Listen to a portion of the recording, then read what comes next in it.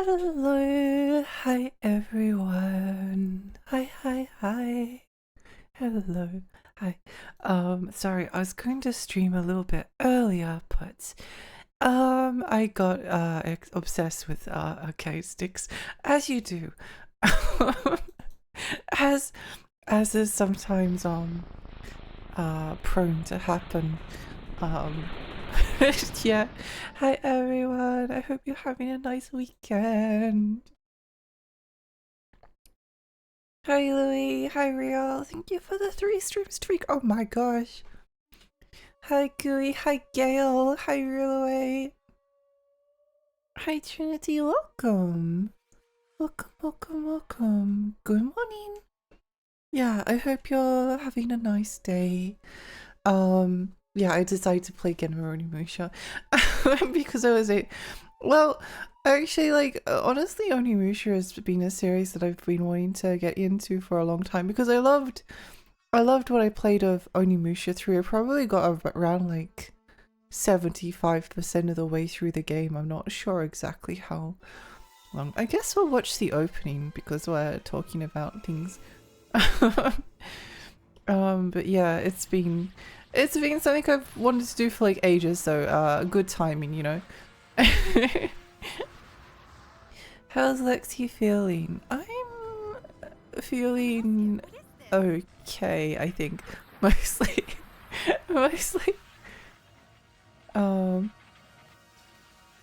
I did play a tiny bit of Onimusha and I did notice that there was like these big green orbs that like come out, which are kind of scary. Yeah, I'm doing okay. I had kind of I don't think I'm feeling 100%, but yeah, like whatever. It's fine. It's fine. I've been mostly thinking about arcade sticks, and whether to just mod the one that I have or whether to get like a slightly different one because I don't know. I find controllers really fun. I find them really fun. I like buying cool controllers. So I've been spending a lot of time thinking about that, but yeah, we'll see. I think I came to a conclusion actually while I was getting ready for stream, so that was a good use of my time. Whoa. Scary. Well, look at that thing. Oh my gosh, so far the stream streak. I like your tiny Jack Frost that's just colored yellow. Yeah. And they're from Soul Hackers, which is the best SMT game. I need to stream that. I was actually thinking about streaming Soul Hackers, but then I was like, oh, I could just wait until the Saturn version because the Saturn version is getting like the 3DS script ported over. And I really do kind of want to play the Saturn version, so maybe I'll just wait for that to happen. Not because I necessarily think the Saturn version is better, but because A, I haven't played it yet, and B, I do actually think that it probably fits a little bit better on the screen because like the 3DS version is obviously made for the 3DS, which is like, well then what do you do with like the what do you do with the bottom screen? You know? Very Glorp coded. They are Glorp coded coded Jack Frost, aren't they? Which controller has the best D-pad? The one that I've had, I can tell you which controller has one of the worst D-pads. It's the Pro Controller 1 and 2. The 2 is slightly better than the first one, but it's still not very good. The Switch 2 Pro Controller, in terms of the D-pad, is so bad that you can play a platformer, a 2D platformer, and by holding the down button, just the down button and like wiggling your thumb, you can go left and right. You can play Mario Brothers just by holding down without ever having to actually like use the D-pad properly. It sucks. It's awful. The rest of the Pro Controller for the Switch is actually like pretty good. But the D-pad is so bad that you're actually better off using the analog stick for 2D platformers, which is kind of insane. The best controller that I've used is the Victrix one. This is a cool game. Fun welcome. Thank you so much for the follow. Thank you. I appreciate that. Yeah. Yeah, the Switch 2 Pro controller's D-pad is really bad. The rest of it is fine. The rest of it is good. The D-pad is rubbish. If you wanted only to play 2D platformers, it's so bad. But it's even bad. This was more the case with like the Switch one. The Switch 2 Pro controller is definitely a little bit better. But like there were times when I would be playing like a single player RPG and they would have like a menu bound to the down key on the D-pad. And then you'd press down and you'd get like a left or a right input. It's almost like the D-pad has like drift on it. It's so bad.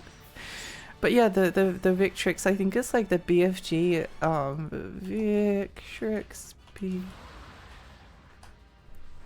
Yeah, I got the one for the PS5. The D-pad on it is really good. The rest of the controller is fine.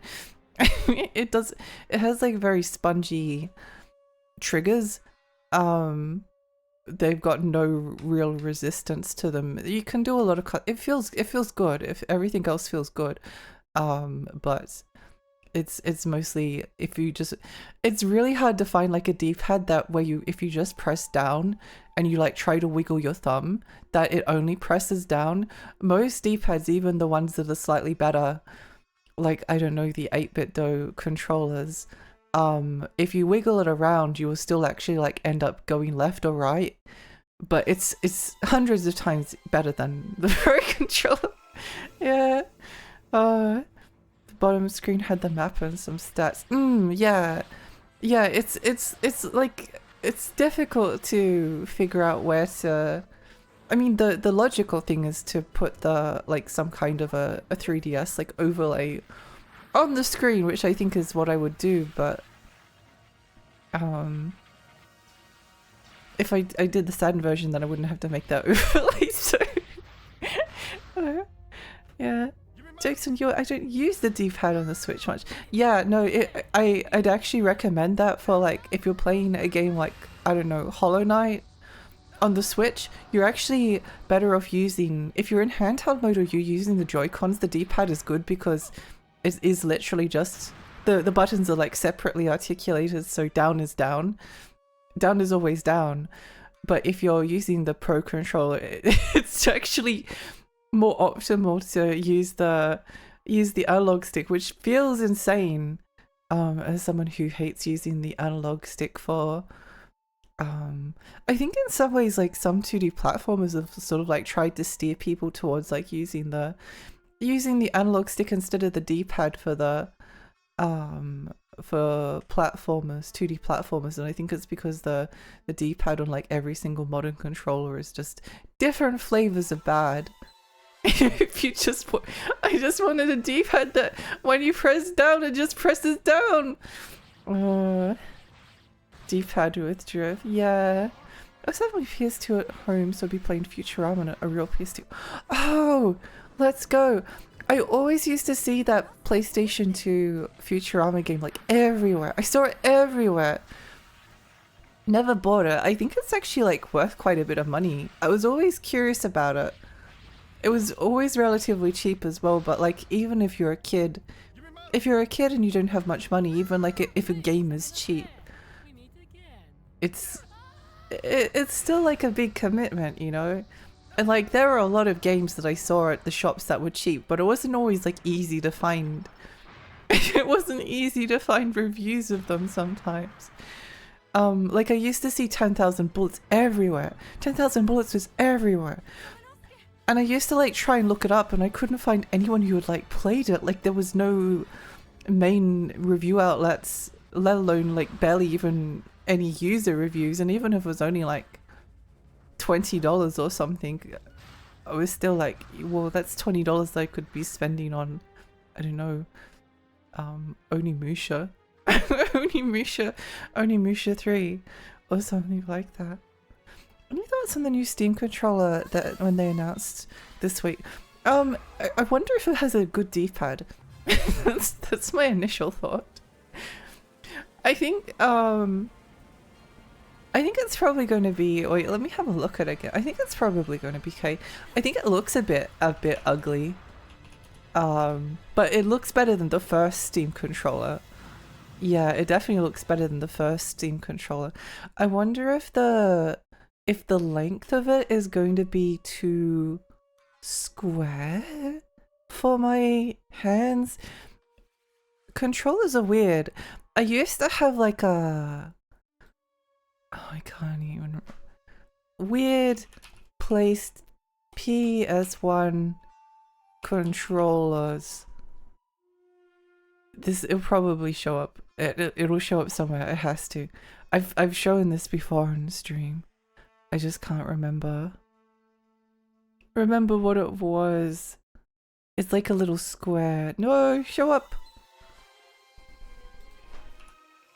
Square.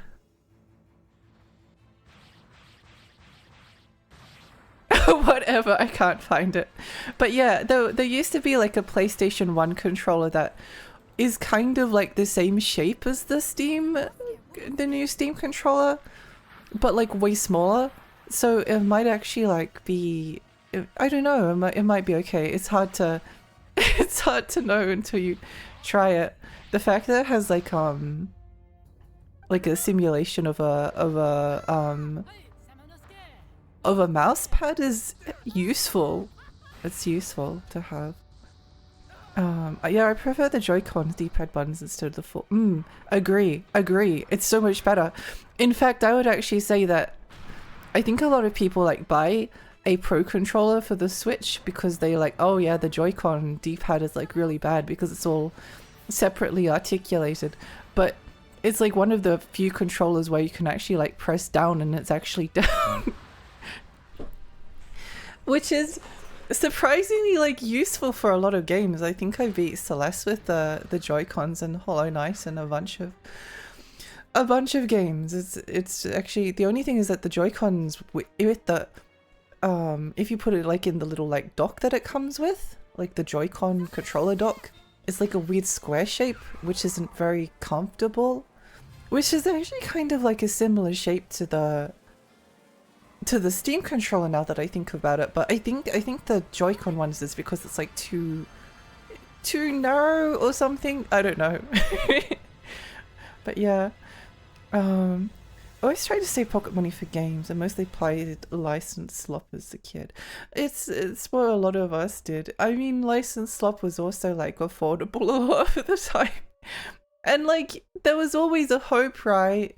There was always a hope that like when you're a kid, if there's like, I don't know, a Beyblade game for the Game Boy Advance and you see it in the catalog and you're like, I like Beyblade. I think Beyblade's cool. But is this game actually any good? I was very lucky when I had like on the GBA, I had 3 full licensed games that like stick out for me. 2 of them were awful. Dexter's Lab Disaster Strikes and Inspector Gadget. The Dexter's Lab was worse. It was just a bad game and like really draining to play. The Inspector Gadget game was like okay as a platformer, but it was just a very like GVA licensed platformer. Oh, I also had like a Jimmy Neutron game, which was also really bad. Maybe saying it was really bad is like too much of an exaggeration, but it was just like really dull. So the Jimmy Neutron, Inspector Gadget, and the Dexter's Lab games were bad. But then my mum found for me like this Thunderbirds game. I'd never watched Thunderbirds. Thunderbirds is like that weird TV show with the puppets and the vehicles that go and rescue people, if you don't know.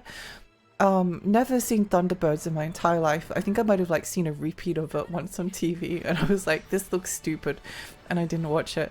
The Thunderbirds GBA game was actually like semi-good. If I was someone that enjoyed if I was someone that enjoyed shmups, I would have liked it even more. I never liked vehicle-based games, and it also like required a password system, which at the time was like the biggest pain in the butt possible. Hi Millie, hi, welcome. But yeah, and then the other one was Legacy of Goku 2, which was actually like genuinely really good. I loved that game. I loved it so much, which is funny because the first Legacy of Goku was not very good. But I knew that Legacy of Goku 2 was a good game because I used to read like every single gaming magazine I could get my hands on. Yeah. If it's the same D-pad as the Steam Deck, I don't know about it being good. That's something I am worried about. Something I'm being a bit worried about. 1, 2, 3, 4 face buttons. Hi Ria. Did I say all these before? Yeah, hi Ria. Hi. Ultima has it with a Steam Deck? Haven't tried it. It could be I think like the fact that you can play like some PC based games and then like sit on your lounge if you want to is like pretty nice. I'm not a fan of the Dex D-pad, but I have a first generation Dex, so maybe they made it better. Well, maybe. I mean, I've never touched the Steam Deck before. But I feel like PlayStation, even like the Xbox Series, even the Xbox like Elite controllers that have like a really clicky D-pad still has the exact same problem where like it's like a membrane instead of a physical switch for down, so that when you like wiggle the membrane, sometimes it will actuate like the left and the right, and then you'll get either a diagonal or just like end up going left or right at all. D-pad should be separately articulated. Agree. It's serviceable, just not my preference. Also easily replaceable. Oh, is it? If it's replaceable, then that's makes it more appealing. But yeah, it's it's tricky. Thank you for the pasta check. Hi Millie. I didn't see anyone play Beyblade on the PlayStation 1. I was always interested in the Beyblade PlayStation 1 game, but I think at the time I had very bad internet and I was able to like find some footage of it, and it was just like a bunch of it was just a Beyblade like spinning in one of those like really basic arenas. So it was, yeah, it's hard to figure out sometimes. So it, and first thing I said was, damn, I wish Bakugan didn't die. There were so many Bakugan games. Thank you for the hydrate. The tax games aren't licensed, but they are good. Yeah, I was always interested in playing the TAC games. There's a lot of cool kind of like, I don't know how to describe it, but like 7 out of 10 platformers on the PlayStation 2 that are actually like worth experiencing. Like 7 out of the 10 in the sense that they're not like Ratchet and Clank or Mario or Sly Cooper Jack tier games, but they can be like weirdly almost as enjoyable, or even more enjoyable in some cases. I guess it depends on like whether the game resonates with you. There was a lot of them on PlayStation 2, all the Thai games as well. GBA Jimmy Neutron game, that's one often called one of the worst games on the system. At the time, it actually got like some pretty good reviews from different outlets. It's not like awful, it's just boring. It's just boring. The Jimmy Neutron game might have actually been like slightly better than... It was the Jimmy Neutron movie game. It might have been slightly better than the Inspector Gadget game. But the thing is that all of these licensed 2D platformers on the GBA, whether it's like Jimmy Neutron or Inspector Gadget or I don't know, Winx Club or Atlantis the Lost Empire, they're all the same. They all play exactly the same. It's awful.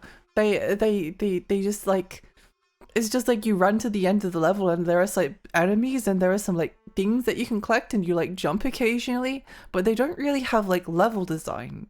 You just kind of like go through the level and then you finish it. The main obstacle to finishing it was boredom. Now I'm looking at controllers on eBay. Look what I've done to us. Look what you've done to us.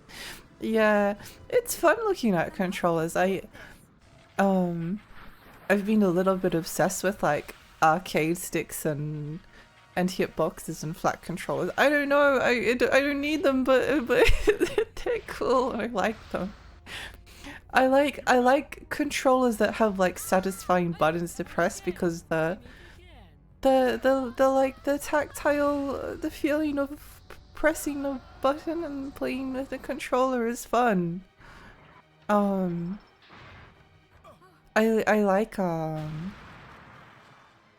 like when the controller feel good. I also like when D-pad down is down and not left or right or diagonal. I did actually see that people were playing like Street Fighter 6 on the Switch too, which I haven't bought and I probably never will because it's a game key card.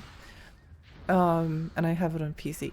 But the motion inputs are relatively easy on the D-pad because it's so like loosey-goosey that it's really the kind of like sloppy input reads that Street Fighter 6 does. It's sloppy positive, not like making them like easier to do. Actually like fits with the really sloppy D-pad, so it's actually kind of like easier to maybe do it with like the slightly worse D-pad than some of the better ones. It's just bad for platformers or any kind of retro game, unfortunately. Legacy of Goku 2 is the best of the three. Blues Fury was terrible. I always wanted to play Blues Fury, but the emulator wouldn't let me. So that kind of sucked a little bit. But yeah, no, I'm pretty sure 2 was the best one. I had that GBA Jimmy Neutron game, it hurt my soul. It's just depressing. They're just depressing games to go through. And like they're all the same.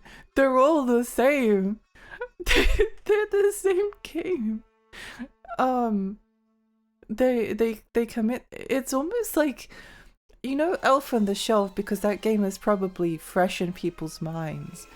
Elf on the Shelf has that GBA style level design. Like it's just a bunch of things to jump over and some occasional enemies and some things to collect, and then you get to the end of the level and then you win. Except in the case of Elf on the Shelf, you have to find the mini games in order to like actually unlock more levels, which I guess the GBA games were mostly smart enough not to do that. But it's very different from something like Warrior Land 4, where like the level feels like an adventure that has like rises and peaks and dips and quiet moments and loud moments, and there are different things going on within a stage.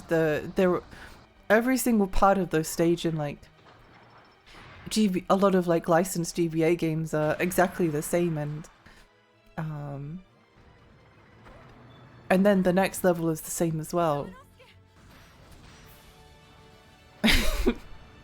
I feel like Sonic Genesis would be the worst. Sonic Genesis? The controller. I think there's probably a lot of there's a lot of, it actually might not, oh no, it would be bad for, I was just thinking about playing like Sonic 1, 2 and 3 on like a Switch 2 Pro controller. I was like, oh yeah, it wouldn't be too bad for that, but you'd be accidentally like rolling like all of the time. Like you'd be holding forward and then suddenly you'd be like rolling and you didn't do anything different. I'm not a fan of fighting games. That's extremely fair. I would say that I'm not a fan of playing fighting games because I don't play them. I've never played them. I've never had anyone to play them with. I've always been interested in playing them, but I guess that's kind of why I want to do the fighting game arc on stream. I remember a particular level where you were jumping from moving platform to platform. I was having a terrible time because there was circle shape because there were eyeballs some kind of theme park ride and they weren't mapped correctly, so it always... Oh, yes. I don't remember that level, but I know the problem that you mean. Really annoying. The parts for controllers are sometimes hard to combine. It gets expensive. That's why I use emulation. The only downside is constant tweaking of settings and crashing. I think with I think that's why arcade sticks are so interesting to me, because you've got like a bunch of different levers and then a couple of like cheaper knockoffs that you can't get with like a Mayflash or an 8-bit Do. Or you're using like a leverless controller and then you're using like either the actual like Genma buttons, or you're using like keyboard switches. It's nice that you can like change things around, and then even if something did like break, then you can just like buy a new stick and replace it. Or if you don't like the way that your stick feels, then you can just buy a different one, or you can like take the spring out and then adjust it that way. Like when you look at like a lot of reviews for controllers, I hope this is interesting. I feel like it's possibly not, but I don't know if I can. I don't know if I can. Like if you look at a lot of reviews for a controller, like a pro controller for like the PlayStation 5 for instance, they look at like the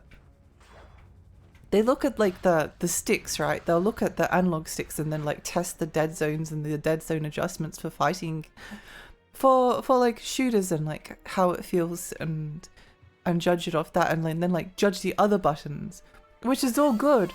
But the D-pad is like the D-pad is like a forgotten button a lot of the time, and yeah. I love my 8-bit Do control since it has 4 extra buttons that help me on emulators, screenshot, pause, fast forward, but the base buttons, especially the Y, are annoyingly high.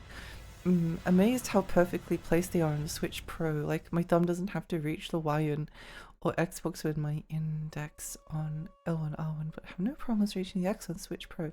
And like every person's hand is like very different. This happened with like the original Xbox controller, funnily enough, since it's kind of relevant to Genma Onimusha. But the like the OG Xbox, so there's two. I wonder if we can find like Xbox controller size comparison. Original. Okay, wait, here we go. Here we go. Hopefully this will. Like with the original Xbox is on in the upper left, and then the revision to it is on the right. The OG like Duke controller is so big, and like even the smaller version is really big, but it's gigantic. But then you get to like the 360 one and the other one, and I mean I must admit I don't really use them very much, but they are much more liked. But it's very it's also like dependent on hand shape, and it's tricky. It's tricky. I tend to use like a lot of different controller types, so I'm used to how they feel, but yeah. Companies should get their controller right. I agree. It's probably the thing that I look forward to the most whenever a new console is announced.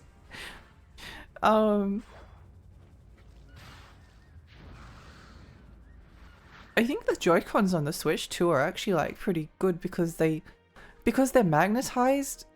Actually like snapping them out is so much easier than sliding them, which doesn't sound like much of an innovation, but it feels a lot better. And I think they're a little bit bigger, so if you do happen to use them detached from one another. But then again, the Wiimote and like Nunchuck is still actually like thousands of times more comfortable for anything with motion controls in them. The GBA port of Sonic 1. Oh! Yeah, awful. Might be like one of the worst ports of all time. How did they get that so wrong? How did they get that one so wrong? Yeah. If you're interested in playing Boost Fury, there's A 2-in-1 version of the game that has a good dump has Booster and GT transformation on it. Oh, it's weirdly level gated, which is why I don't like it. I remember hearing about it being level gated, and there were level gates in the first one, but yeah, the level gating does sound really annoying. Welcome back to Zero. I think Sonic 06 and Sonic Genesis came out the same day. Oof. Oof. Cursed. Truly, truly a cursed day to be a Sonic fan. The Wii U Pro Control button layout is the best. You can't go wrong with that one. I haven't used the Wii U Pro Controller in such a long time because I mostly use the gamepad because I liked using the gamepad for things, but it is a very comfortable controller. It is very comfortable. It's just shaped really nicely. It was shaped really nicely. Conventionally Twitch put me in ad jail when you were talking about my message. Oh no! Oh no. Yeah, but I know I think I know the problem you were talking about in that Jimmy Neutron game, and I also wish that it was like, I wish you could take like a PlayStation 5 controller and then if you wanted to just like replace the buttons on them with something else. I think that would be really cool, and people love modding and stuff. That's like why arcade sticks are appealing. It's not necessarily like a superior control scheme, but it's fun and it's tactile and it's customizable. And it's fun to be interested in them. And there's like a lot of creative things people can do. People can decorate them, people can cover them with stickers, people can like take off the faceplates and like put art on them, or like get it laser etched or stuff like that. There's so much cool stuff.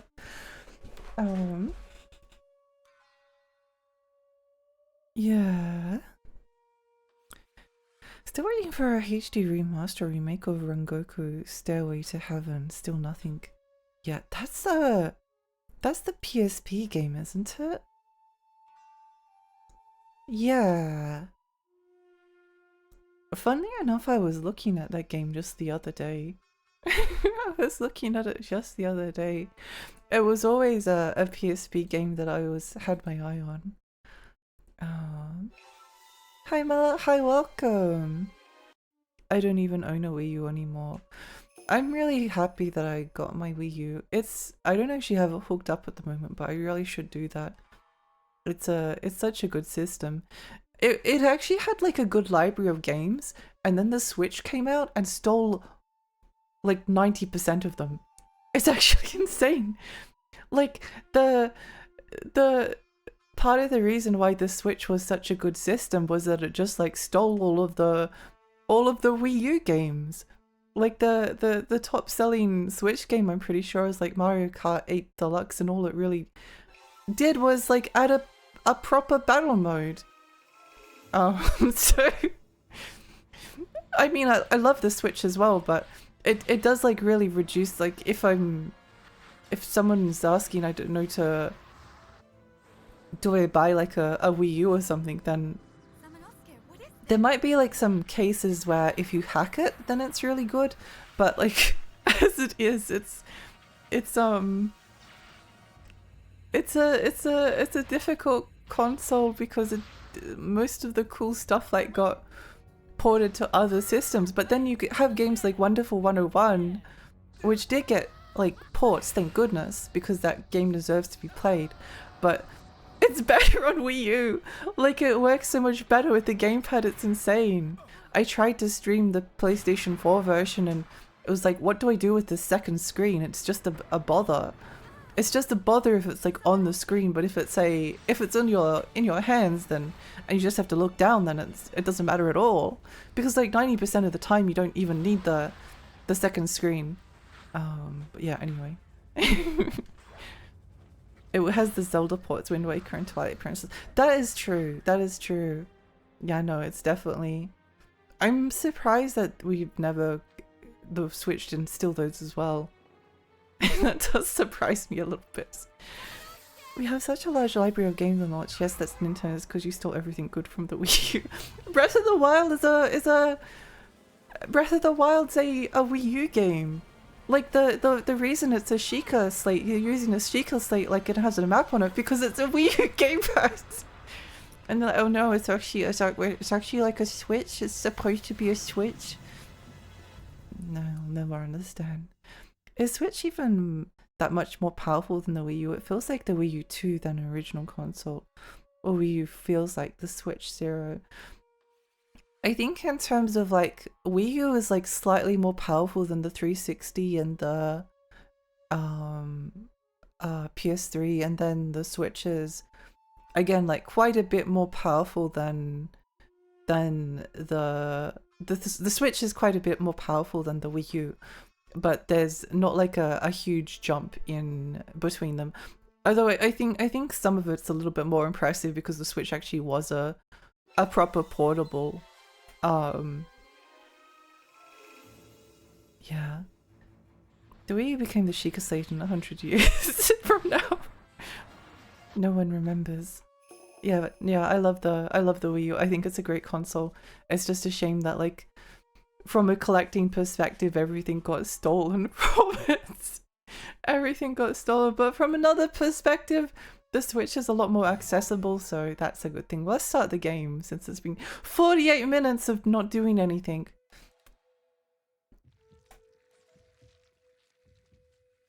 Ew.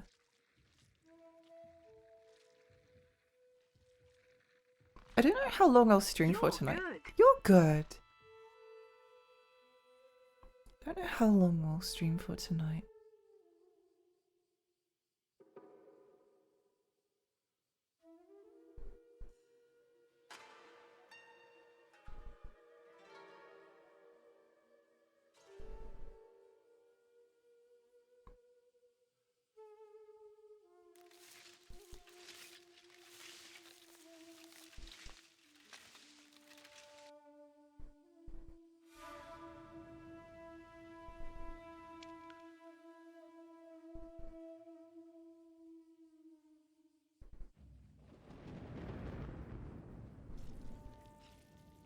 Whoa, cool. It's a very textured opening.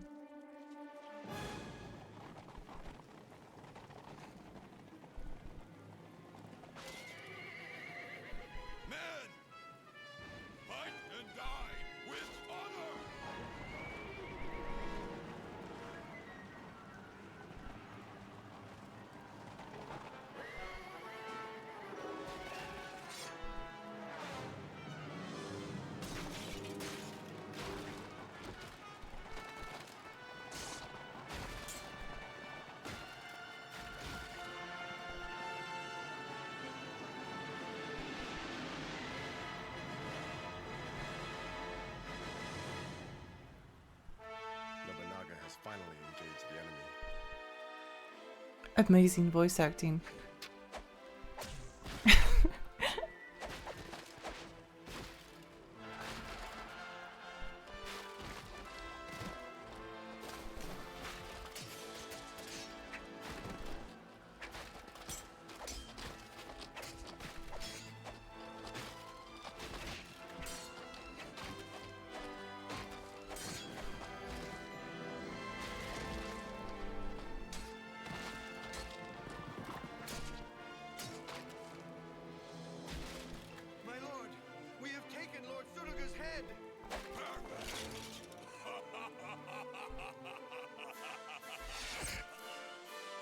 Whoa!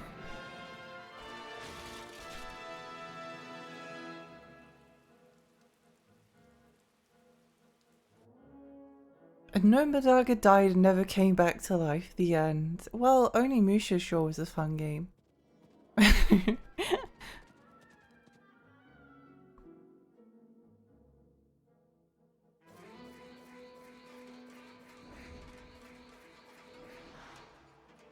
Oh, Summer, hi, welcome.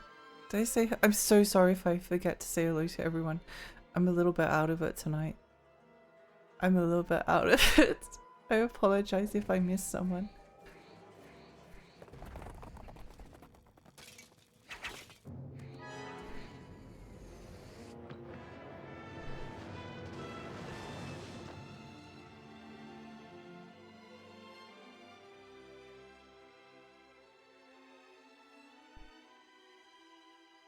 Many things are happening. Oh no, the moth! No! No! Baby! Or as Fiona from Haunting Ground would say, ah! Moth! So scary! I will save Princess Yuki.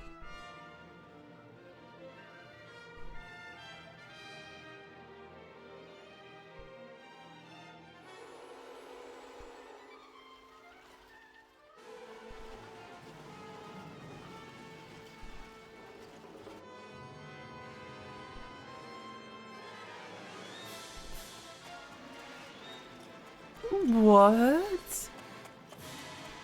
How is Nobunaga alive? He was just shot through the throat with an arrow. How is he back? Oh my gosh, it's Genma Onimusha.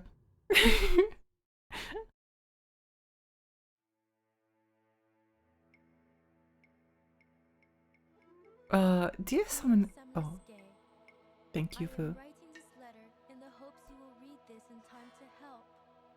Something is wrong within the Inabayama castle. Some of the maids and servants have gone missing, and I fear that it might be the work of monsters.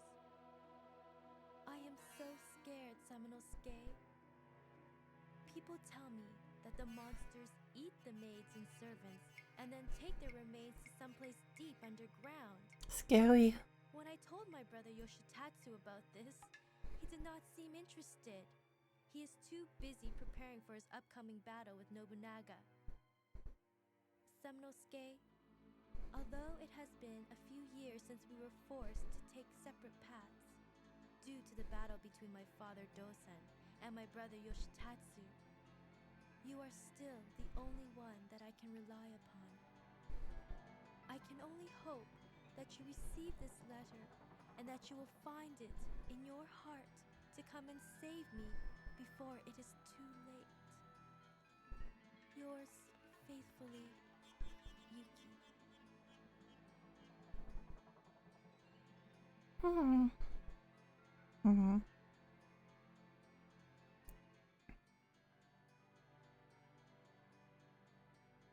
Guess it was Star Fox Zero and Kirby and the Rainbow Curse, and also Super Paper Mario Color Splash.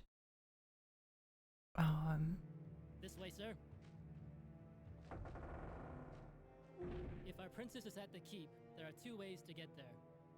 The western path, or the northern passage. Kaede, I'll go north. You follow them through the other way. Understand. Understand. Understand.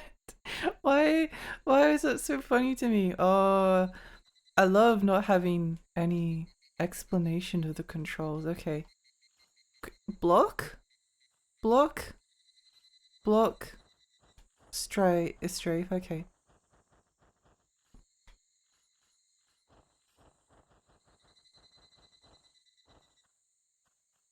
You really do kind of like, I think there was like a turnaround button. There was definitely a turnaround button, but I don't think we've learnt the ability to turn around yet.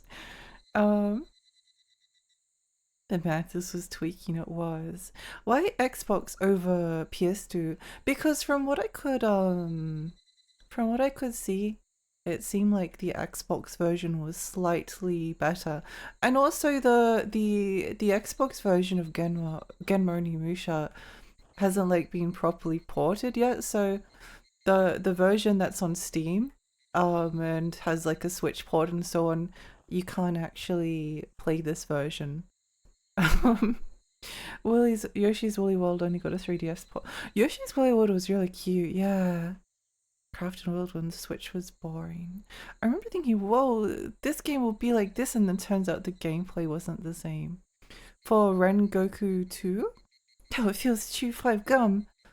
I think I confused you with the 7th Street Yellow Snow. Oh yeah, that's right, I remember. Oh my god, Alex, hi, welcome. You woke up at the right time. I've only just started as well. I've only really just started as well. I'm grateful for the Wii ports because Zelda 1 Muso deserved a port that wasn't on the 3DS. Oh, I agree. I think that I think it was good that the games get ported from like previous generations. It's just that it was like all of the it was like all of the games from the Wii U basically. And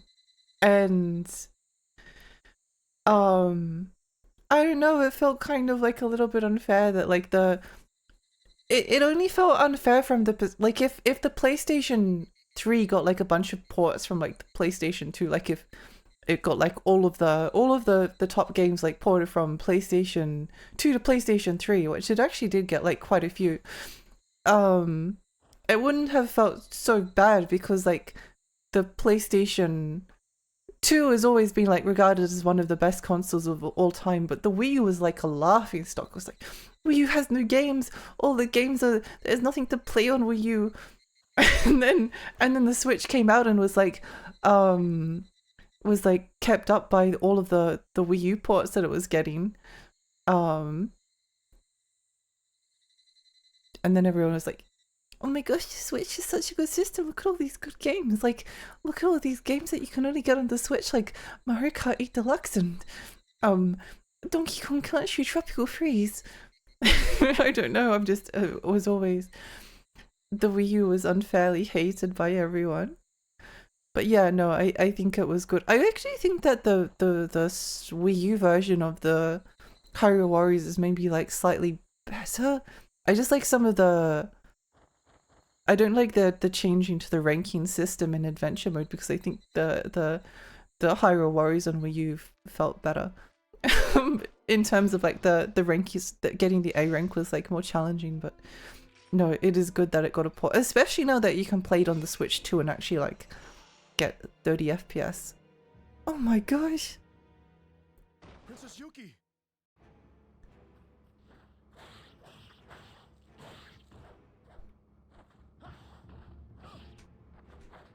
How did I do that?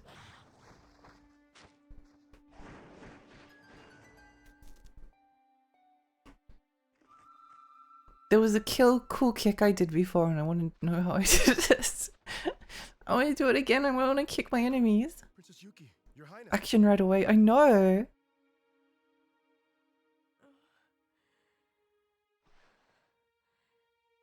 Samanosuke, it's really you. Oh, I knew that you would come to save me. Incredible voice acting. I kind of love it. I have missed you so much since you left the castle. What?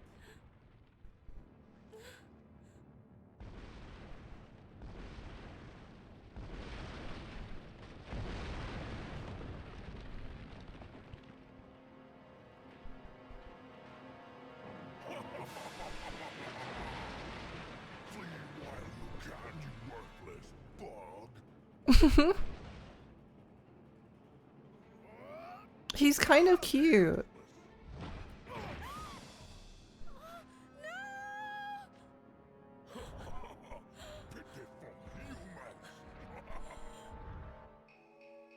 He's kind of friend-shaped.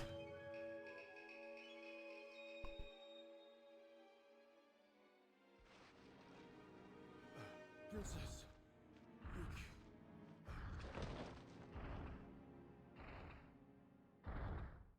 Samanosuke. Wake The right analog stick to turn around. Oh, okay, I'll try it.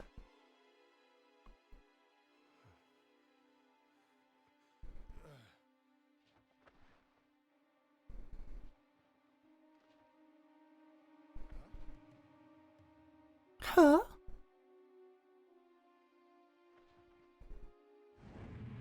With your current power, you are not capable of destroying the demons. We will give you our powers. We, the clan of ogres that has been subverted by the demons.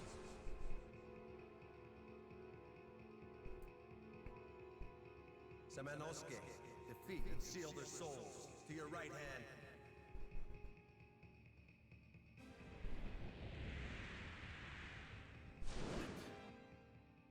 Destroy all the demons! Of course, mysterious stranger.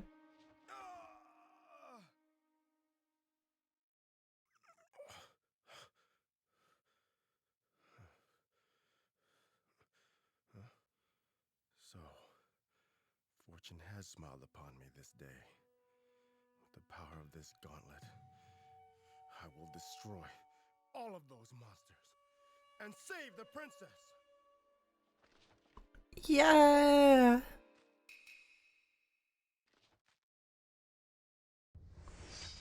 Got instructions. Wait, hang on. When I was gifted the PSP on my birthday when I was a kid, I was thinking going to be one of those knockoff PSPs. Rengoku was your first roguelike. That's so cool. I remember people jokingly calling Switch a Breath of the Wild Odyssey machine until Nintendo started porting Wii Go games. Hyrule Warriors wasn't even in 30 FPS. I think on like Wii U it ran between like 20 and 30 frames.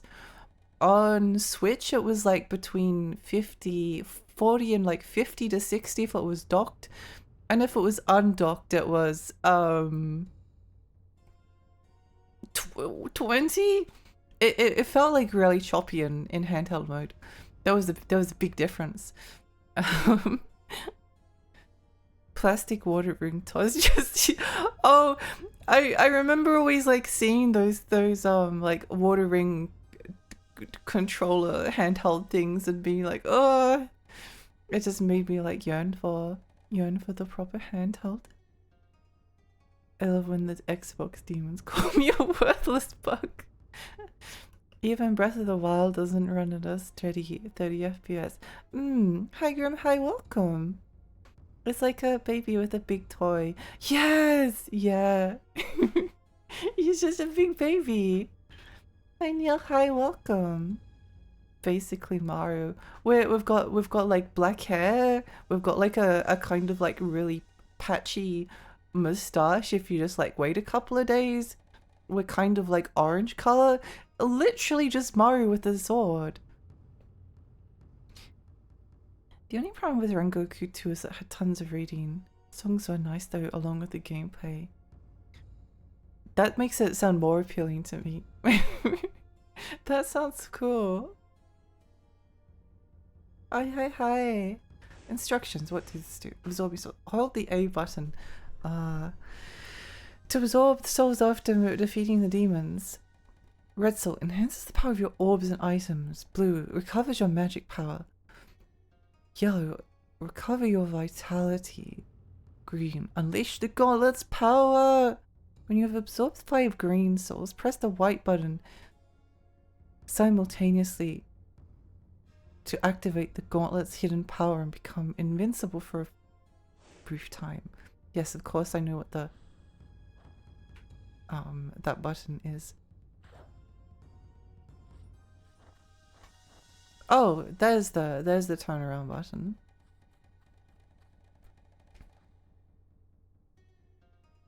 Magic mirror. Enhance. Okay. I don't remember if it was Rengoku 1 or 2. One of them had free DLC items that were like usually Bomberman based and made the early levels a lot easier but suck later. Oh, cool. Cool.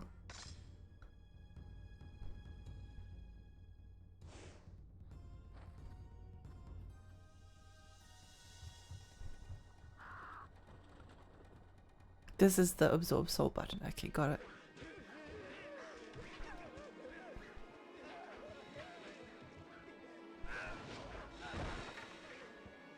Whoa!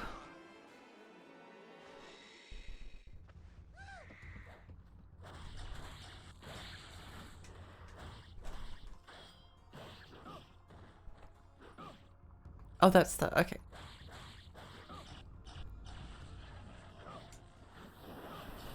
No, my green soul! My green soul!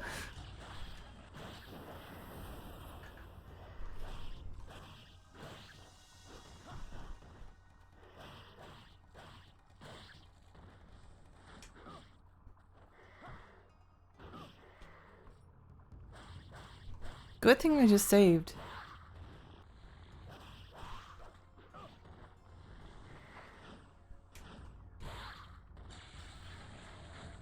My green soul! It's mine! Give it to me! Give it to me! He stole this!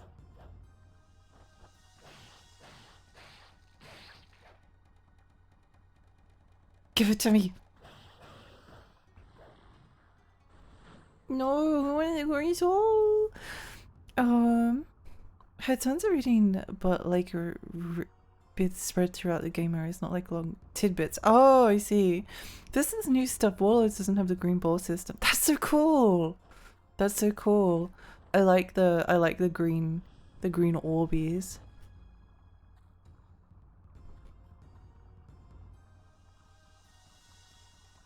Could be like Rengoku when Tower of Purgatory. The bosses were very ethereal, same as the maps, but like different worlds. It looks like a game I would actually really enjoy.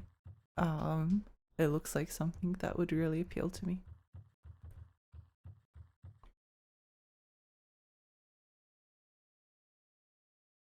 Hurry!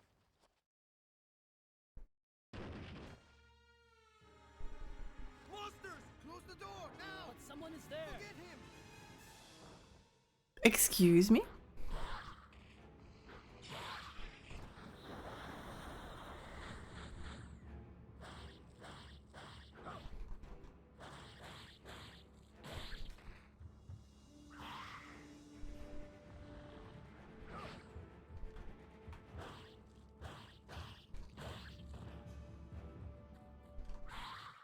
Got him.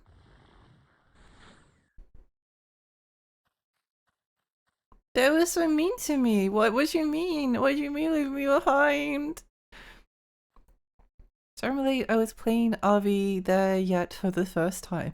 Oh, I saw that game and I thought it was a Pui Pui Molcar game because it's just it looked like Pui Pui Molcar, but the Molcars were like smoking a cigarette. Is this the OG Xbox? It looks so good. Yeah. I don't know if they got any like graphical enhancements for the Xbox version because it's pre-rendered backgrounds, but it's funny when it comes to like pre-rendered backgrounds. The only like stipulation is that you kind of have to like render them at like the right resolution. A lot of pre-rendered backgrounds on because the backgrounds don't like scale, so like if you make the characters look like too HD, then they don't look like they fit in the game world anymore. But otherwise, I prefer 2D pre-rendered. I've killed all the monsters. I think they're charming. He killed. Huh? What should we do?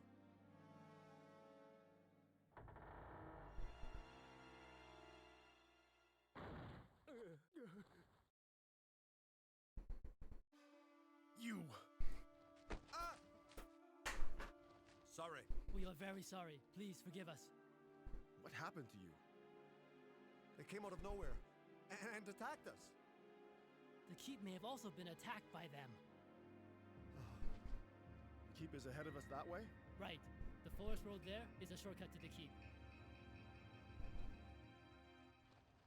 I see.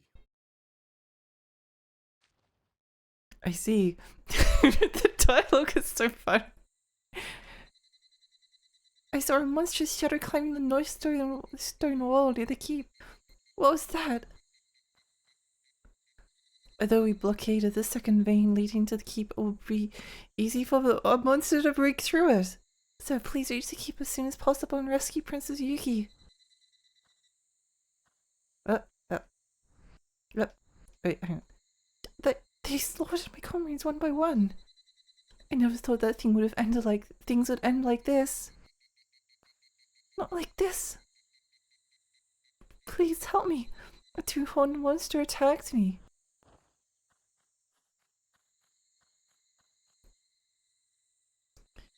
You can fight for the green orbs by tapping the button. Oh!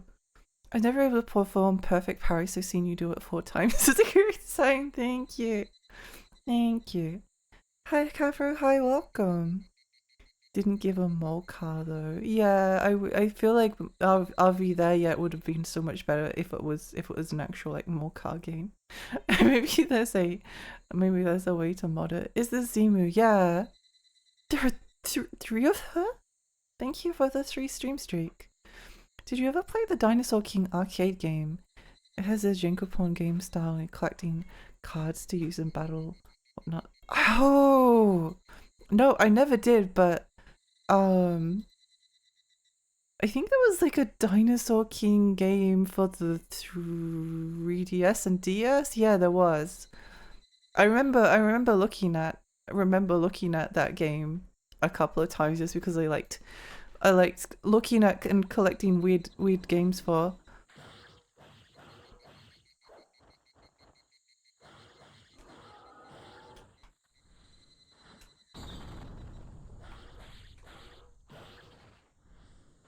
My green orb.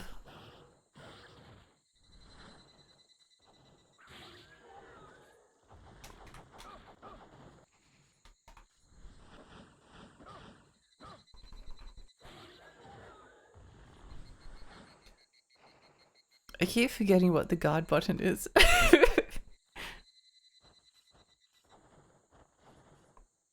No. Do the thing. Do the thing.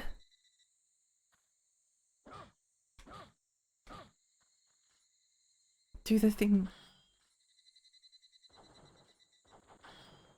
Okay, good to know we can block that.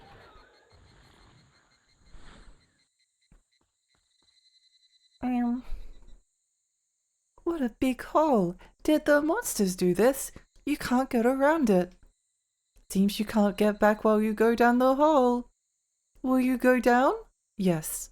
I feel like it's important to read the dialogue out like you're an Onimusha character. Thank you for the stretch and the glasses and the blep and the posture check.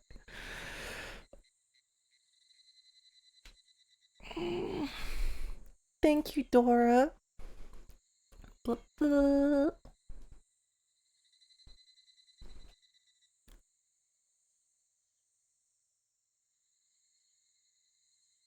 I hope you find boots soon. That series, I don't just remember it because the director of Dinosaur King worked on Boku no Pico. Fella has quite a record. That is rather fascinating. And a little bit disturbing that he went on to work on Dinosaur King, of all things. Oh no, I'll never... Now I feel like I have to buy the game at some point. It's the living. Rio, thank you for lurking.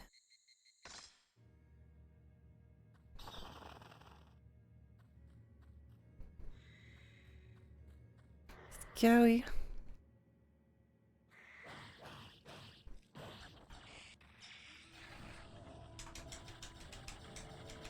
Give me the orb! Give me the orb!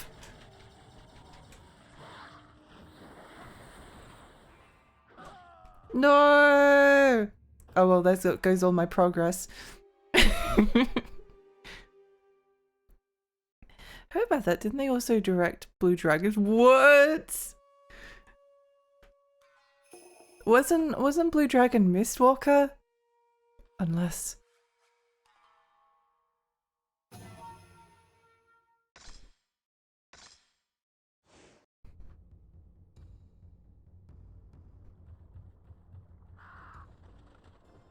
Unless...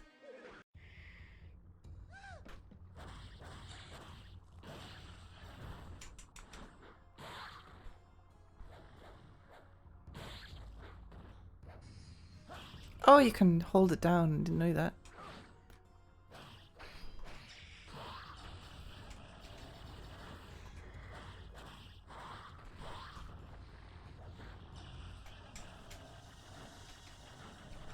My orb!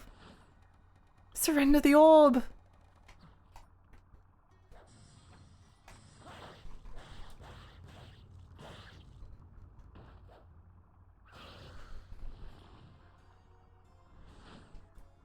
Surrender the orb!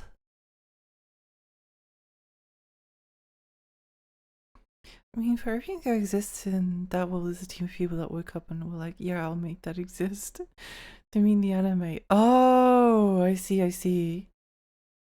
Need to check that guy's story. I am kind of curious now. wonder if it'll get up and reboot. Who can say? Hurry!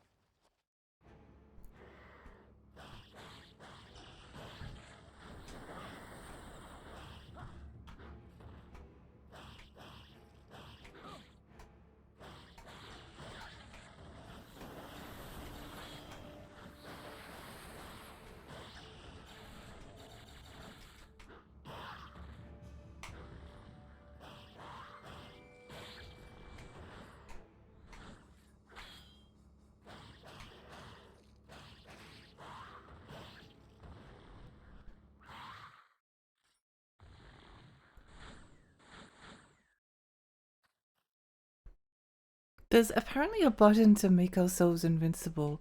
Maybe I should do it before I fall down the hole so I don't waste it. I've got the monster. I don't know. I'm gonna be good with berserk during design. Weird how it felt like I lost a bunch of progress and then you get through it and then you're like, oh, I lost like 2 minutes worth of progress.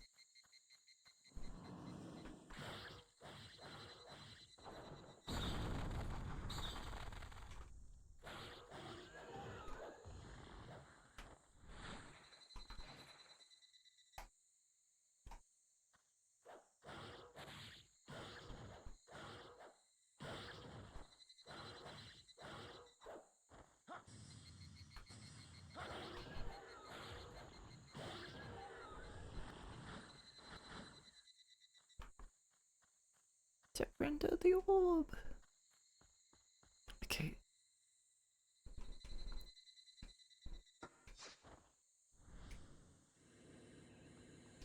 I think that's the button.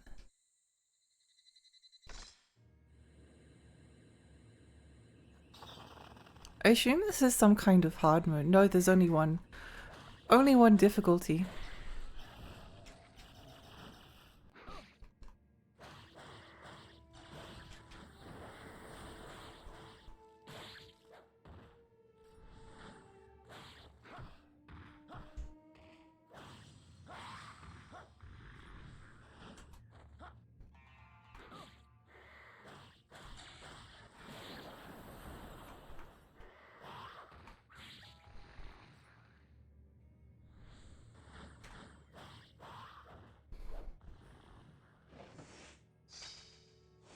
Map.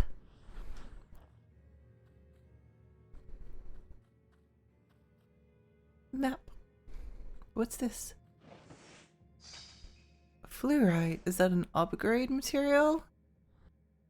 Sounds like it could be one. Looks like the motherfucking monk was supposed to guard this temple. Well, he's not doing a very good job of it now, is he?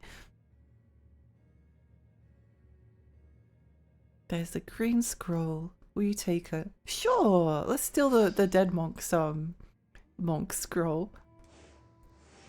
To the brave one who finds and is reading this document, I ask you to put all the other thoughts aside and heed my warning that are written here. There is an ogre's gauntlet that draws its power from the souls of those who were killed by demons. Master its secrets and great power will be yours. Remember. Remember what? Remember what? It's not stealing, it's just repossession. So true. Meep.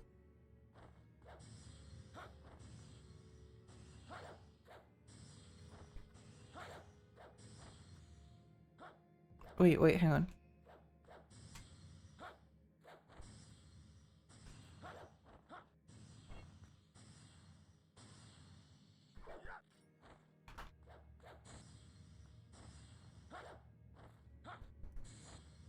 It seems like if you press back, that's a kick. What happens if you press left? Nothing. Press right, nothing. Kick. Forward. Doesn't seem to change anything. But you can hold it down. 1, 2.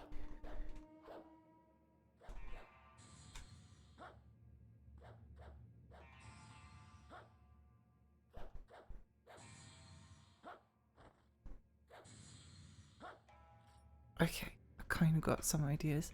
Wait, what if you Oh, okay.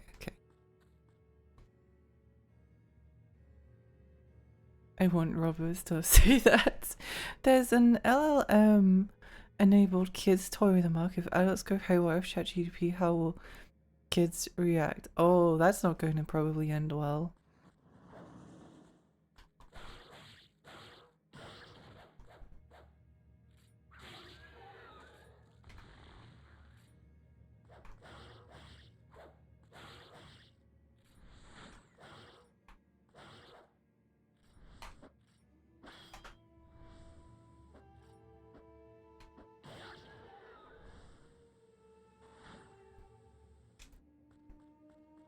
Interesting that you can do the... Oh!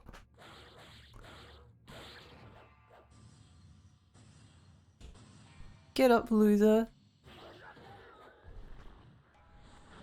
You can do the parry after while you've been blocking them.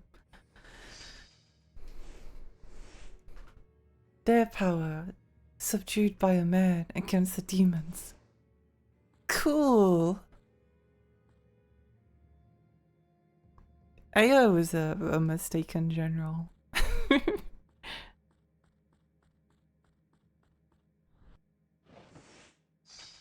The talisman? I've forgotten what the invincibility button was again. Oh well, it's not like I'll have to remember. Oh!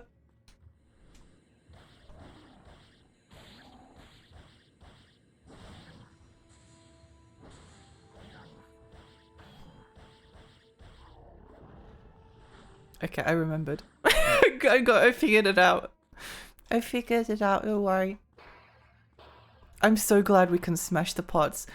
I thought because that was pre-rendered that it wasn't going to let me do that. That's so satisfying.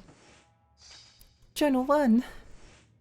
Master Soga Knife, all the monsters that have been kidnapping people around town have been led to this cave. The cave seems to be a nest for demons, every kind of monster imaginable, and even ones I never would have believed to exist here.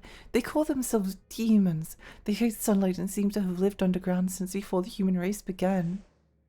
Cool. Have you seen Black Ops 7? No. No. They use AI generated images and campaign cards, and they are Ghibli inspired high fantasy slop images. Oh, that's awful. Disgusting. Actually, that's... Oh, never mind. I won't get too upset about it because it's more poetic, but like, that's really bad. Thunder Orb? What the heck?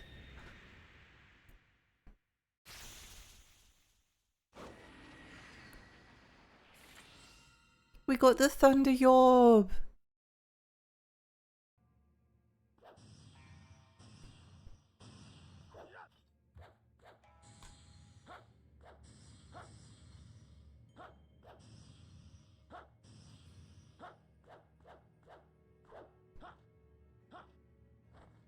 I wonder if there's anything else I can do. The enemy's been waiting his whole life for that moment. I feel like I took something like important and precious from him. Sucks to be him. Katsuyoshi Yatabe has been working on Armored Troop and Votoms, Dirty Pie Gundam, Sunrise's Brave series, Grappler Baki, Boku no Pico Dinosaur King. Amazing. Amazing. Black Ops 7 AI art is so bad. Why would they do? Oh, I don't even know. I don't even know.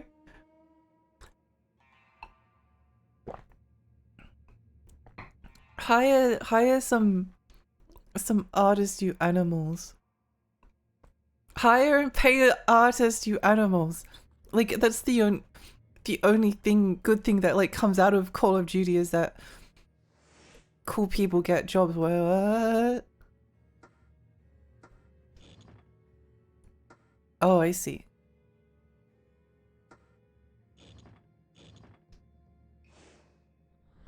But I was gonna be so upset if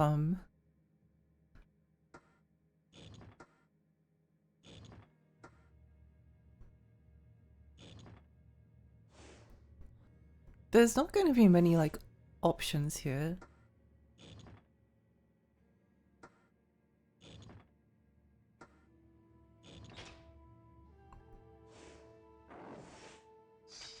Got the bow. Oh, let's go. How do I use it? Wait, what's this button do? Wait, what's this? What am I doing? I don't know. I just pressed the button because I was trying to use the bow. What is this? Okay, I need to walk forward so that I can find an enemy. An enemy. Oh wait, maybe it's a cutscene and I'll lose charge. Okay, thank goodness. Okay, that's that button. What does that button do? Oh, use the bow.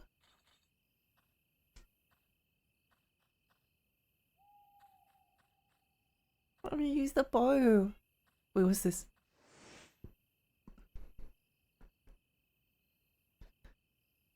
Chant the name of the ogre.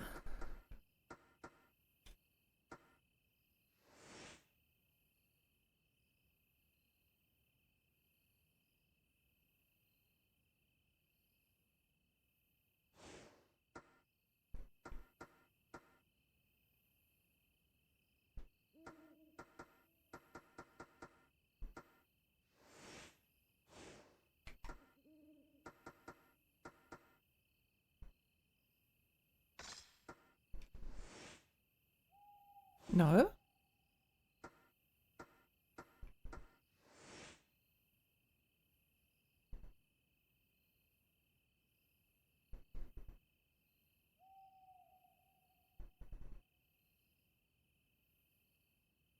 Hmm. The campaign is online, you can get kicked. What? Also has weird bosses that are placed in COD game. Like, what even is COD anymore? I don't know, I've literally never really played the games. But that is kind of insane.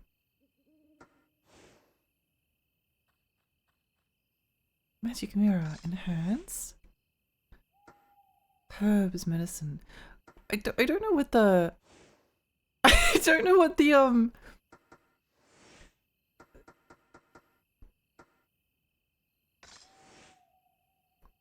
left thumbstick is map? What? Right thumbstick is subscreen. Wait, who decided this? Who was like, let's put the map on the left thumbstick. That's a good idea. What? What? Okay, slightly insane placement, but that's fine. I mean, it's not as if we're using them for anything else. It kind of makes sense, but it's really, really funny as well. Heard about that? The story mode is online. You can get kicked anytime. Insane. I used to like. I never been interested in any Call of Duty game, but I used to like at least keep up with like what was happening in all of them, as in like what the if there was like any if the campaign was good, or I'd watch reviews. I just don't care anymore. It's been. I wonder if I can like list all of the modern Call of Duty games after 4. What was it? Modern Warfare 4, then World at War, then Modern Warfare 2, then Black Ops, then Modern Warfare 3, then Black Ops 2, then Call of Duty Ghosts, then Black Ops 3, and this is where it gets fake. Then wasn't it like Call of Duty Advanced Warfare? And then...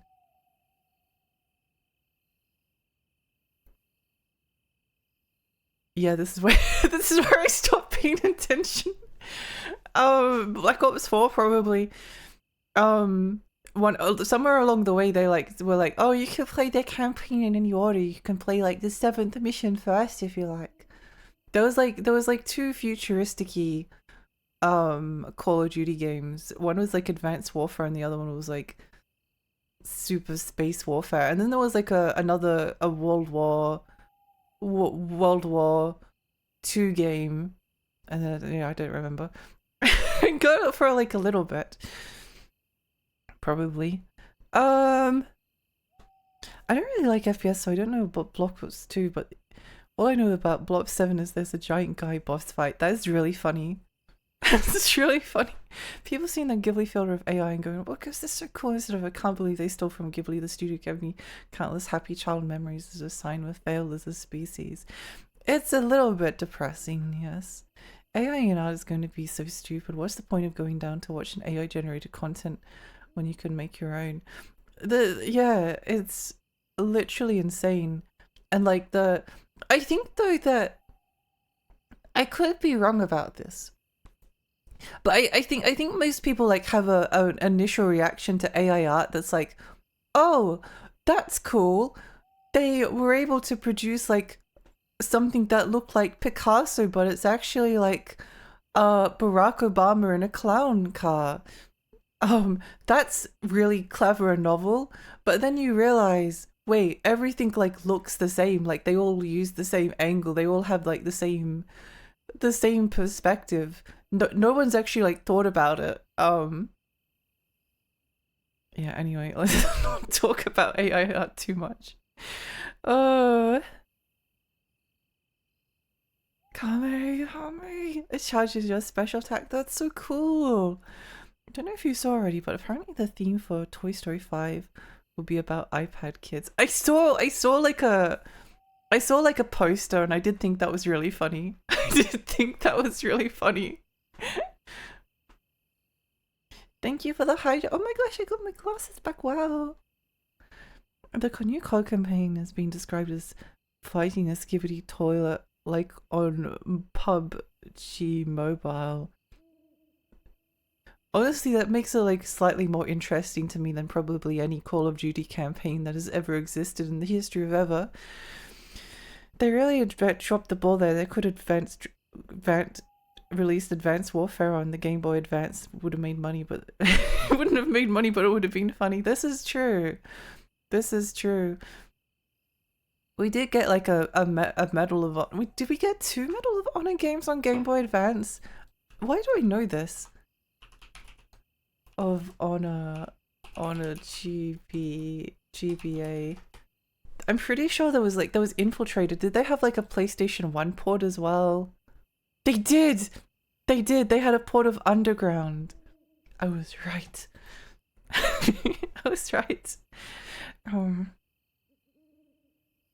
Bloops!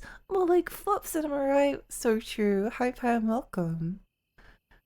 They really dropped the ball there. Oh, right. You're forgetting at Call of Duty Soap's Wacky Adventure and Call of Duty Electric Boogaloo. I can't believe I forgot the most important ones. Sword, normal armor, bow? Bow? What do I do with this bow? Looks like it's time to consult the manual.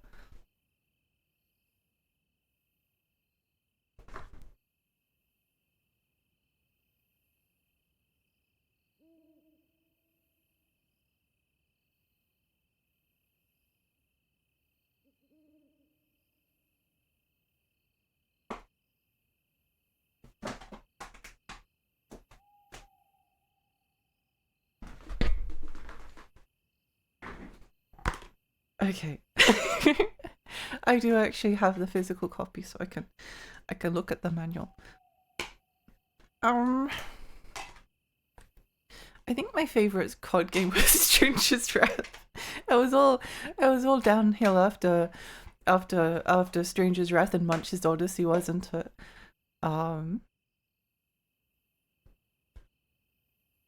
So Vitality, Game Magic, Soul Counter, Green Soul Gauge.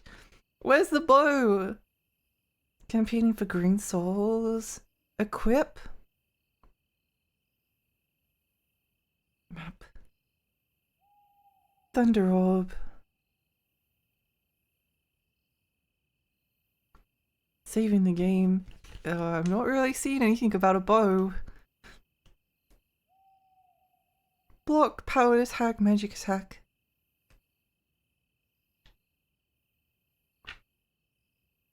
Oh, Princess Yuki is 19 years old. That's good to know. Kaide doesn't have a... Whoa. There's some insane art in the manual for Kaide. Oh my gosh, I wish I could show this to you.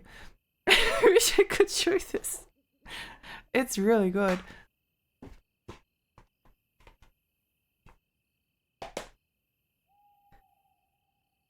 Physical copy noises. Yay! Did it use Mac cartridges? What was the McDonald's game console arcade cabinet? I played the McDonald's treasure game. McDonald's arcade machine? Oh, that's pretty cool. Oh!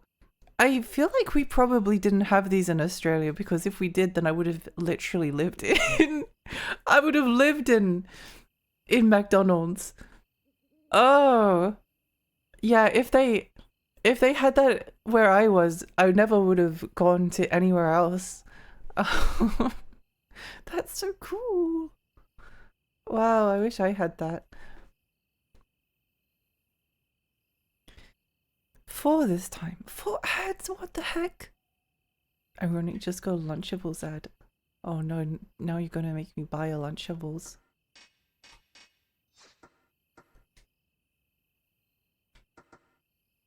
Oh, what do we do with this?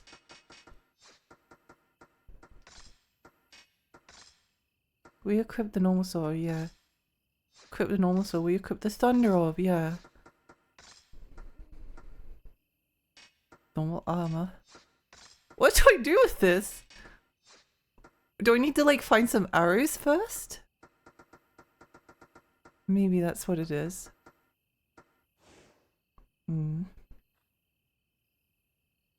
Taste of lead poison and moldy cheese. Yum! Like I said, GameStop console stations in Australia. I wanna use them. Oh, Black Ops 7 commercial. No! No! Just got an Arctic headset ad and their slogan was use it and abuse it, you crazy person. They're really speaking the language of gamers. Wait, let me see if I can figure Genma Onimusha. I wanna find out the how to.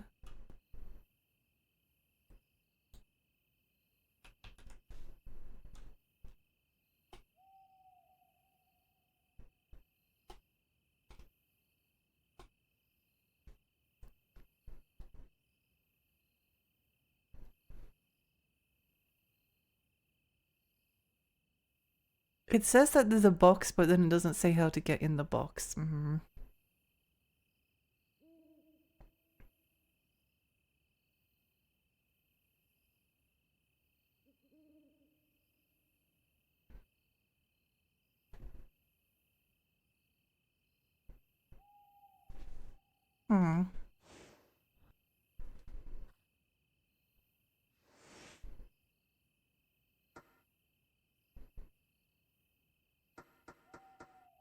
Oh!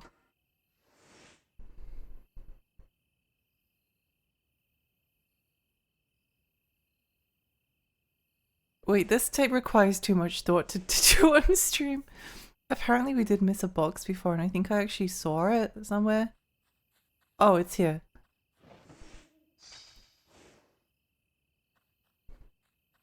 Kurama, thank you for lurking.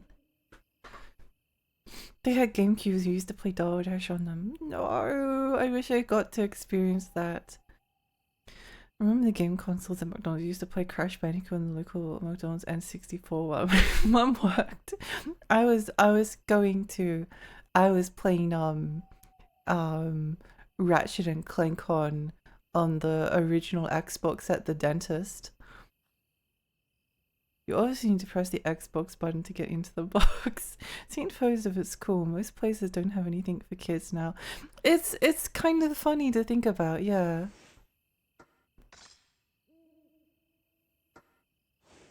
Wait, hang on.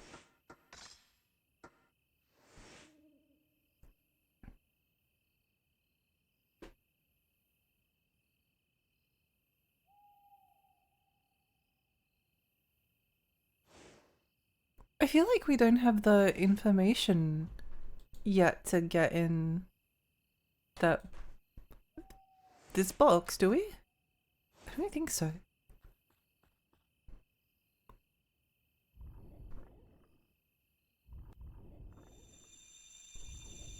Oh, I forgot to enhance I've got to enhance my stuff. I still don't know how to use the bow.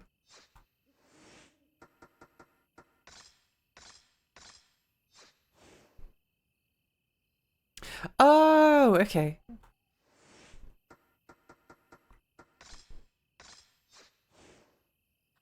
I should probably use like couple of arrows just to see how it works. Herbs, arrows. Level up! No! No, we don't have enough.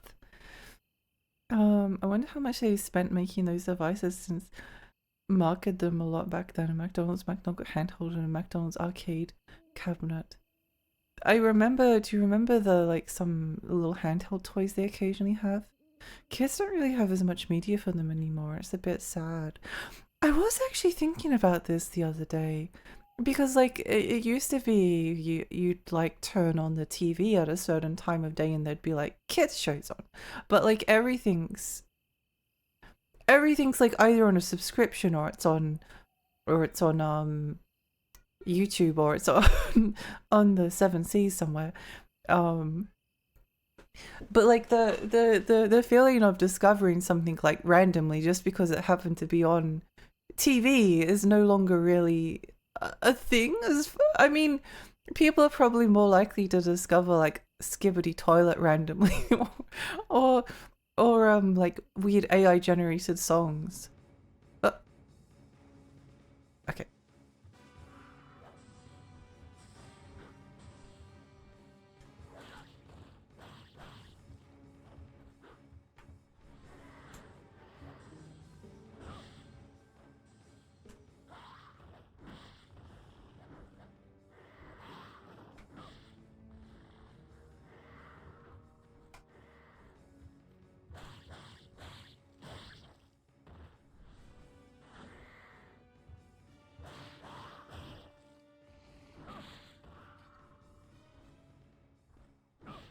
Wait, hang on. Oh, I don't have the orbs, that's right.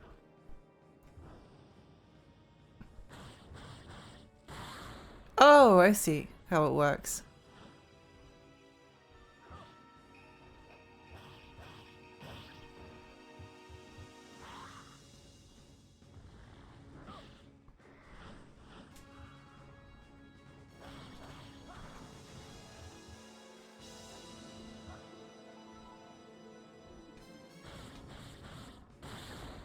Nice.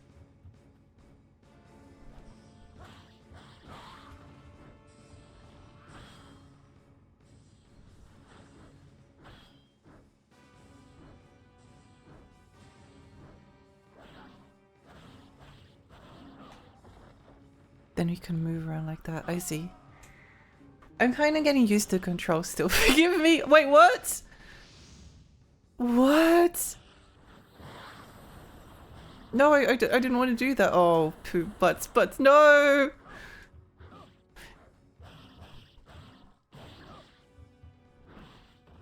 Not good. Not good. Okay. Okay, let's try that again. TV is dead. Hi Liz, hi. Yeah, unfortunately. Unfortunately. Maybe there'll be like some kind of a revival, she says, grasping at the like dust fading into the background. You're more likely to find good books for kids than good shows or movies. A bit sad. I don't know about you, but if I saw one of those old GameCube N64 setups still running in fast food place, none of those kids would get a chance to play it while I was waiting for my burger and onion rings. I miss toy commercials from fast food. It was gold. Now it feels like FNAF footage, but in real life. Ooh. Parents need to be responsible and teach them how to pirate stuff safely. True though. True though. I'd also be the only one using, but not relevant. I feel like kids would probably still like older stuff. It's just that it's not really made anymore.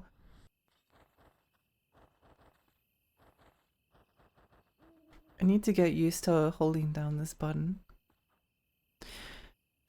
My landlady still watches TV, and I have discovered that Australian game shows suck us these days. The lost tapes teach kids exactly about LimeWire from an early age, and we wouldn't have these issues. Polarize the guy. I know what to do now. Thank goodness. Thank goodness. Onimusha is rad, but man, being basically DMC'd with tank controls is rough. I don't really mind the tank controls. Like, you can move around like pretty quickly. You can move around pretty quickly. The only time the tank controls like matter is like when you turn around. But you can just press that button as well. Did I go and grab those arrows? I don't remember. I don't remember. Wings up, thank you. Most people don't like tank controls because they try to use analog sticks. Yeah, it's a little bit rough with the analog stick. Kids at the house across the street from me tend to be focused on Minecraft, Roblox, and the occasional cartoon on streaming. Yeah, Roblox is very, very popular. Also a retro game. It's like playing Snake, but the orbs fight back. No.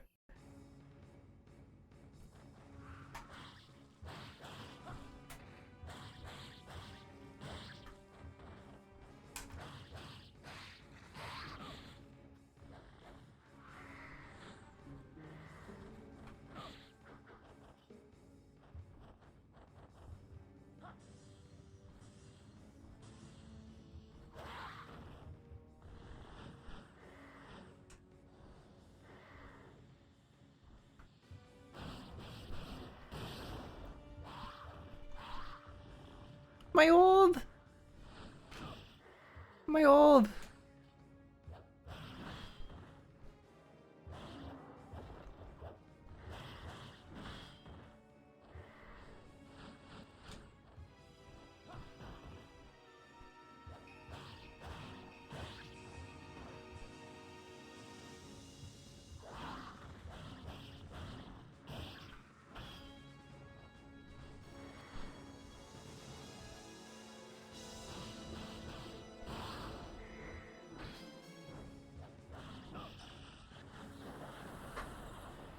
Wrong way!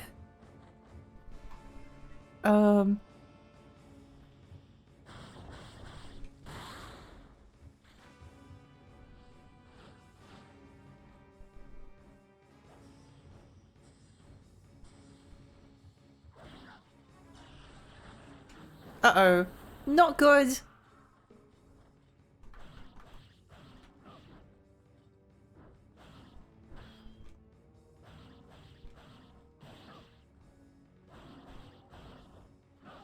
No! Okay, try again.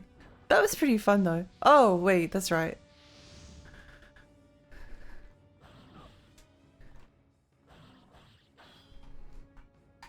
Oh, it's like a clash, okay. I'd probably like rather not use my revival item here so I don't mind dying. I didn't even know I had a revival item.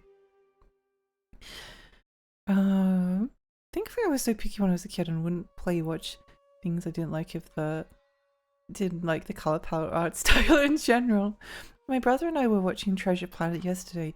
Oh, he was moving all the time and doing gestures and sounds not focused, or didn't even finish the movie, but was watching brain rot content. He immediately looks and laughs and watches with attention. Same happens with Minecraft and FNAF movies. It's worrisome. That is a little bit concerning. That is a little bit concerning. I think it was it's good when the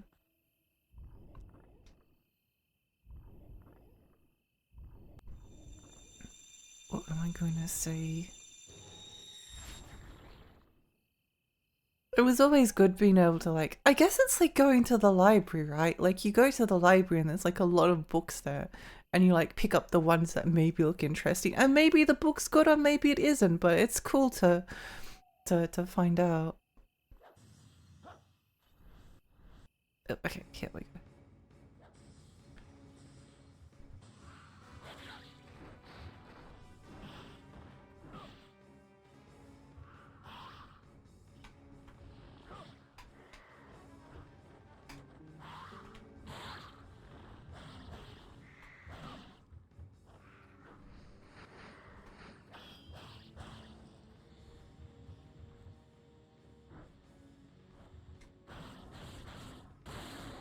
Nice.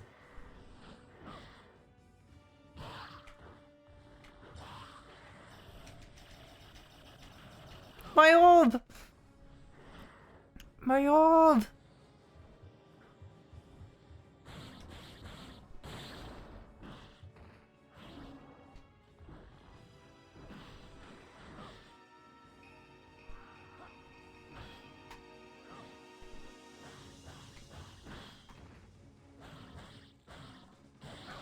No! Okay, we're going to revive.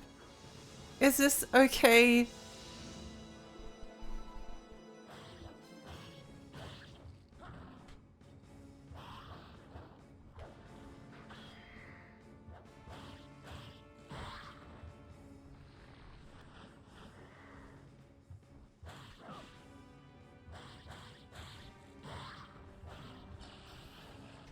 Uh-oh.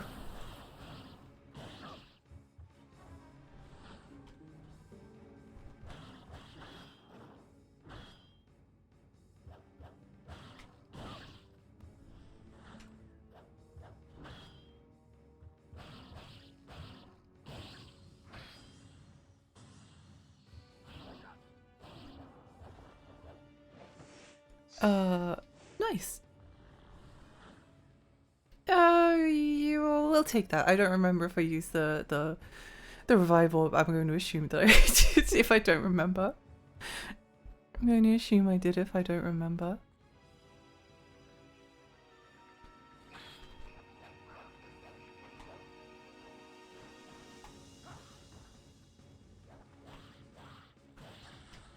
My orb! Give it to me! Give it to me!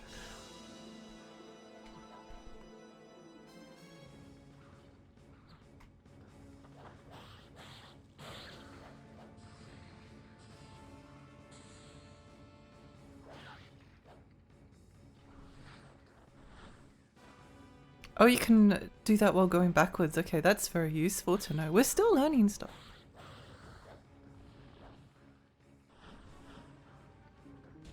We're still learning stuff.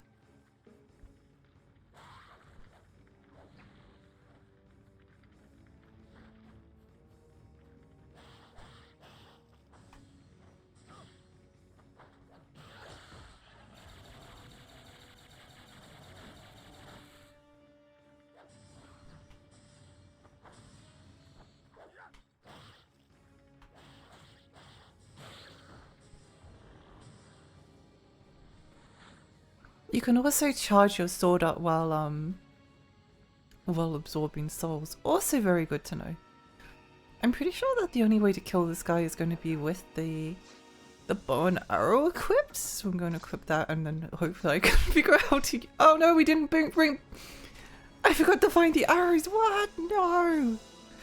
No. Wait, let me go back. Let me go back again. No. I left the arrows behind. No. Game Boy and library kids, then there were handheld consoles and big console kids and iPad kids. No, we have AI slot kids. Honestly, iPad kids are like looking pretty good, good in comparison. Kind of understand them. When I was a kid, 20-minute animated episodes felt like feature films, or actual feature films felt like eternity. I remember watching Ghibli movies on TV and it felt like they had no end. Surprisingly, I had no problems with watching feature films. I spent some weekends with Lord of the Rings or Pirates of the Caribbean films. I think like yeah, some things did feel relatively long. No, but I want to kill him. No, come back.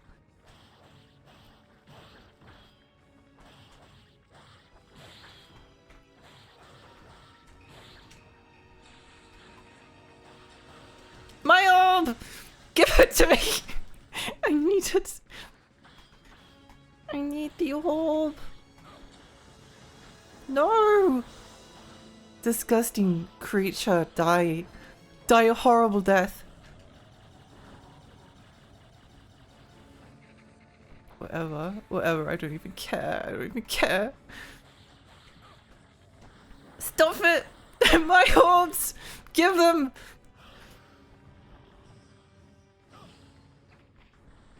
No!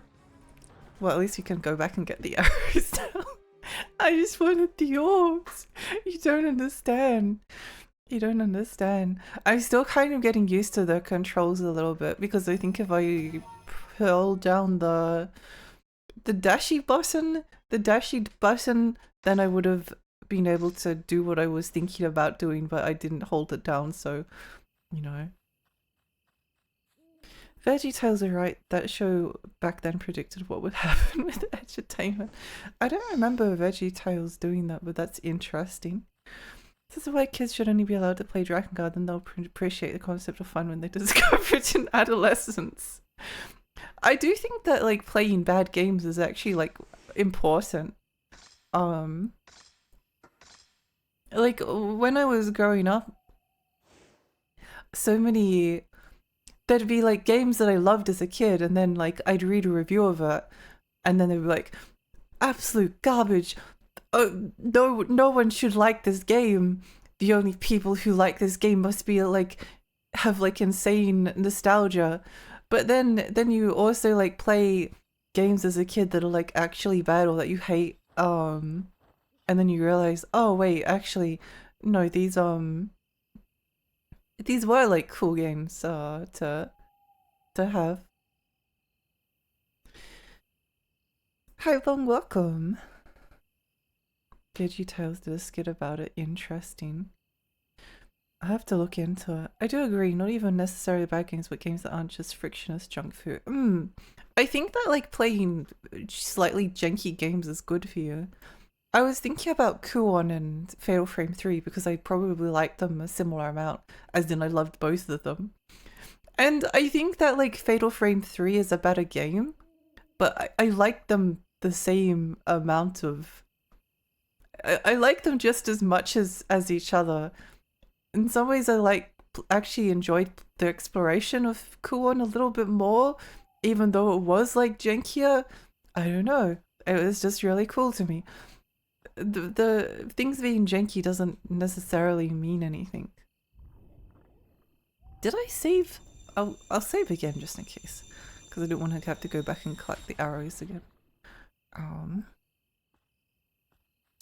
We need to set people up to enjoy themselves outside of the Skinner box. And like try different like forms of media, and I often think about this because I guess like growing up I would always had like people with very specific ideas of like what was good and bad, and even things like being kind of like evil to watch. I remember talking to a friend because I was homeschooled for a long time, and I remember when I went to school, I was talking to a friend and I was like, oh, I love anime, you should really watch it. There's so many like cool shows. And then she was like, ew, anime, literally all that is just sex and violence. There's nothing redeeming about it. And I was thinking about this because I was reading some like anime and manga recently that had like some darker themes that maybe like some people would almost like find objectionable or difficult to stomach. And just like horror in general has always been something that like no one in my family likes horror. I'm literally the only one. In fact, it's like if you like horror, there must be something wrong with you.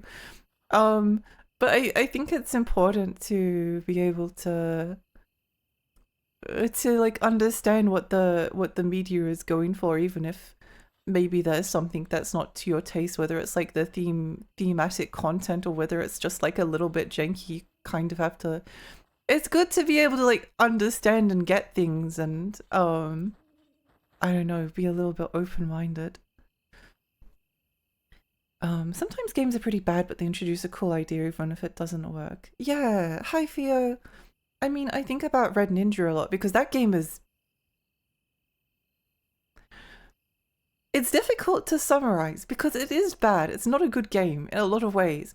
But I also, like, I love the atmosphere, I love the theming. I kind of unironically enjoy the platforming.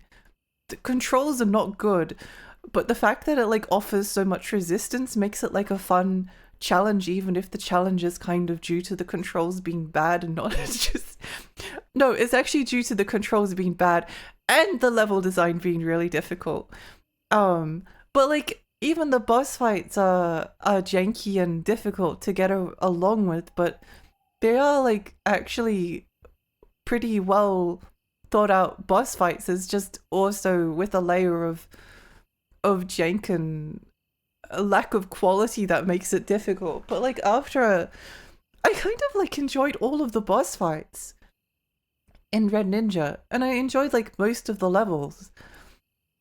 I think the level that I actually like took a break from wasn't actually like bad. It was just a little bit boring, and I was like, I'm kind of, if it's when it sort of like got a little bit easier and but just still frustrating. I was like, maybe I do feel like taking a break for a little bit, but yeah, I don't know. Playing janky games is good for the soul. I always think of that X-Play review of Tulip, because that review probably like changed my life, because Tulip ended up like becoming one of my favorite games ever, even though I've never finished it. But the only reason I never finished it was because I've been saving it for stream for such a long time. At first I was like waiting to buy a copy of it, and then it was region locked, so I had to buy it on my PlayStation 3 and then get a US PSN account to play it. But then I took a break, and then when I came back, my US PSN account had been hacked. There's basically been a lot of obstacles to... That's why I'll play it sometime early next year. That's my plan. But I just remember like X-Play making fun of it, and like none of the reviewers seeming to find it interesting. And Tulip is a very abrasive and cruel game. It hates you. And it has no qualms about wasting your time. If you wanted to be critical of Tulip, you could like fill up pages of things that are like hostile towards the player. But I don't care. I think I love it. It's amazing. It's beautiful. It's so beautiful. It's such a beautiful game. I refuse the X-Play like slandering the game and making fun of it for being like weird. It's kind of like changed my perspective. It sort of like solidified I guess my thoughts on a lot of things.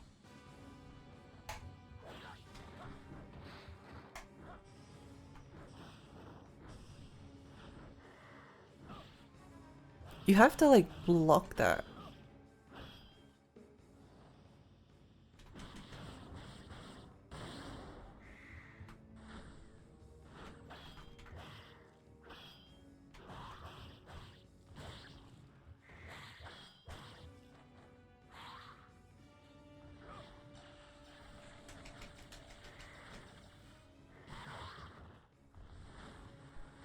Nice.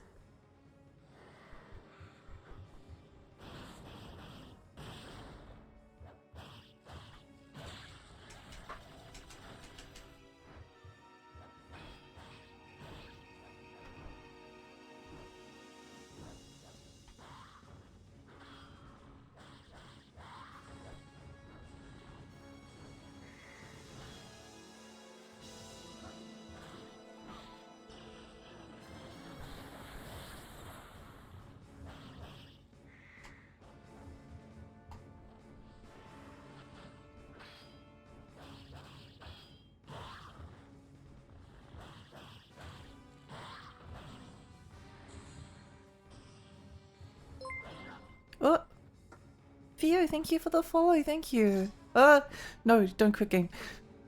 Don't quit game. No.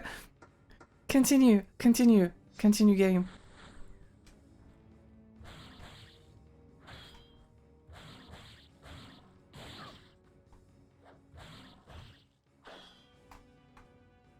This guy has like a very a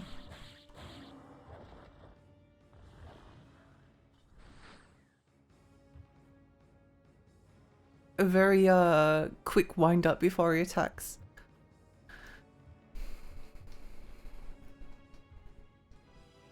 All of his sex and violence. Wait, anime is cool and badass. Yeah. Yeah. Fuck you, I love sex and violence. It's true. It's true. It was always like, oh, it's a bad thing. It's a bad thing. It's a bad thing when people get their eyeballs gouged out. I mean, in real life, yes. But aestheticized violence. I when I heard about like the concept of aestheticized violence, I tried so desperately to like explain it for people to people, and I don't know, it's really hard to get some people to understand.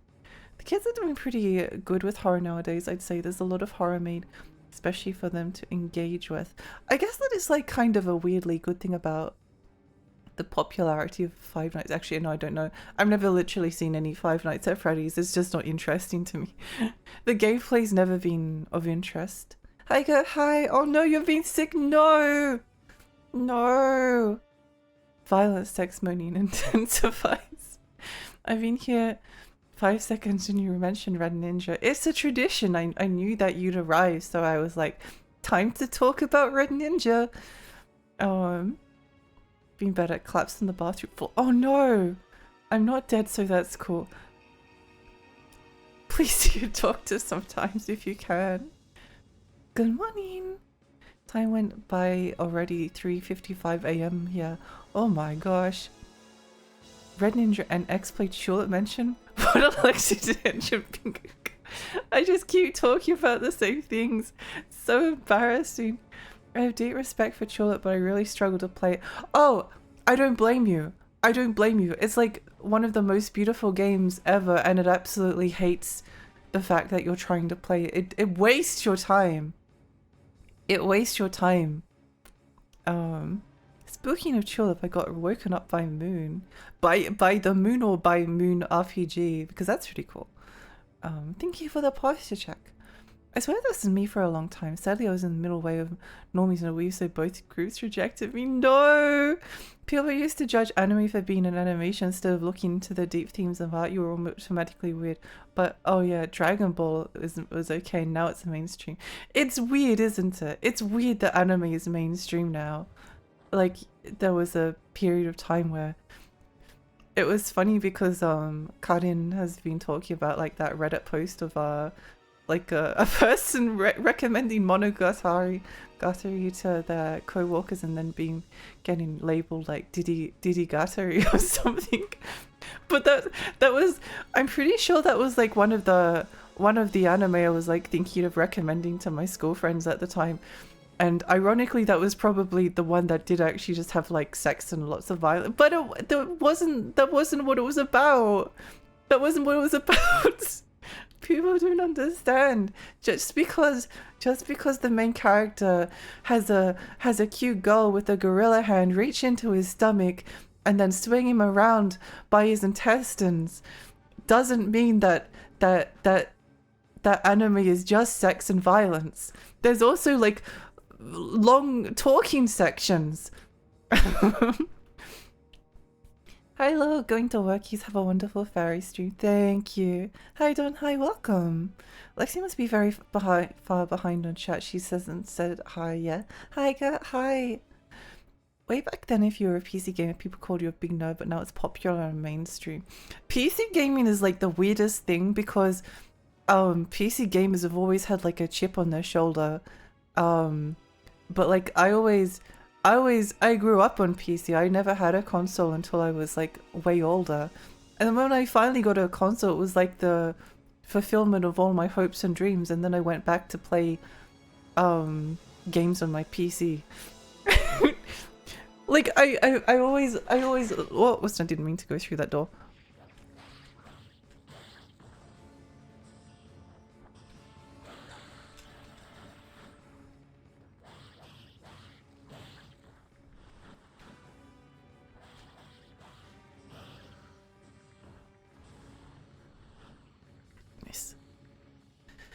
Nice, nice, nice.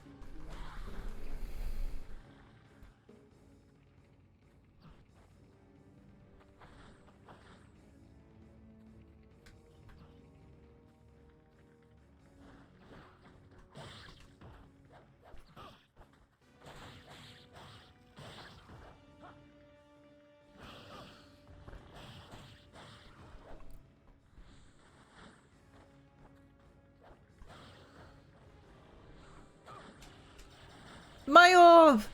My orb! Give it to me! Give it to me.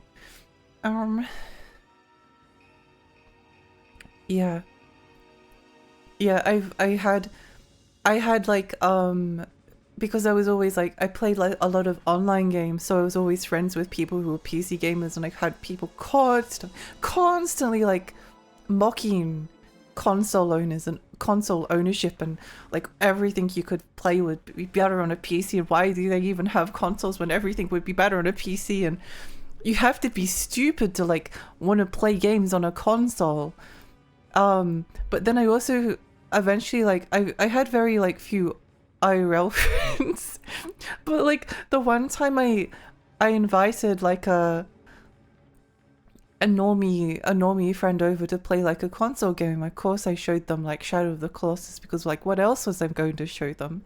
And because I thought Shadow of the Colossus was like really cool and impressive, and that they would be impressed by like the large open spaces and like the huge boss monsters, and I showed it to them and they were like, what is this? This is stupid.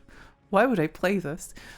it was always like PC gamers hated console gamers, and then console gamers were too stupid to to know.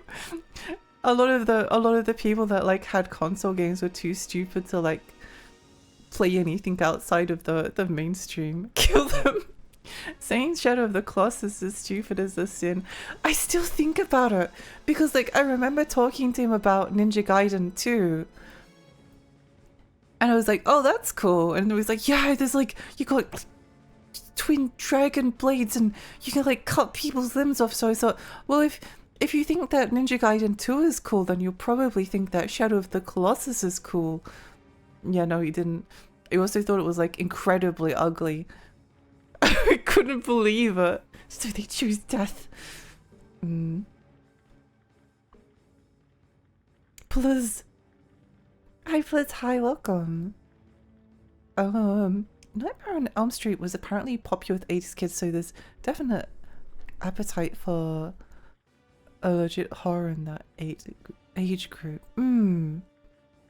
Looking up by Moon RPG, it's very quiet followed by burst of noise. Oh, and then I gave you. That's really funny. Oh, don't tell them about interspecies reviewers then. Maybe I should have showed, maybe that's what I should have recommended to them. I'm still waiting for the visual novels to hit the mainstream. I want out of this growing pains period where fan communities pop up on Twitter around the aesthetics of a game, but nobody actually reads it. That's incredibly real. That's incredibly real. Yeah. Yeah, some there's like a lot of, they were like, oh yeah, I want to dress up as like a 2000s horror girly, and then they had like one of the Fatal Frame girls from Fatal Frame 5 made in a Blackwater. I was like, I don't know how to tell you this, but that's not early 2000s. That's not early 2000s. I don't even know whether you'd like consider Fatal Haunting Ground to be like early 2000s. They have to justify the extra effort in setting up and maintaining a rig, so the motivation becomes that it makes them superior. Yeah. Like I guess my parents always like, growing up, I was always like, well, PC is important because you need it for work and you need it for internet, and I cared about gaming, so it was like at least semi-decent. I just always had PC games. Like I had a Windows 98 PC at one point, and it came with like 100 shareware games on it. So I was playing like Captain Nemo and Cosmos Cosmic Adventure and Duke Nukem and Jill of the Jungle and Pan Kanitsu and a bunch of other stuff. Yeah, I'll never understand gaming platform wars. It's so stupid. It's so stupid because like every single console has something worthwhile on it. Everything has like something worthwhile to offer, except maybe the Zebo. But the Zebo is funny, so that's what it has to offer. I mean, like generally speaking, there's always like cool stuff if you're willing to look for it. People make fun of the Virtual Boy, but there's things that I'm interested in playing on the Virtual Boy. It doesn't have a very big library, but there's still a couple. And like technology is cool in general. I don't know. A lot of PC gamers were just very angry people. They were very angry, and they wanted consoles to die. They wanted consoles to die and to die a horrible death, and they wanted all of the people that played them to either stop gaming or go play on a PC. I guess if someone likes very ADHD spammy games, they might not appreciate Shadow of the Colossus. They didn't even get to play it. I showed it for them for like 5 seconds, and they're like, "Wow, it's so ugly. What is this? Why are you showing this to me?" I was like, "Oh, okay, let's go do something else then." I think I actually tried to like show them. I was like, look at the like the opening cutscene, and like look at how big the world is, and we're like driving across, and we're like, just wait a moment. If you let me just get to like the first Colossus, then you'll understand how cool this game is. And I'm like, just falling asleep the other time. I think about this so often. I think about it so often.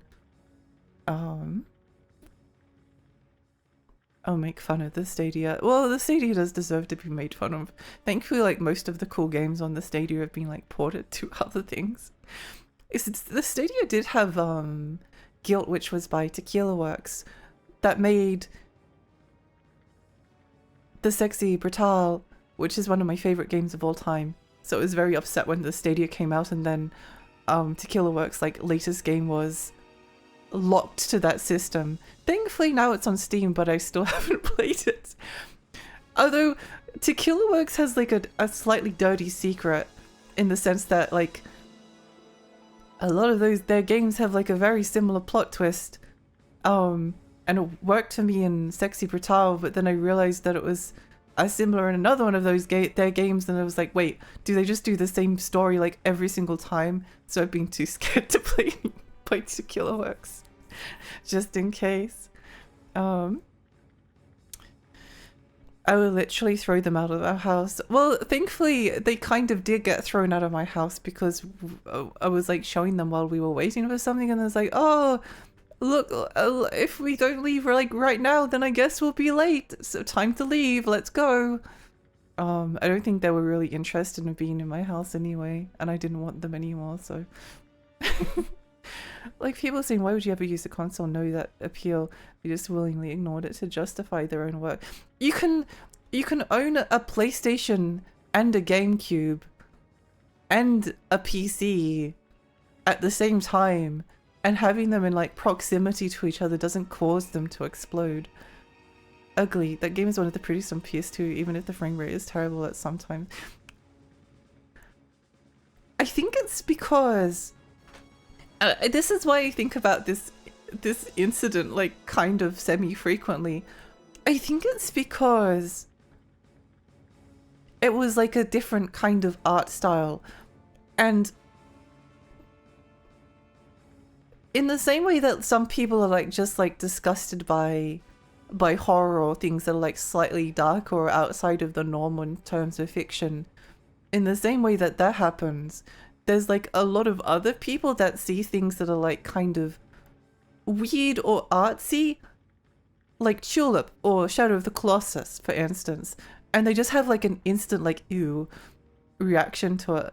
I remember watching like a review of Mort the Chicken, and in this review they were like, yeah, the cutscenes are like they're not really funny, they're just kind of like dry. Just kind of like dry and weird. The game is just kind of weird. It's not really very good, but like the the things that they were like being like turning up their nose at was the entire appeal of Mort the chicken to me. Like the thing that they didn't like about it was literally the only reason I think that Mort the chicken is worth playing, which is kind of funny to think about. Kind of funny to think about. Why would you use a console so my kids leave me alone? I can get back to posting fanfic on live channel. So true. So true. Some people say look at a PlayStation game. It looks like a PlayStation 2 game, a derogatory about like a new Pokemon game. So I think there's a lot of misunderstanding about what a PlayStation 2 game actually looks like. There is! There is! I remember...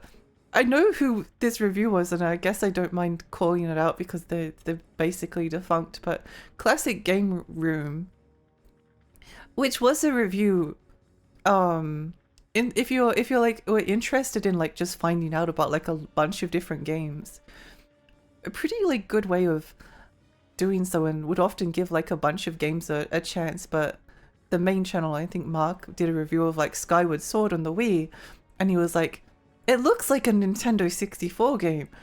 I was like, how can you say that Skyward Sword looks like a Nintendo 64 game when you're a game channel that literally reviews stuff on like the Vectrex and the N64 and the PlayStation 1 on like a semi-frequent basis?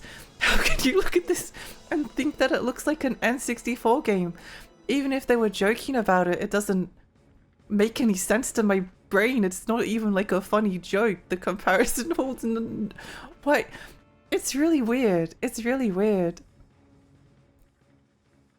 People being rude to Lexi. Boo. Boo. Jink is good sometimes. Delicately Premonition is a cult classic. If I can't see the polygons, I won't play it. So true. So true. No, Jink is good. Jink is good. Sometimes polished things are good. But like I've been playing, well I was playing, I think I dropped it for now.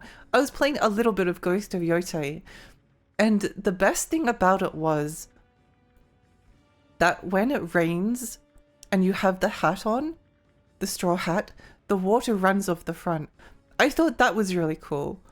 I thought that was really cool. However, Ghost of Yotei is a very polished game, and nothing about it from like the perspective of being... all of the things that I thought were kind of neat about it were nothing to do with the fact that it was like a super polished AAA game with like a bajillion-dollar budget. I did really like though that the rain dripped off the hat. I thought that was really nice. I liked walking everywhere instead of riding my horse because then I got to think about things as I was walking places. I guess I just like walking sims. I just like I like walking places. But yeah, I guess there's things to like in a lot of things, but people are not very willing to I think about the chicken review like all the time. Because like that was literally the entire appeal of Mort the Chicken, was the fact that it was like kind of a silly goofy game with like a weird sense of humor. And it did have like something to say as well. And it was genuinely really funny. Although apparently maybe I am the strange one for thinking that. I think Misfortune: A Tale of Suspicious Friendship that I played this year is one of my favorite games ever. And that game is infamous in Japan for like literally enraging the people that bought it because it has an ending that's not even an ending. It's still making people mad. People still hate that game. I don't know, it's just, I love it. I can't get enough of it. I think about it all the time.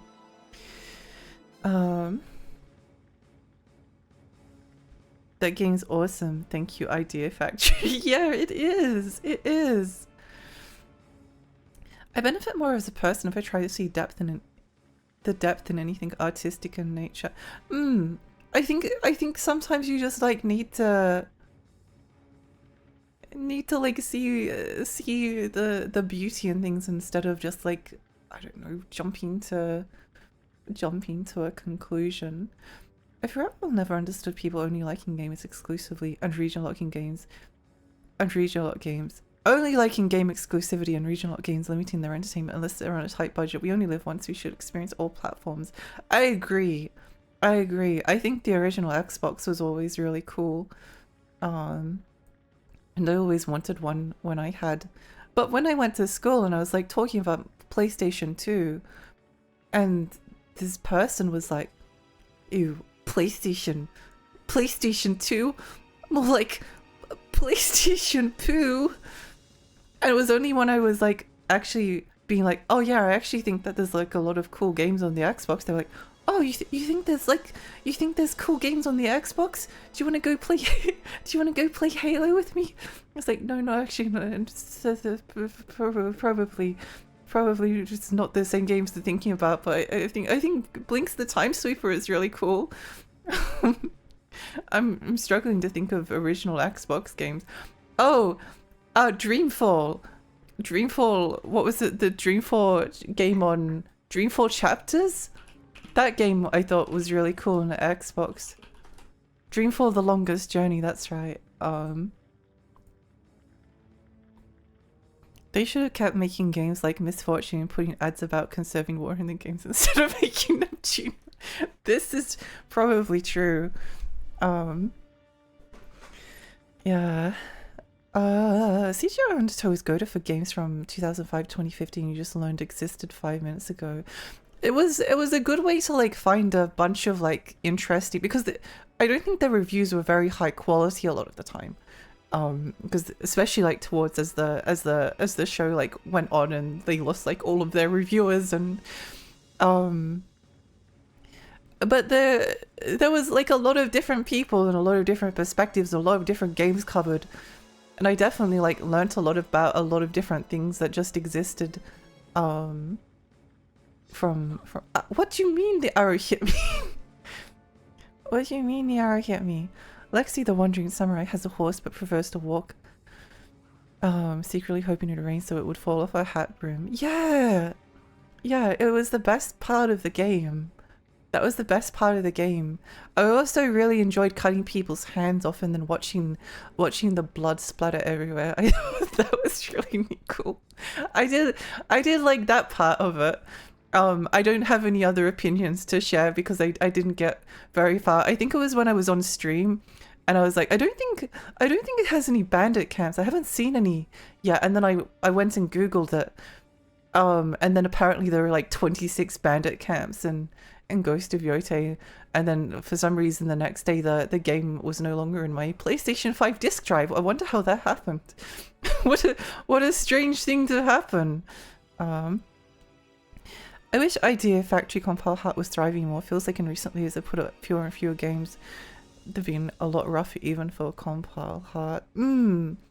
I have a large amount of fondness for like the weird like extremely niche kind of often bad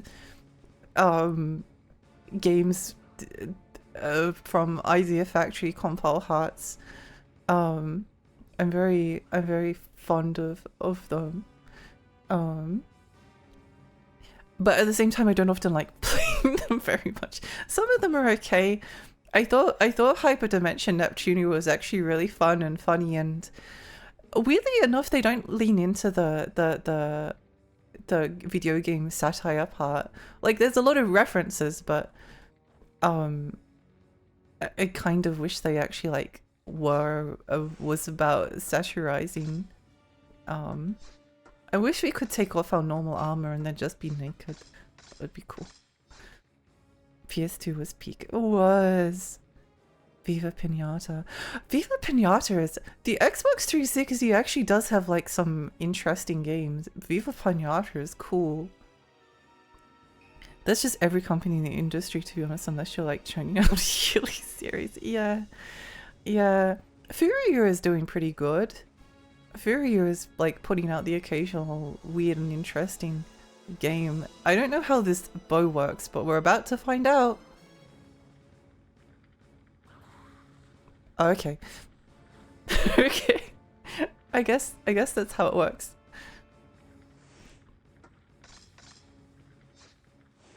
I feel like there might be something over here. Wait, what was it? Is there something in the middle of here? No. Okay, I guess we'll go through this door. Death and Request 1 and 2 are both ecchi horror bangers, and then they completely changed the gameplay genre and cut down on the edge for Code C. Oh, did they? That's a shame. It's a shame. At least Mary Skelder ended as a rock solid trilogy. I own those games. I haven't played them yet, but they look interesting to me.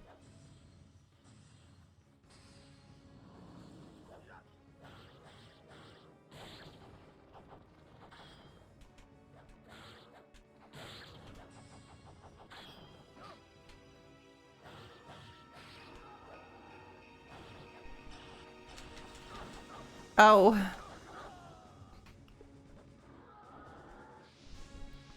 I think this is where we use our green orbies.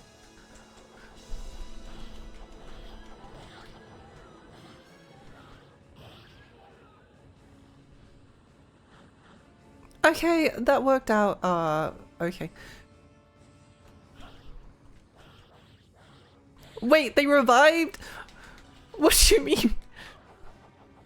What do you mean?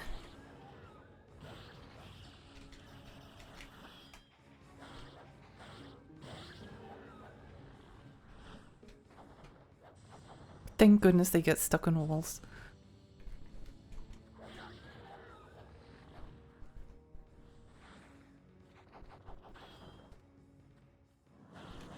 Why do they keep coming?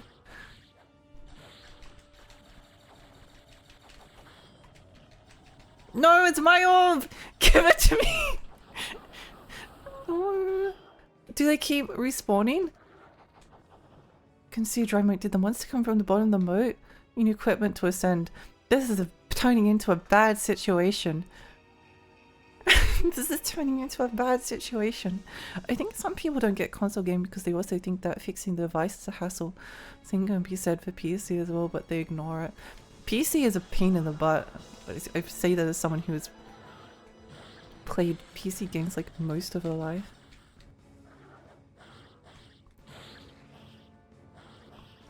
Stop respawning! My souls. Oh, through the door.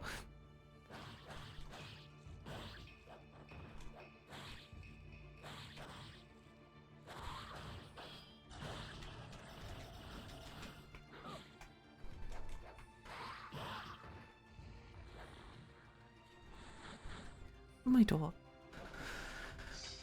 Got the hub, yay!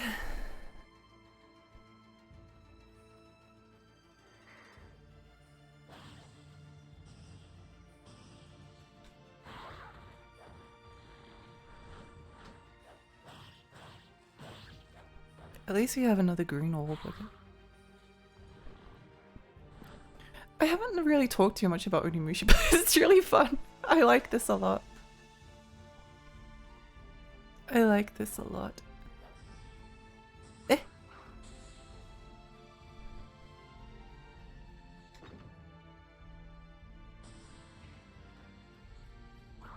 Do I want to kill these guys? Wait, ladder? Do you want to go down? Sure, why not? Haha, just kidding. Let's go through this door first. Wait, what? Oh, okay.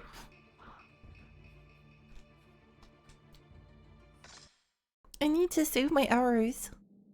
Chicky, hi, how's it going? It's pretty good. It's pretty good. I've been mostly yapping. For better or worse. Eh? A strange man is silently staring at you. Well, this is probably a good time for a pee break.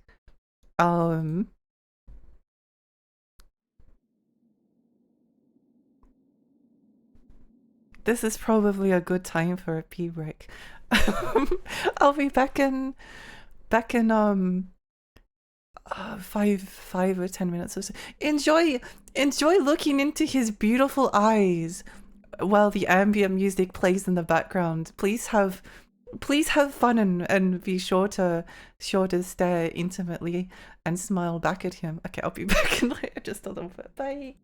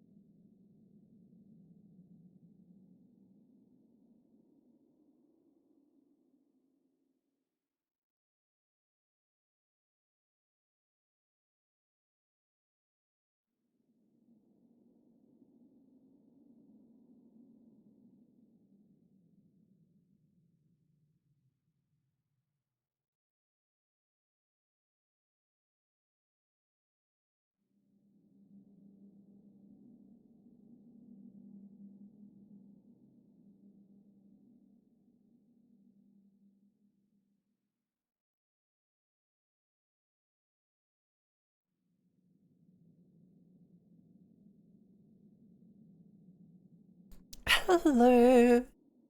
Hi.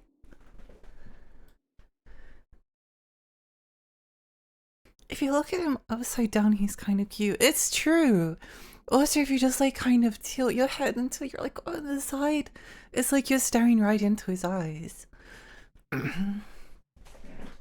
Just like a Goomba, really. Yeah. The thing about fixing consoles, it's not really modular. She'll have to have the official parts of PC. It's mostly modular, can be fixed with similar parts. It's definitely easier to fix a PC, but I also feel like more things can go wrong. Besides the multiplayer subscription, that's also the reason why they don't like console gaming, I think. The period I'm thinking of is mostly when they didn't actually have a subscription, but yeah, no, the subscription does really suck. But then again, I've never used a console for playing any multiplayer game. Unless it's like local multiplayer. Console has always been like local multiplayer and single player games. PC has been like online stuff for me. The aura of the BRB screen is overwhelming. I did think it was rather powerful. My old consoles are still working though till this day, same for my old handhelds. Just depends on how they handle their big consoles and handhelds. The original Xbox had Blink's Conquer, Far Cry, Forza, Halo, Mech Assault, Ninja Gaiden 2, Project Gotham Racing, Steel Battalion. Yeah, it had Breakdown, it had Phantom Dust, it had like a cool port of Morrowind. It was a good console. It had like a lot of cool stuff. It had Voodoo Vince. It had the best version at the time of Psychonauts on consoles. Taking care of a console is like taking care of grandparents. You have to wipe them and you have to make some sacrifices. And man silently staring at you while you pee. Not an enjoyable sight. Thank you for welcome back. Maybe I need a picture of this guy on my toilet, or I could add the caption, go ahead and pee. I feel like this is a good idea. I feel like this is something that should be done. We need to like edit this somehow. The port of Morrowind would break if you left too many doors open. I think about that bug a lot.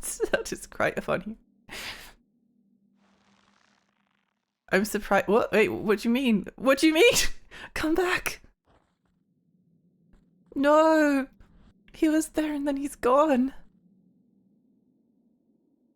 The Xbox also had farts, Arctalis or something. Oh yeah, it did. It did. It did.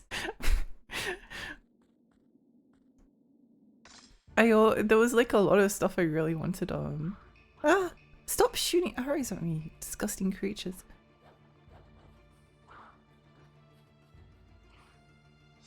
I want to, because they shot at me, I want to kill them.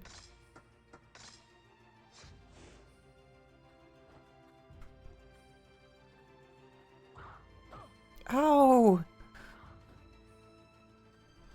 Wait, why can't I shoot at them?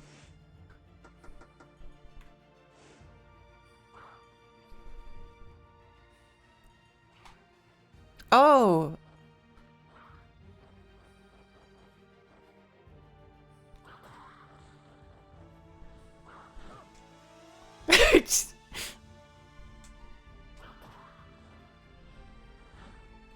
I healed and then immediately took all of the damage back. Such is life. Why does Onimusha look like Spider-Man from behind? Oh, he kind of does, doesn't he? He looks like the Spider-Man movie game, the first one. Seeing the Goblin King in his throne and Karian going to talk to him, I thought that was optimal, but I saw optional, but I saw a review and the guy did the same thing. Oh, interesting. I think about that a lot. This game is preparation for Dank Souls. It's very cool.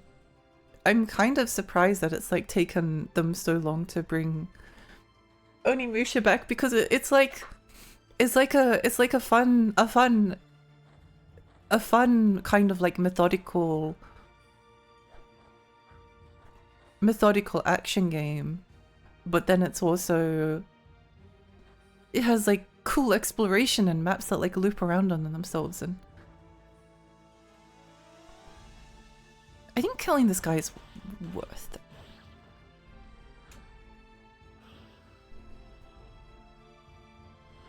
Yes. I was debating whether to run.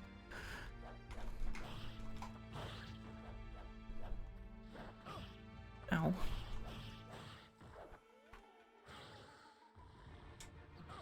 Ow.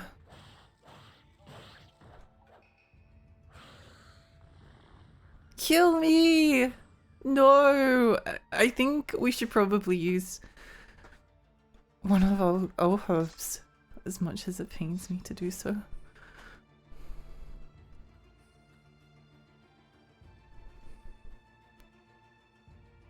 Original Xbox had an official translation of Rent-A-Hero #1, which never got released. No!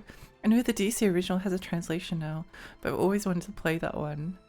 That's so sad! I need to stream Rent-A-Hero, by the way.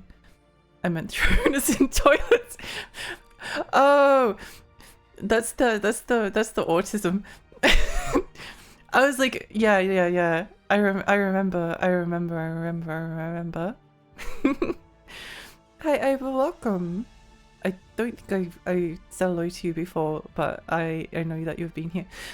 Because of the sequels becomes more and more action, less Resident Evil, but with ancient Japan and yokai.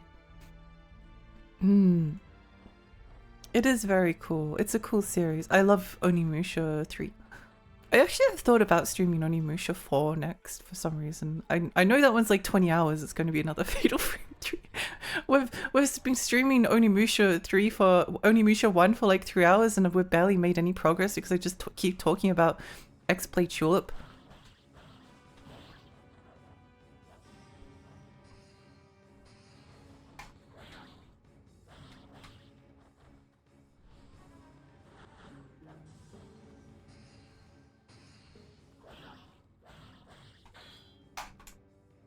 Give me your souls. Ow.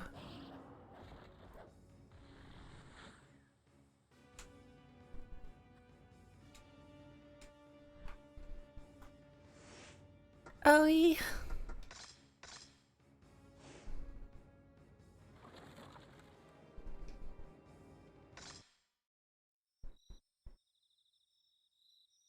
I think if we encounter any enemies, we should consider using our invincible form. The parry is so much better in this game than Dark Souls and Bloodborne. Also way better than Demon Souls. It's a very satisfying parry.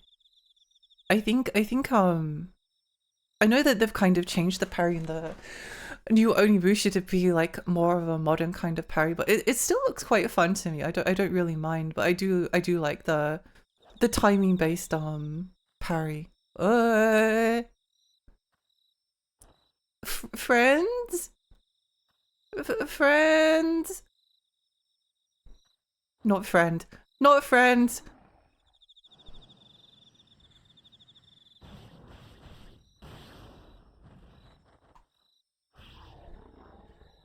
Not friend. I just wanted to be his friend. Why didn't he want to be mine?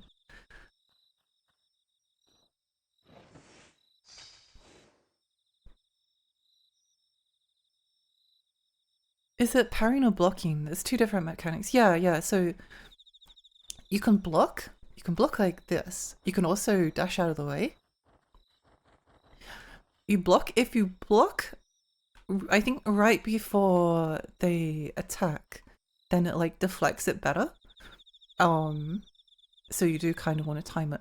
However, there's another attack where if you swing while they're swinging, the enemy is swinging, like insta-kill them. Which is pretty fun and satisfying. I love smashing boxes. I never played any Onimusha games. It was pretty early PS2 series, and all I ever heard about it was that I saw on import gaming shop websites at the time, which is it was popular in Japan. No reason given, and the game came out fairly close together. The nothing personal kid parry. Yeah, no, it's cool.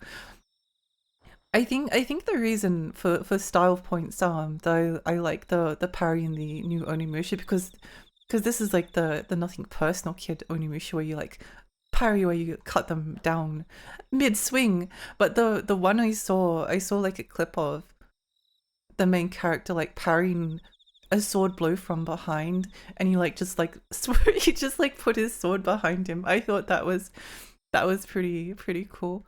Oh my gosh. What was the equipment that was created by the clan of ogres in order to destroy the... I don't think we have any of those. No! No!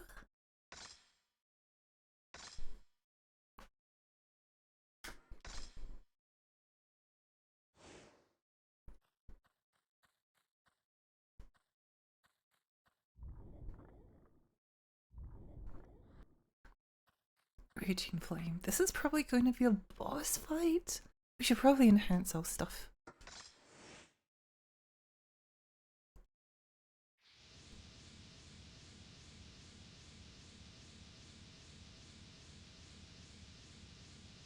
No, we still don't have enough. No! No! The face model for the MC was also really popular in the time. Oh, interesting. I know the guy who got in trouble for plagiarizing did the music and he just kind of pressured this weak guy into doing it all for him. Oh, what the heck? All games need to let me teleport behind my enemies and execute them, to be honest. True.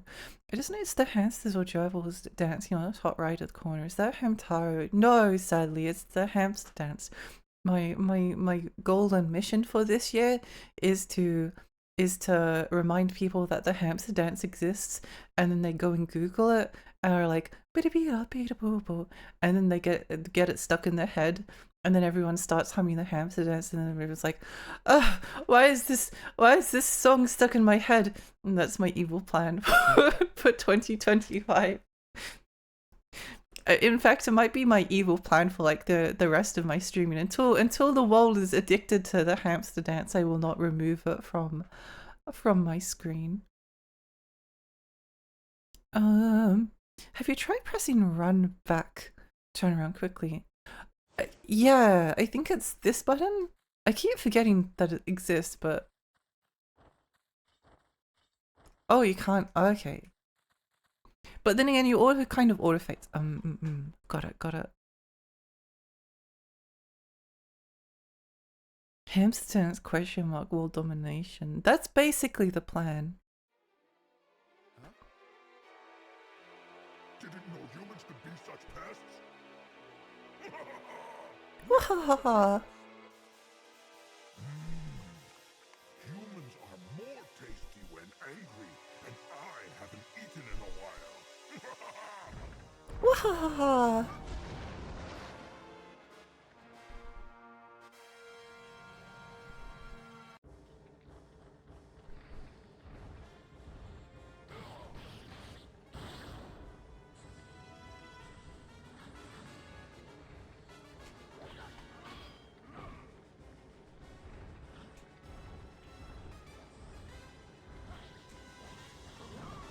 Oh, okay, you have to dodge that. Okay, good to know. Good to know. I still insist on keeping the P in hamster dance because everyone hates it enough to correct it. I feel old when I talk to someone about ham Taro and nobody gets it. It's okay, we all get it here. Beginner easy mode has become available. What do you mean? What do you mean? Is this the secret ball level? Has a jovial laugh for a massive demon. He's really cute. I like to imagine someone else turning into a pancake except getting bonked. I think that is like the optimal the outcome.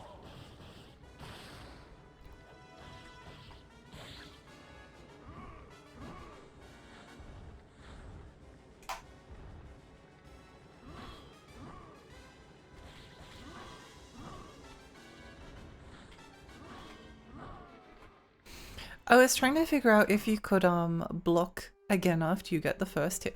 Oh, I wonder if you can.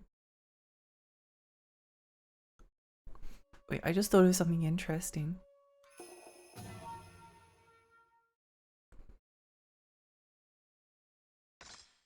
I thought of something interesting, and we have to keep repeating this section until we pull it off.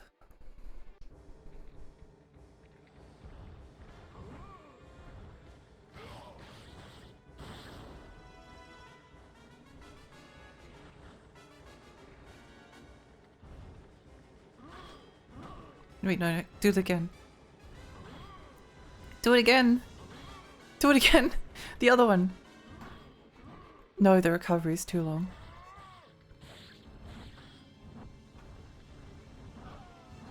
The recovery's too long. No. I was trying to see if you could block the first hit and then parry the second. Unless if you like time the block better. Much to think about. Much to think about. Looks like a raspberry. He kind of does, doesn't he? That means needs more flesh added to the head for the amount of teeth. I think he's so cute.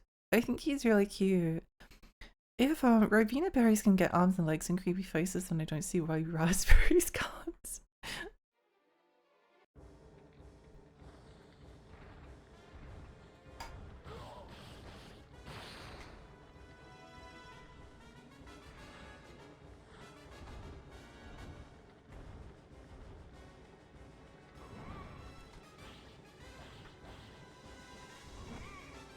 Oh, that's right. We have the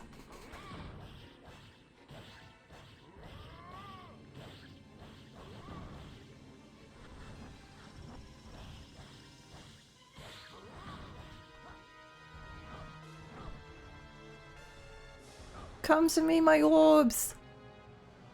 Oh, we're dead. Okay.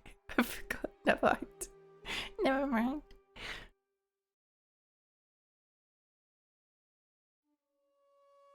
Like a tumor with a lot of teeth and a little bit of hair. Bob's Burger reference. I've never seen Bob's Burger. I'm getting slightly, my brain is getting slightly confused because we're supposed to, you're supposed to, like you can dodge the left and the right, but because of the camera angle, it's actually like to dodge left, you have to press right, and it's messing up my brain.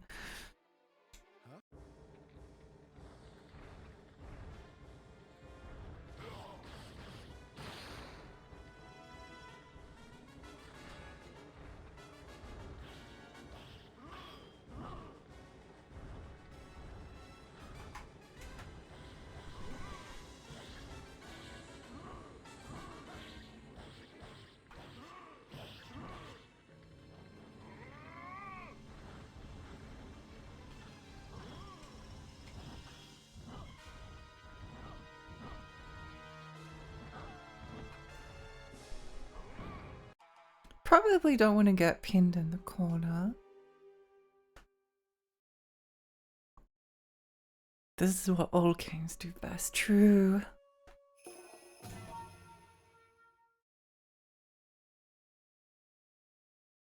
Maybe I need to not use the lock on for this one. It might actually be easier if I instead of trying to like oh wait, I could, okay, hang on, I thought of something else. Okay, wait, maybe we can try that. Maybe we can try this.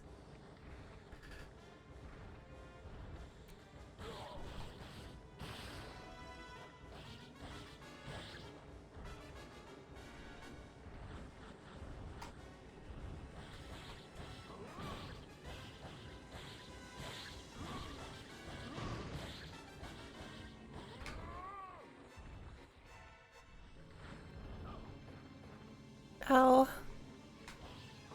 Wait, left. No. No. I don't understand how it go left and right. I think I have to unlock on him because my brain can't process which direction I'm supposed to press in time. I'll just have to walk around him the Resident Evil way. I thought this guy was going to be like a final boss because my favorite design in the game. It's really good. It's such a good design. I wonder if this still exists somewhere in Japan, or did the samurai wipe them out? I think unfortunately the samurai wiped out all of the demons, which is a little bit sad. Thirsty, hi, welcome. Happy Sunday, thank you. How's it going? It's good. We're playing Onimusha and having a fun time. I don't think my addiction of eating any type of crab and edible crustacean will ever be fixed. I try, but I keep failing. An unfortunate addiction to have with the price of crab being so high.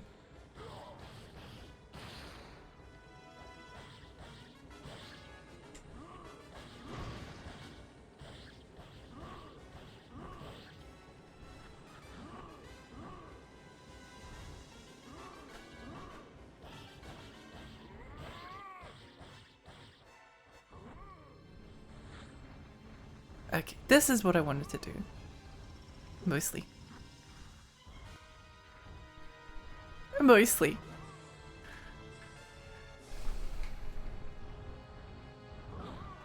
Ow.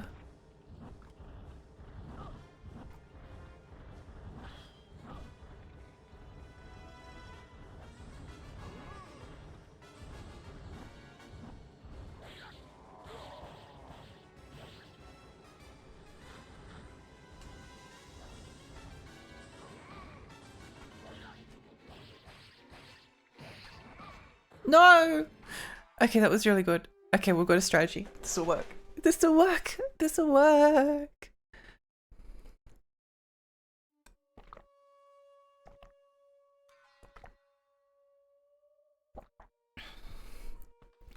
This will work. We can do this.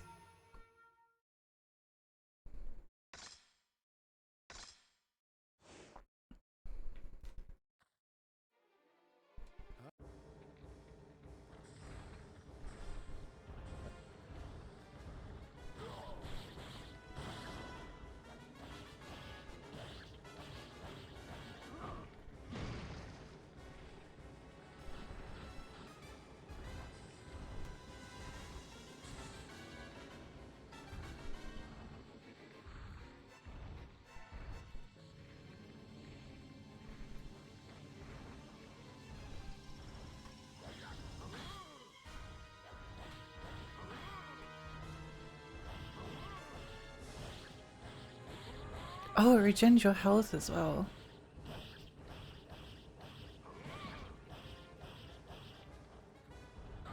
Ow.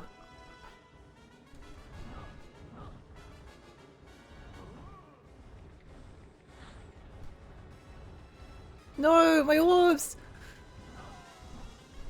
My orbs! Put him in a body bag. I think it's only cheap here if you go to the stores, buy from a trawler. Oh. Stay hydrated, thank you.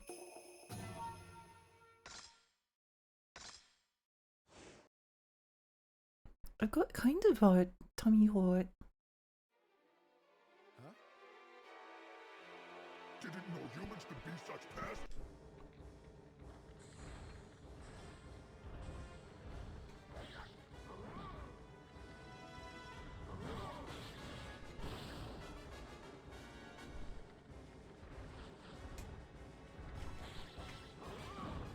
Ow.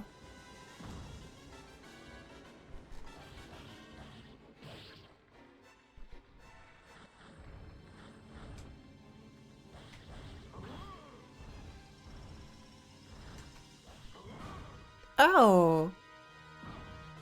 That's not very nice.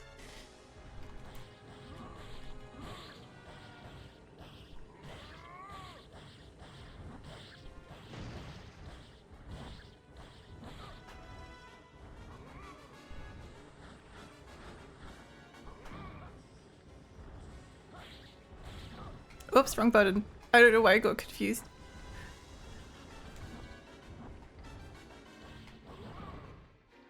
No! Like in third person over the shoulder camera game, are you inverted y-axis type of person or not? Do you mean with I can't, I don't think I can aim with like inverted controls. But I think the camera in like a third person platformer is like inverted. I can't remember. I always get confused. I thought my controls were normal, but then I go into a game and then it doesn't feel right, and then I'm like, oh, do you want to uninvert the controls? Do you want to invert the controls? I was like, no, I thought I just want it to be like to be normal. I don't actually know. I don't know. The ads increased when I first got here. It started with 3, then 4, now 5. What the heck? What's going on? Okay, we got a good plan.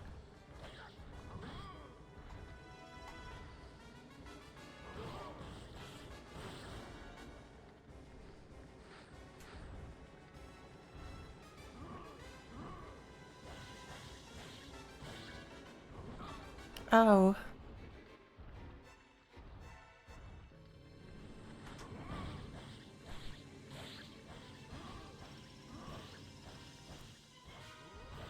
Wait for...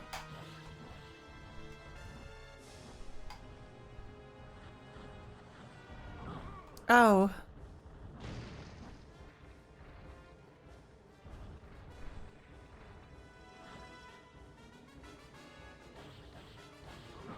No. No. No.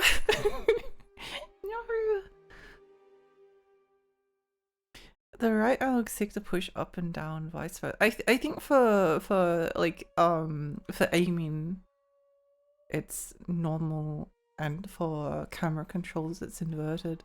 But I must admit I don't actually know, because I always think it's one way, and then I'll play a game and it'll feel wrong, and they'll be like, oh, do you want to invert the controls? It's like, what? I thought it was normal. Jeff Bezos needs more ad revenue so he can buy hair tonic. This is true. This is true. He needs enough money so he can save up for a plane ticket to go to Turkey.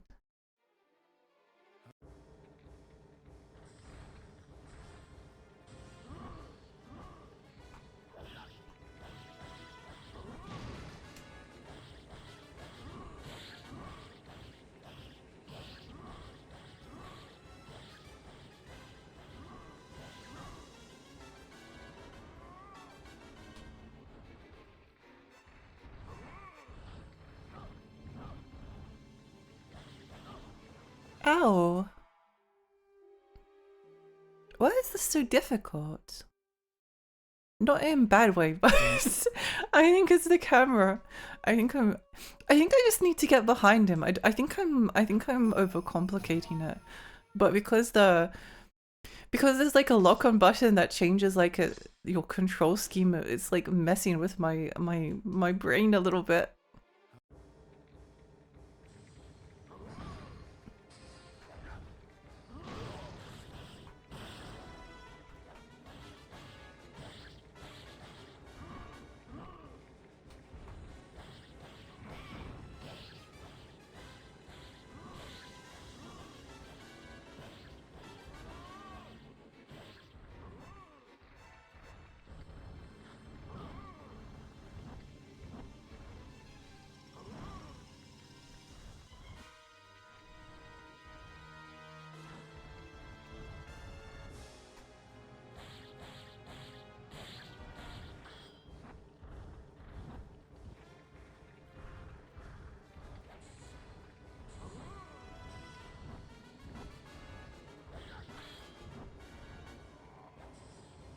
Oh, there we go.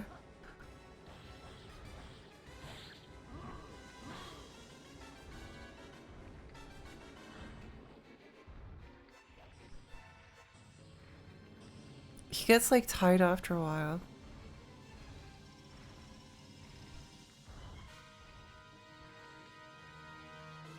No, I'm stuck on him.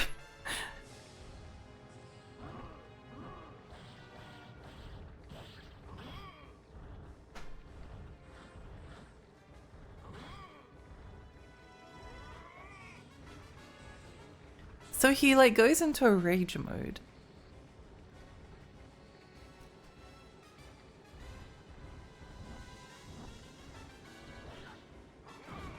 Oh, okay. You can't block that. Okay, good to know. Good to know. He goes into like a rage mode. It would be if my brain could like wasn't dyslexic and I knew the difference between left and right, this would be a little bit easier. Rose should be go through a middle life crisis, becoming something like Vin Diesel or Fast and the Furious. That would be great. Dark Souls 0, I've been welcome. He needs a surgery to remove his scalp and replace it with full metal plastic. Oh, that would be awesome.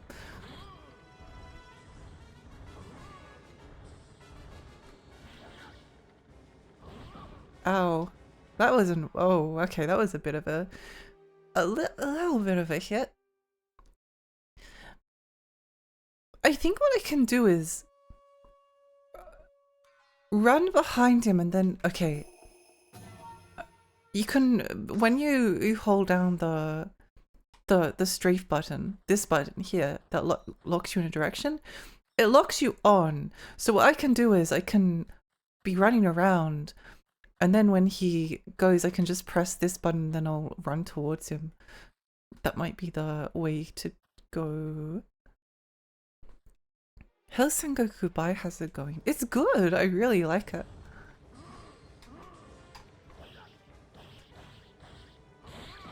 Ow. Ow. Well, that was the right principle though.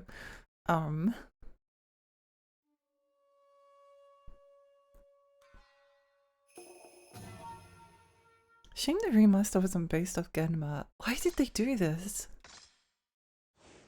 Yeah, no, it was a shame.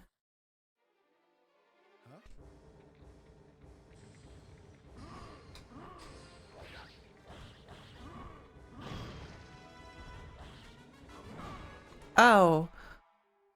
Why do I always forget that if a gigantic demon slams hammer on face, you're blocky and difficult. Blocky difficult. I know why to drip feed players, they're probably doing it for next year. I don't know. I feel like we're just never going to get a port of Genma Onimusha. I mean, it's possible. But I'd probably rather them drip feed the players and get a port eventually.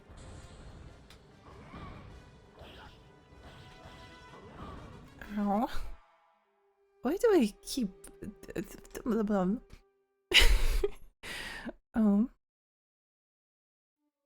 Waiting so long for Onimusha 3 HD, I want Jean Reno in 4K. Yes! Mr. High Viral, welcome! They say how they before, I forget sometimes. All I can remember is gigantic demon with big club hit face hurt.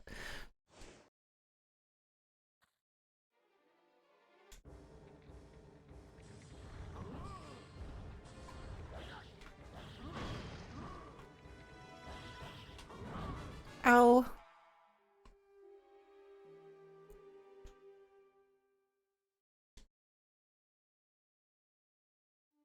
That's what I thought as well for Devil May Cry Low, and behold, we got sexy DMC. Well, DMC is always sexy, so...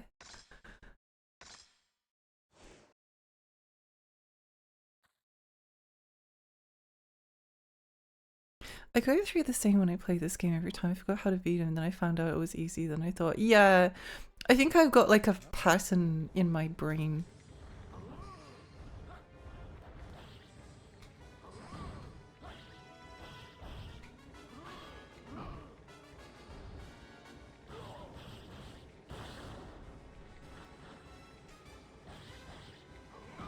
Ow. Ow.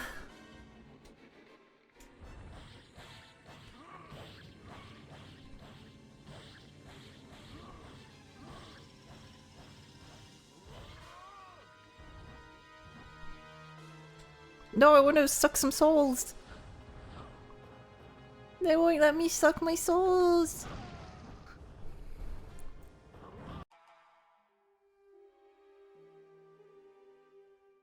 Sexy tank from DMC2. Dante's stripper outfit from DMC2 is really good. You don't actually, it's the DMC where you don't actually need to like mod it in. Get your silly straw hat and suck those souls. Sexy diesel outfit from DMC2. Yeah!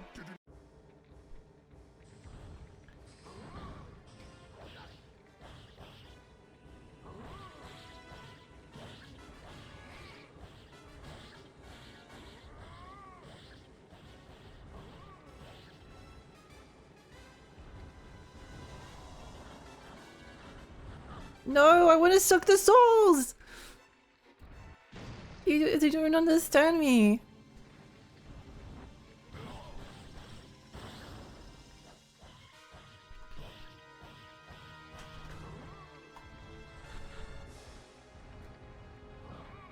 I just want to suck some souls.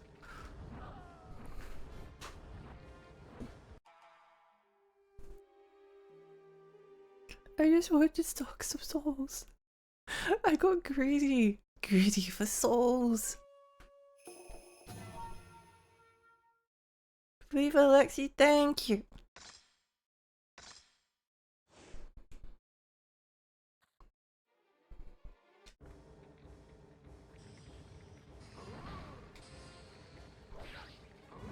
Ow. I always forget that the overhead hit is it's the overhead is not blockable.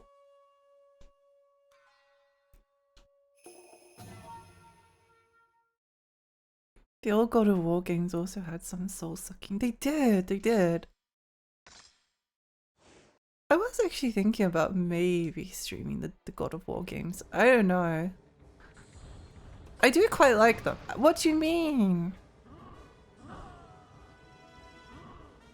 I think I got like trapped on a wall or something because I was trying to run around him. Alas! Overhead the run killer. It is! Why not God of War likes instead? That could be like a more interesting I was thinking of playing Ghost Rider. I was thinking of playing Ghost Rider. Because it actually does look pretty cool. Except I then we have to, you know.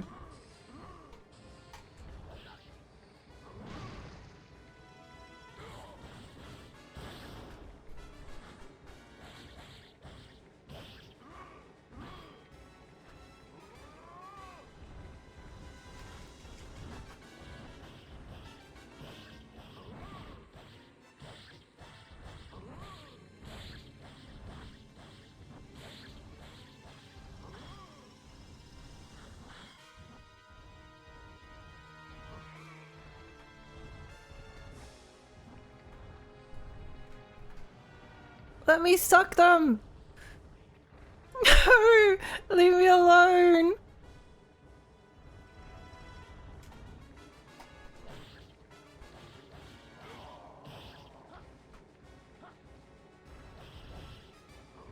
Oh, that's right. You can't block that one.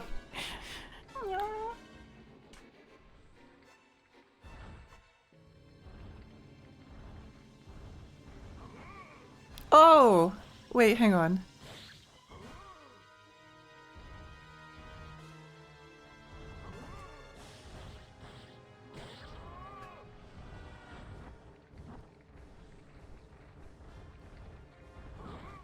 No, that's not she. That's she.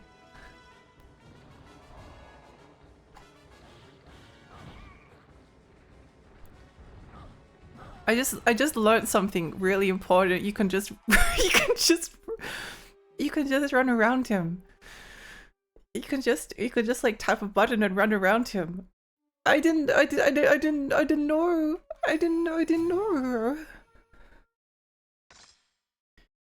I highly recommend Marlowe Briggs and the Mask of Death.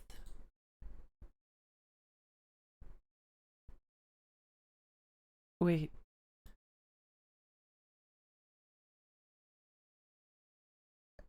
This looks awesome.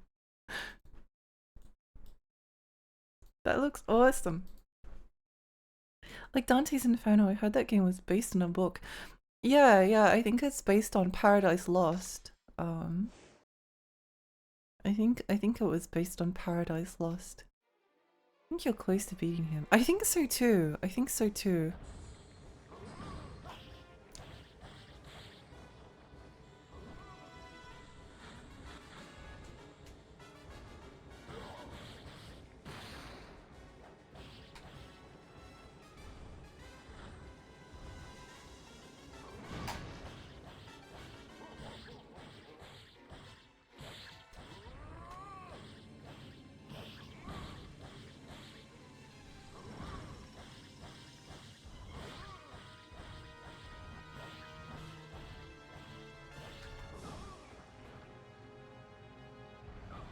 Ow.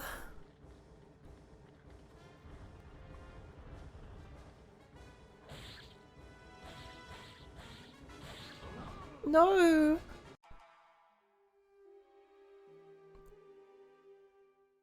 I think that was a really good run. I don't know why it took me so long to realize you could just rotate around him. I didn't think that was I didn't think of doing that.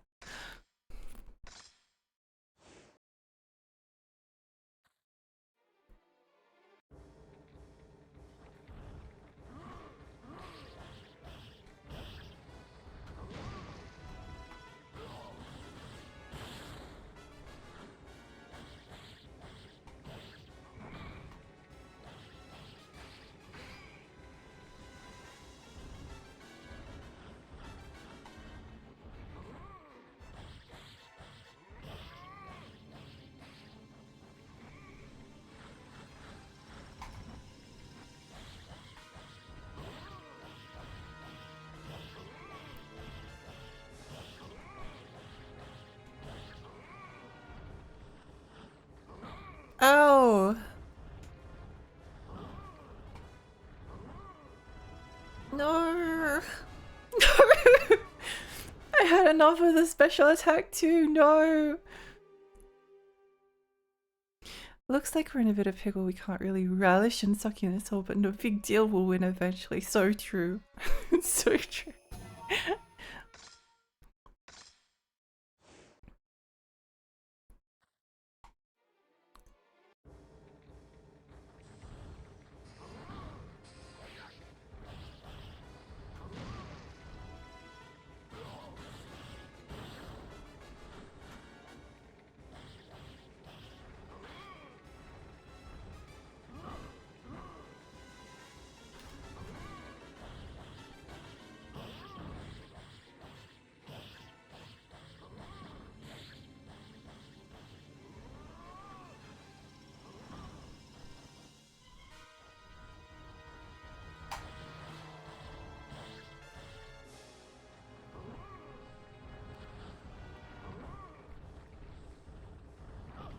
No, I want my orb!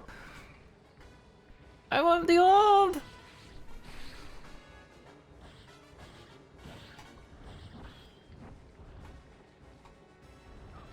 I can't see.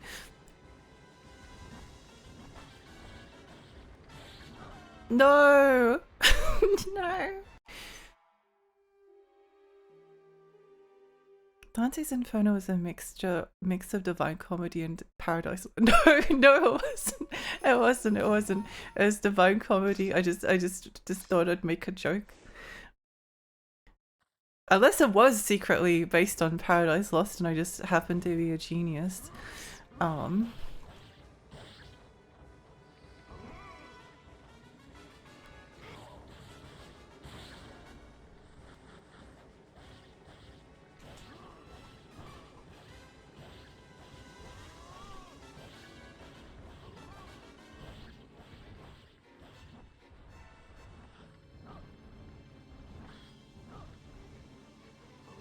Other way. Ow. Ow. Secretly a genius, we've all been there. We have. So secret even you didn't know. That's how the best the secret geniuses are made. I know that we have like herbs that I could use, but I don't want to.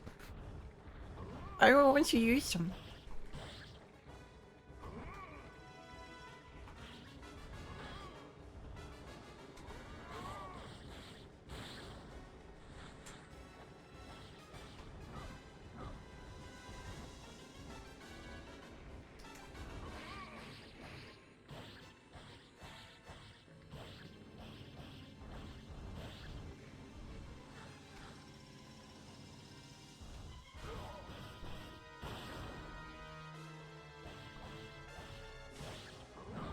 Ow.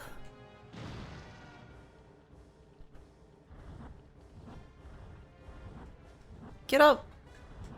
He's stuck on the ground. Eh. Eh.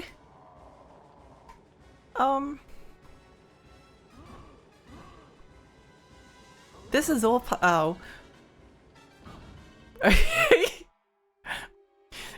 My play dead tactic didn't work. Just imagine yourself as a Beyblade. Be the Beyblade. Become the Beyblade.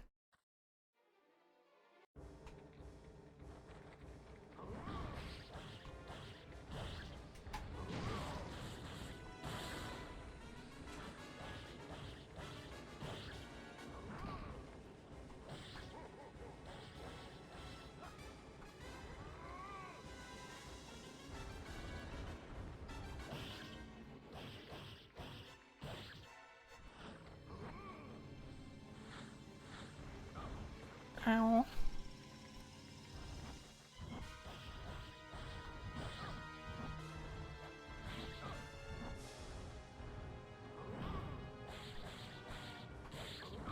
Ow.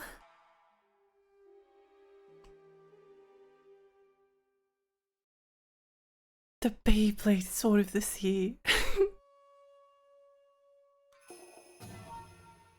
This boss fight is actually really fun. The only thing that's slightly difficult is sometimes the camera angles make my brain hurt. Which is more down to being slightly dyslexic. Just Lexi.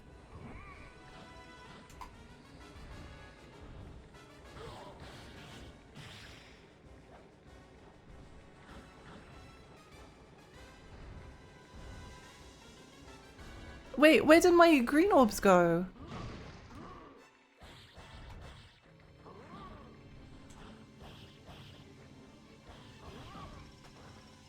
Ow.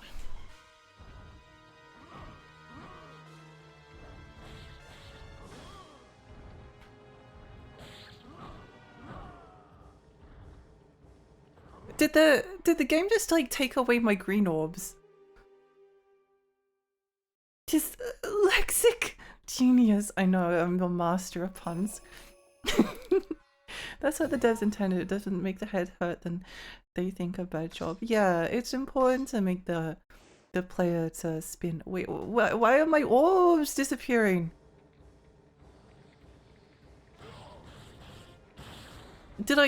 Was I activating without realizing it? Ow. I must have activated without realizing. Maybe it's just like my reflexes have reached a point where my body is reacting on its own.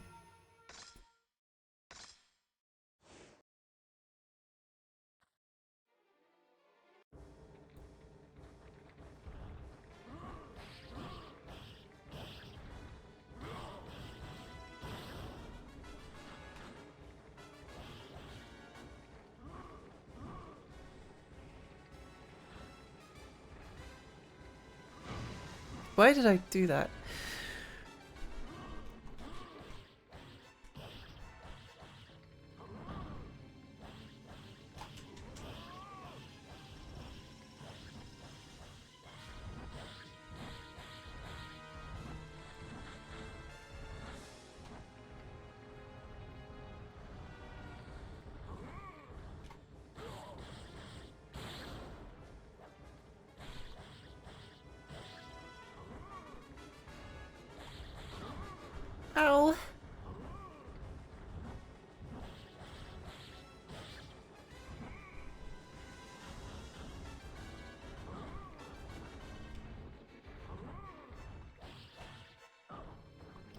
What did he do?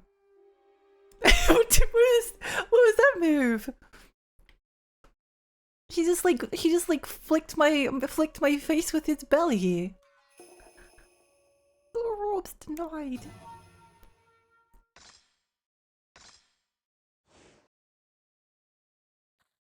I refuse to use the herbs I've been given.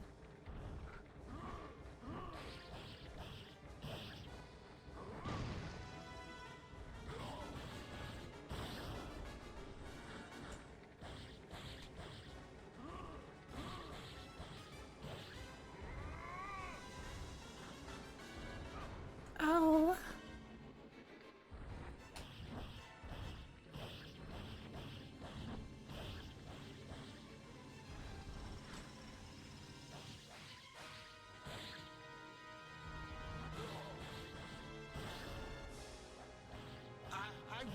I won't lose.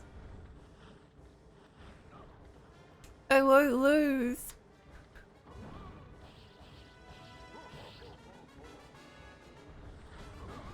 No.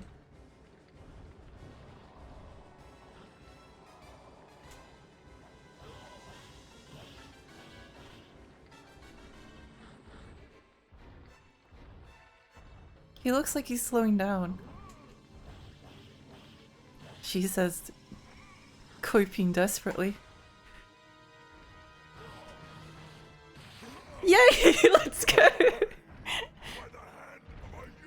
Yay! Iffy. Be quiet, monster. It is time for you to go back to the underworld. My souls! Yay! Door was broken by the monster. Oh, wait, no. But I need to go back and save. You're good. You're good. I need to go back and save. No, no, game, no. Why would she do this to me? Wait, no. What? Well, that's unfortunate. He died in a comfy position. Yeah, he's got like a little pillow. That's really cute.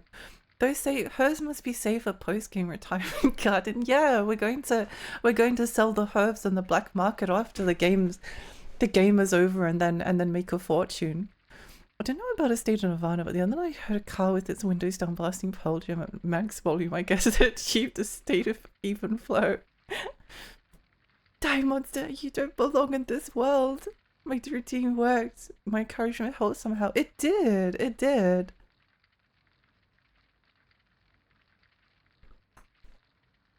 Wait, thank you for the posture check.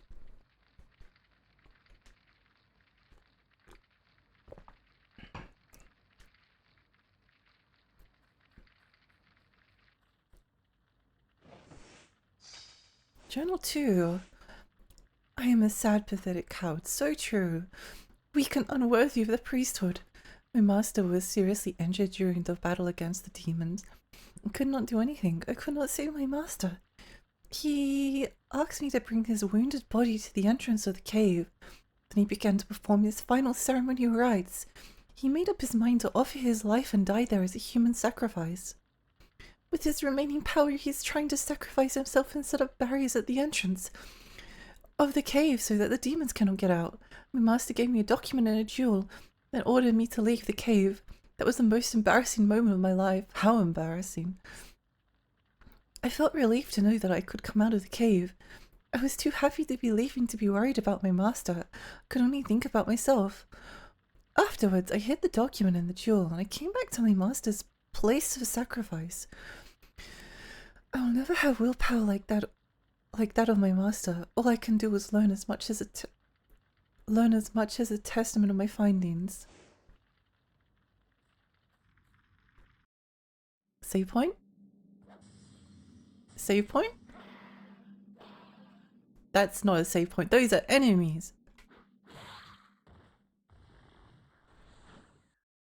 That's not a save point. Those are enemies. Cute little skeletons. Cute little torture dungeon. Sweet, beautiful, lovely. that? And what's this? Oh, a liver.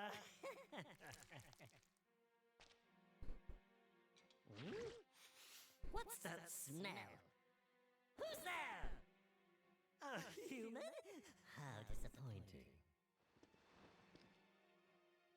He's kind of cute. Who do you think you are talking to? I haven't seen one as foolish as you since that, Nobunaga. Nobunaga? I operated on and resurrected that pitiful Nobunaga after he was killed in Okihazuma. He then made a pact with the demons and pledged his eternal loyalty to serve us forever as our slave. No! Oh, yes, it is indeed true. Now, let me show you my most recent creation. Go, Renato! Bite the belly of that maggot and feast upon his bloody flesh!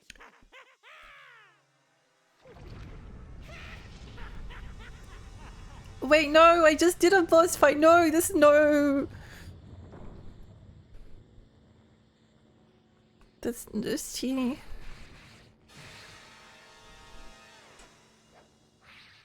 Oh, okay, that was not this is not so bad.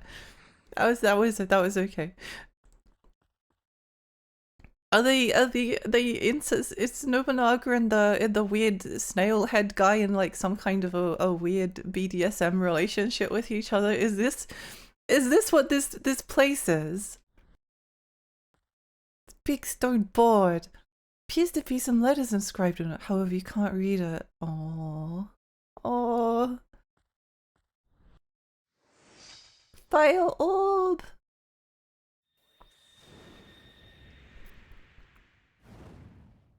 Yo. Oh, do they have different movesets? I think I tend to usually prefer heavier movesets.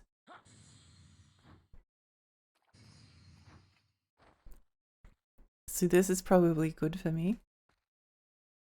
Double parry, thank you! This is what media is looking like to vegans, right? Hentai enemy. Hope there's fan out of Nobunaga and Snailcon. I really hope so.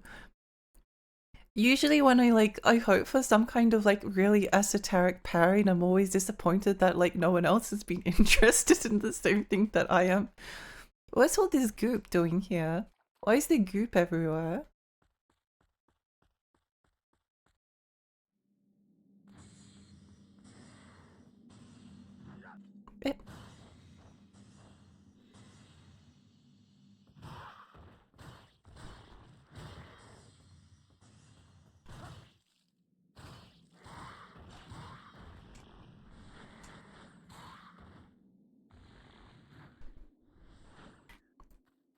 This sword is kind of heavy and I like it. Whoa. No!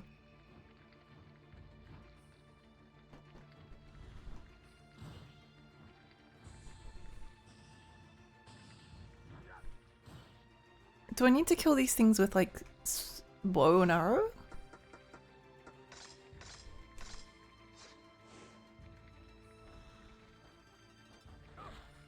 Get off me!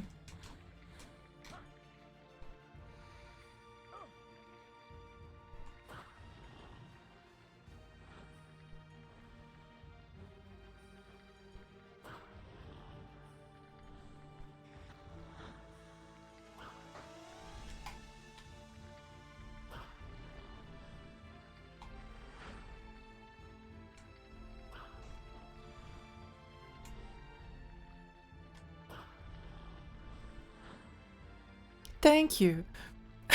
Thank you. They stole my souls. It's not fair. It's not fair. How could they do this to me? The unreadable words were just fanfictions from the old civilization. Now I want to read it even more. When we say fan art, do we mean yaoi? Yes. Yeah. Yeah.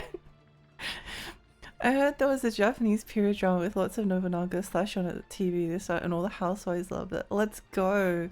Hate those guys. Disgusting creatures. I hope they die a painful death. Oh wait, they did. Oh wait, they did.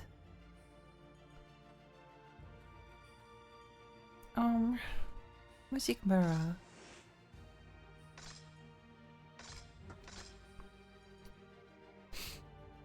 Save successful.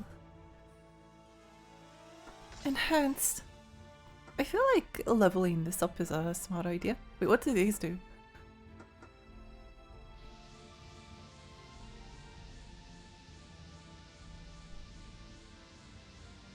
Surely I have enough souls now. Yay! Yippee! We can level it up even more?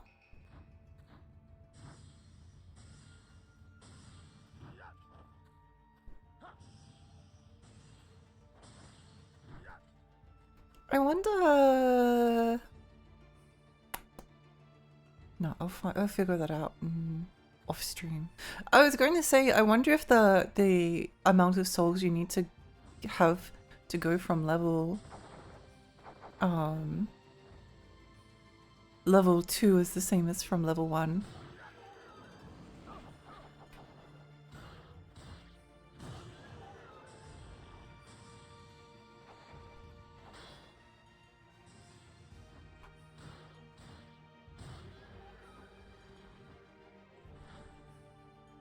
I feel like there was another guy that... Did he roll into here? No. Maybe? No. Okay. Good to know. They're like those creatures in Castlevania curse you if you touch them. Oh, yeah, they are actually, aren't they? They're very similar. I know the ones you mean. That would go up. Yeah!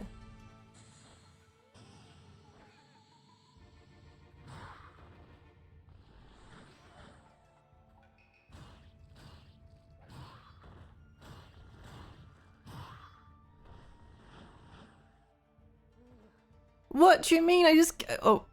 Oh, okay. Magic Joel, thanks for giving me the thing. Okay. What does it do? Enhance your magic power. When it says it will enhance your magic power, do they mean recover it or do you mean enhance it? This is a very important distinction between the two. Maybe I'll wait just a moment before I use it. Hi Jump, hi, welcome. I think I'm MP growth. Oh, okay. Perfect. Perfect. I feel like there was something back the other way.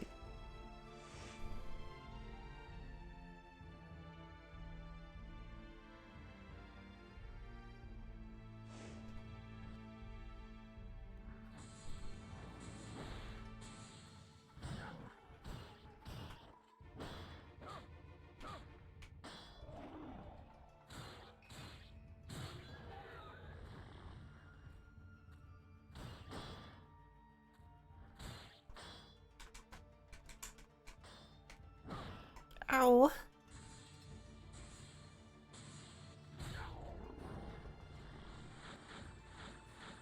It's like nice.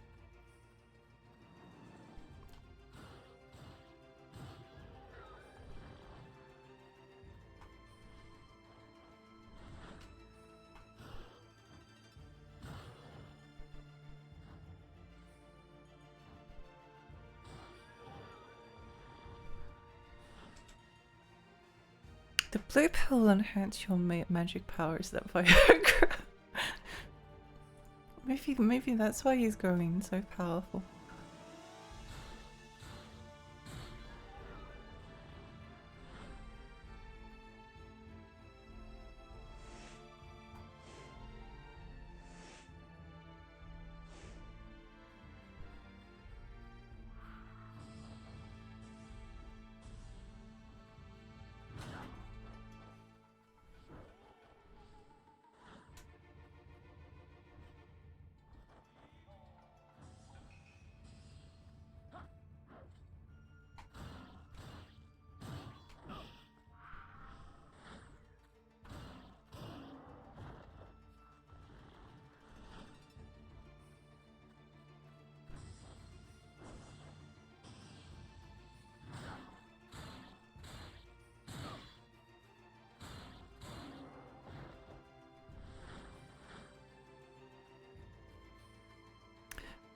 Oh, wait, I wonder if the...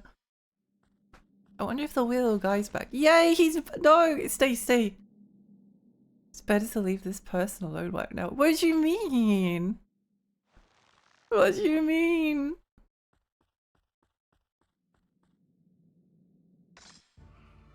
What do you mean? I always lose those. Oh, that's not good.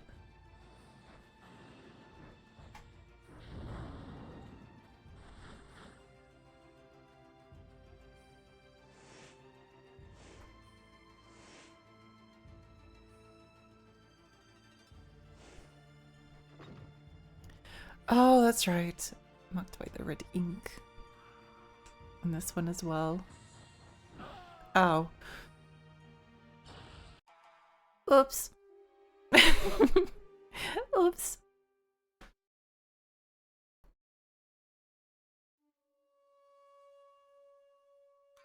Oh my gosh, you've been watching me for even longer than the stream.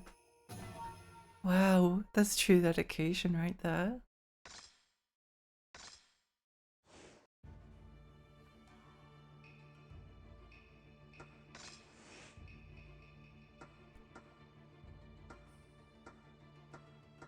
Part of me wants to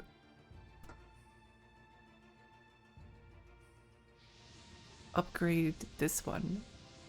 Maybe I'll regret this.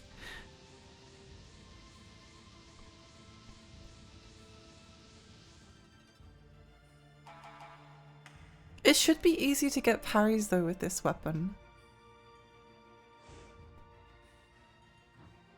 I think. Wait, maybe it won't actually be.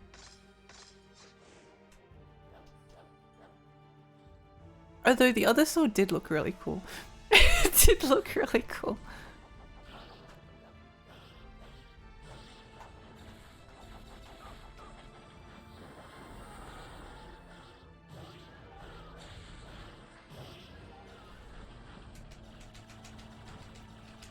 Give it to me! My soul! My soul!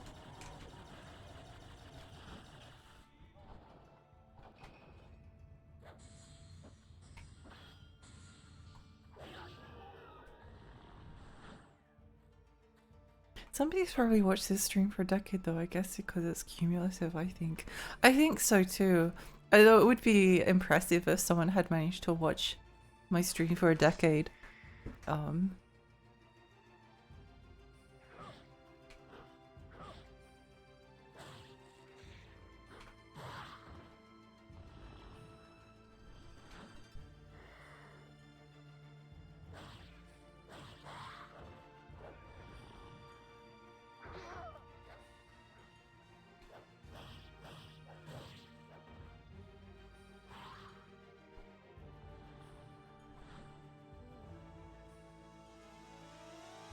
No, my thing.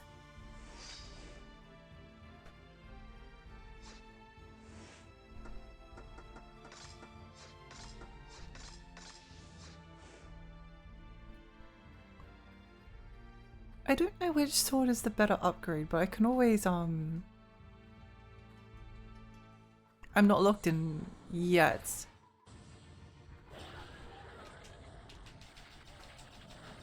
No! Mine! Give it to me!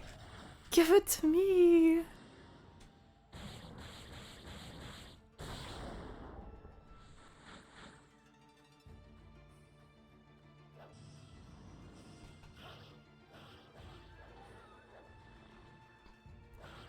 It feels like the fire one and this one does very similar damage, but this one swings faster. The best sword is Choo Choo Maru.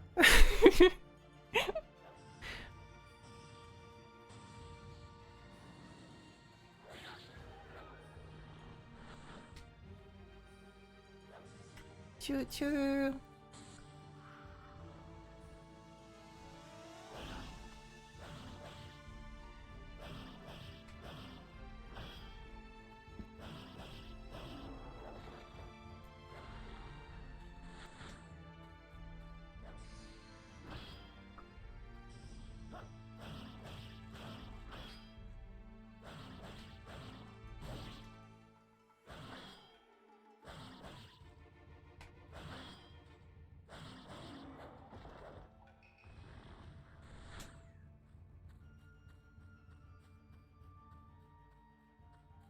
think we have to go the other way. Oops, I always forget.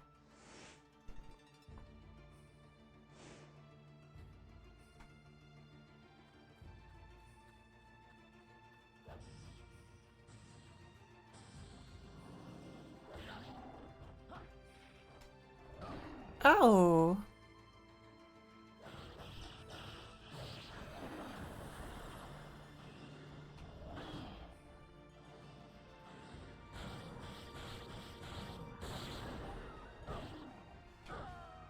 Oh, okay. I think that might be a slight advantage to the other sword. Which is, it has like an AoE attack on it, which is pretty good.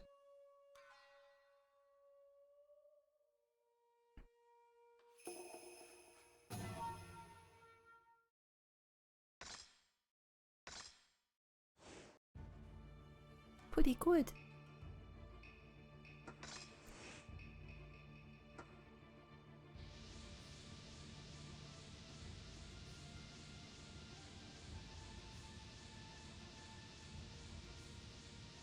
I feel like I'm probably not going to regret upgrading this one.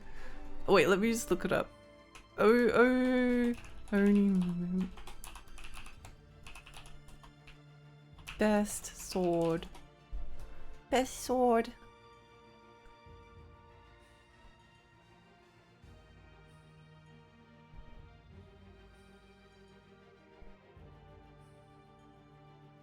No one's telling me what the best sword is. What is this? Oh, best. I forgot the essence sword.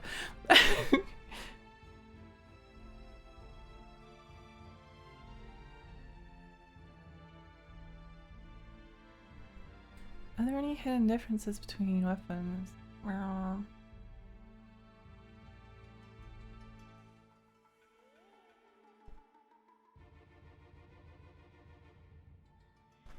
Oh well, I guess probably going to say Bishamon sword. Yeah, that's what the Google AI said, but I didn't want to acknowledge Google AI as being helpful. Ow.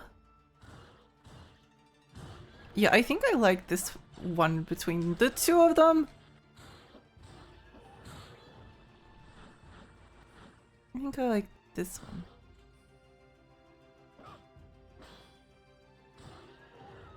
Although I think the parry is easier on the other sword, because the swing is like so gigantic.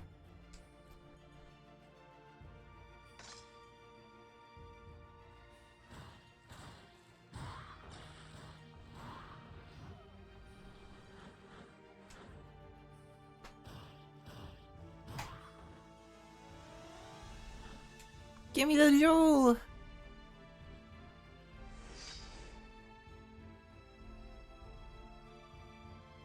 Storage! Personally use Enryu for my no upgrade run. Oh, okay. Well, that's good to know.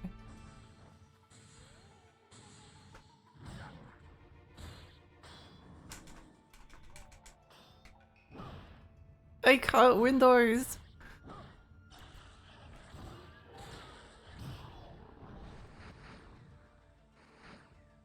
I can't win them! It's not possible!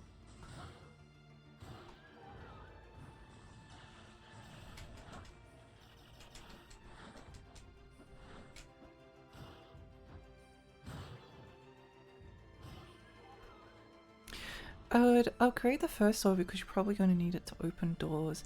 Oh! Okay, well that's a good to know.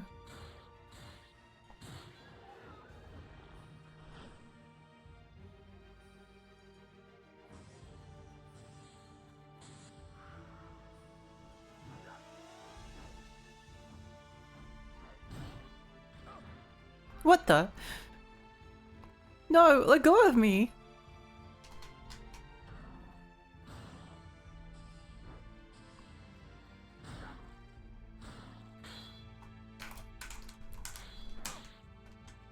I can't win them.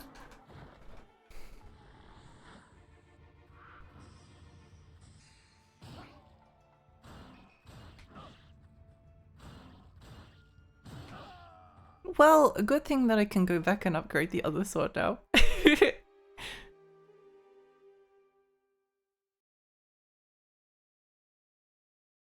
Didn't know those guys could grab you awful creatures. Truly awful.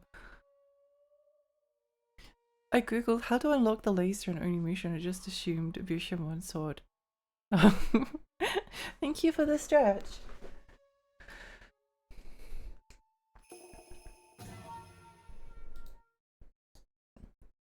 There has to be like someone that's like, upgrade sword.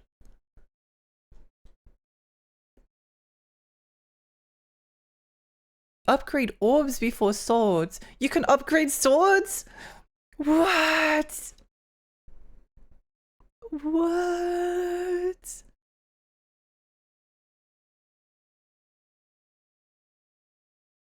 I didn't even know that. I didn't even know that.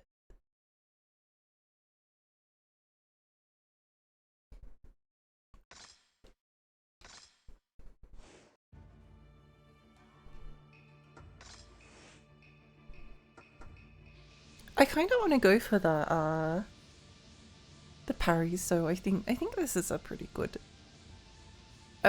upgrade.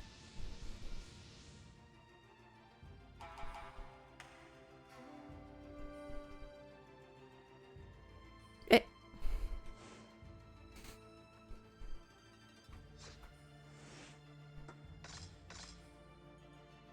Sadly, the game forced you to upgrade all the orbs in the same way because of the door.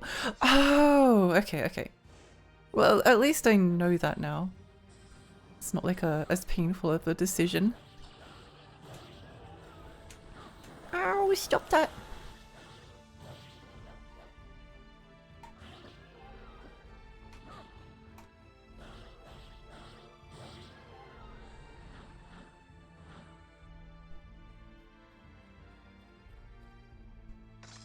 Do you want to go up? Yeah. What?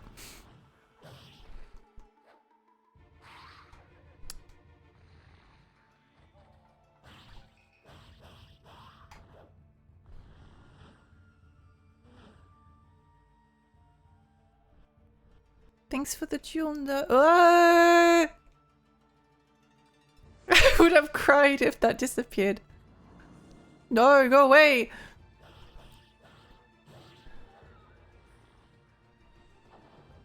Stop!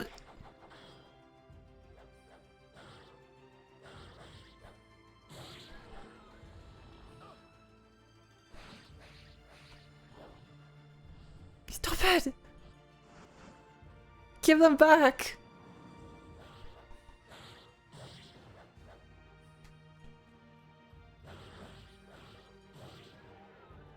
Give them back to me!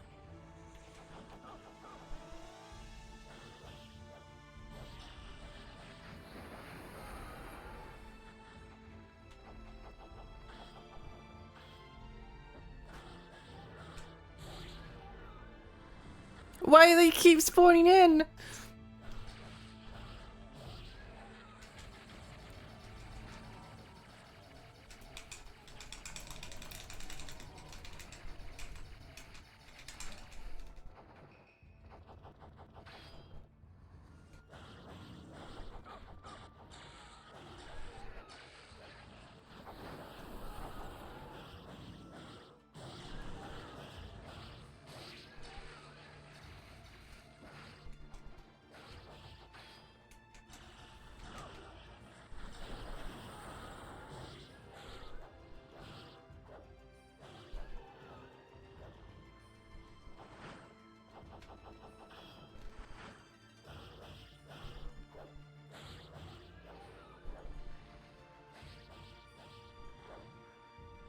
What?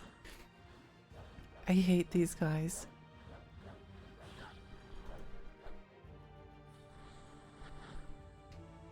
I feel like I should probably go and save because that's a lot of souls.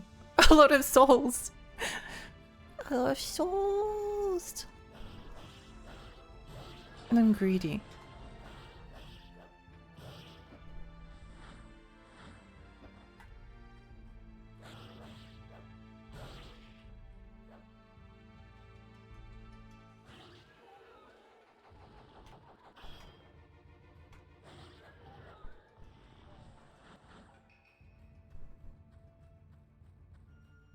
Magic Mirror.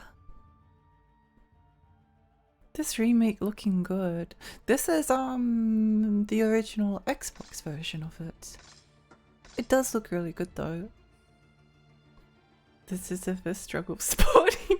Hi Ultraflex, hi, welcome. Used up the last of my points to give this duty to someone else for a while. Thank you. Thank you, thank you, thank you. What? Did we save? I don't remember.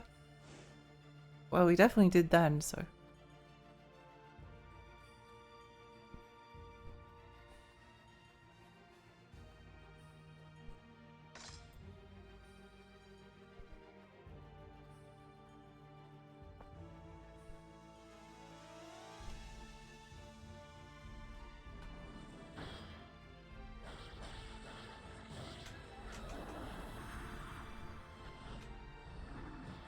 Whoa, what the heck?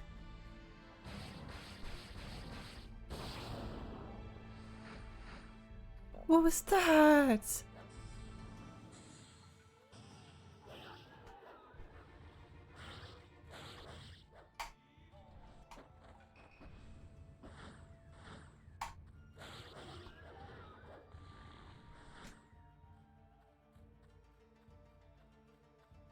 I don't think we actually need to go down this way, but I'm stubborn because they kept killing me before, so I want to keep going down here until I can kill them all. It's a matter of personal duty. Totally unintentional.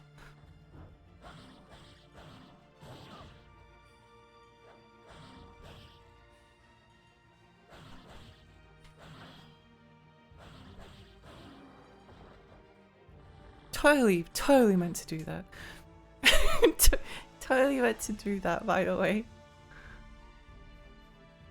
Was completely part of the plan.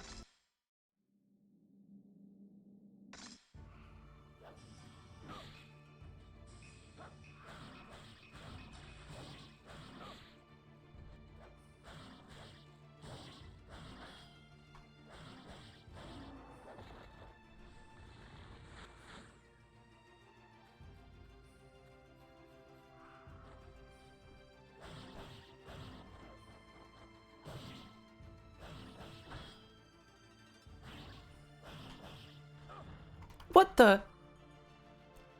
Let go of me!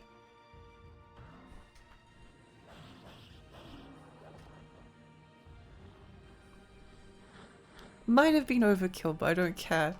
It's the principle. It's the principle. You just can't let them keep getting over. Ow! What the heck was that? That's mean. You can't throw your sword at me. I can't throw my sword at you.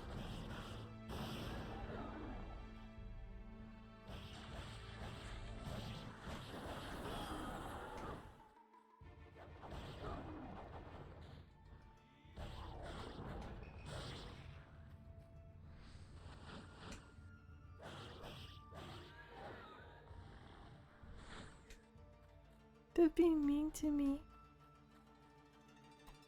A matter of honor, you must avenge your shame. Exactly! You understand. Now I go back down and save. Ow! No, save! Save the game first! Save the game first.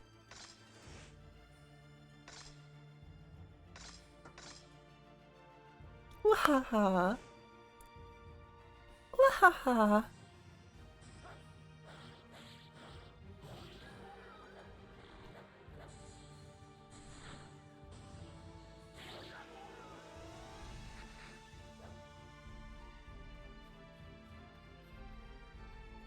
Just another moment in the life of a pro gamer.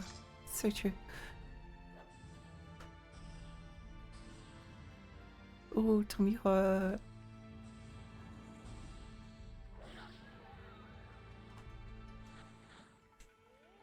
Tummy hurt. Ow. That was really mean. Why would you do that? Why would you do that?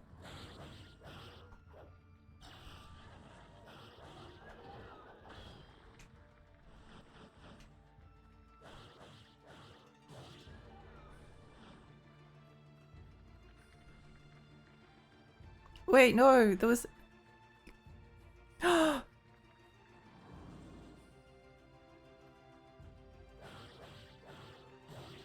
The worst enemies to ever exist. No, give it back!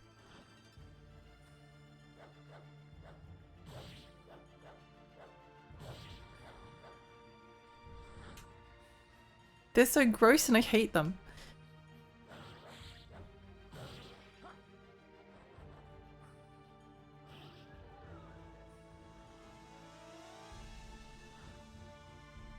An evil creature.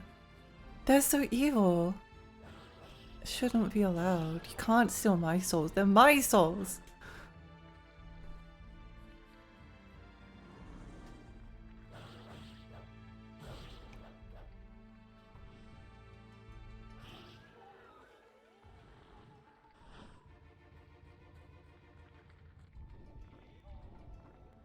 Raging flames within. Was there another? No, I don't think so. I think it was just this one. Yay!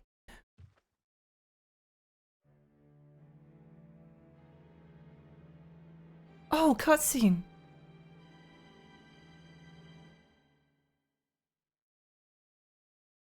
Oh. Okay. No! Oh. Oh. You can't keep getting away with this!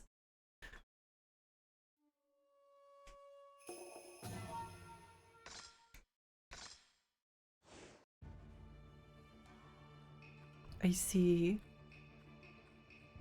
I see. It's one of those games. I like that there was like an epic cutscene and then there was just nothing. There was an epic cutscene and then it was just...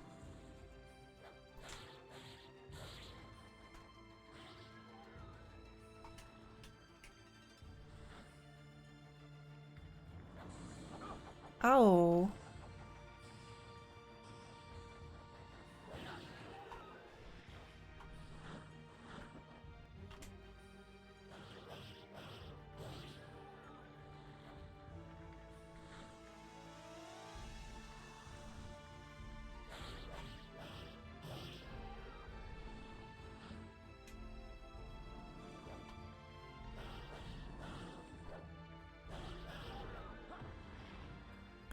I love giving them the boot. It's really funny. Oh.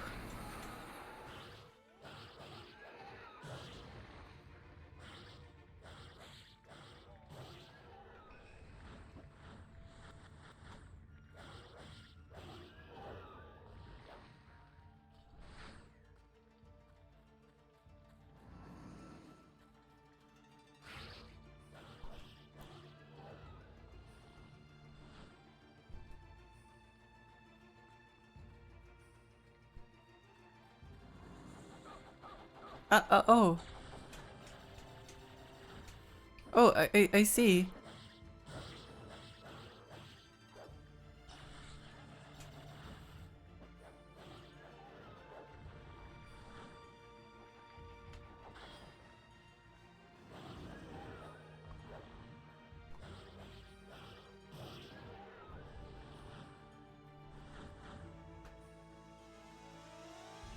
I see.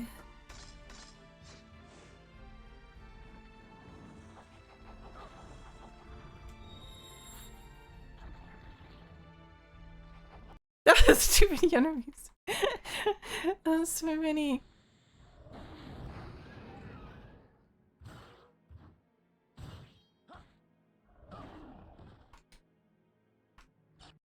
Eh?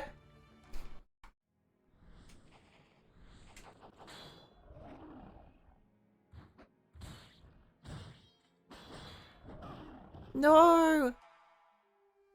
They keep hitting the orbs out of me.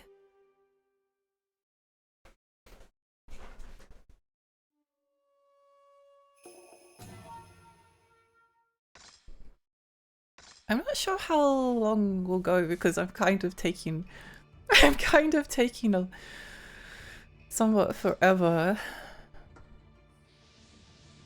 May as well upgrade it since we have to go through the door and I can't be bothered to unequip it once we do. Extremely valid justification. Hew it out, boys! Let's respawn! It feels like cheating. Feels like they shouldn't be allowed to do that. Thank you for the stretch.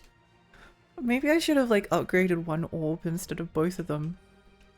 But what if they later on they let us like equip like 2 swords and then we can equip double orbs and would that be really cool? Then suddenly the plan to upgrade both orbs to level 2 will finally make sense.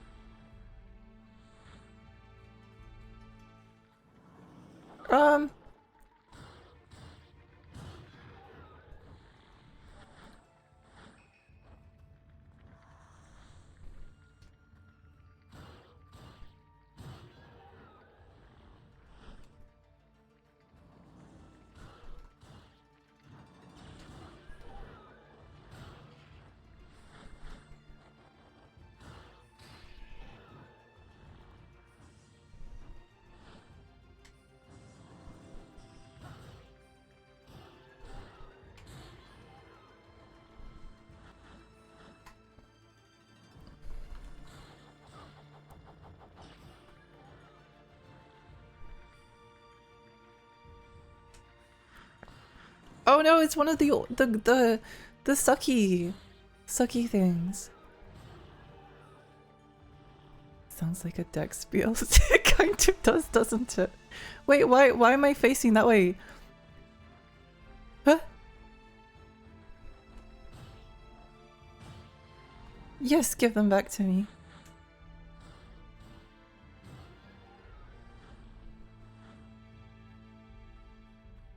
You've heard of Dark Souls, but have you heard of Sucky Souls?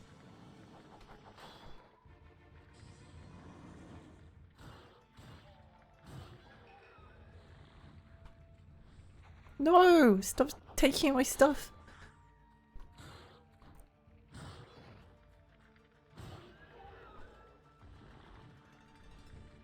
Stop stealing them! It's not fair! It's not fair, they're my souls! I worked hard killing demons! They don't understand, they'll never understand me. Stop it!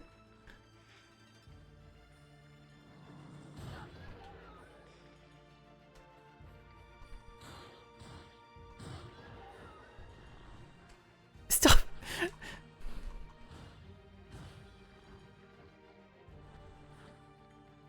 Disgusting creatures.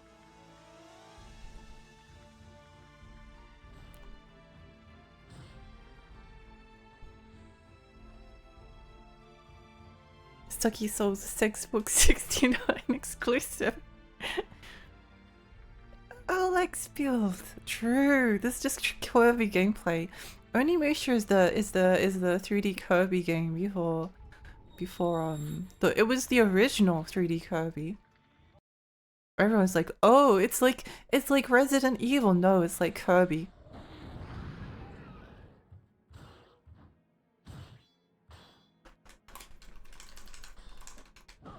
No, I tried so hard to mash.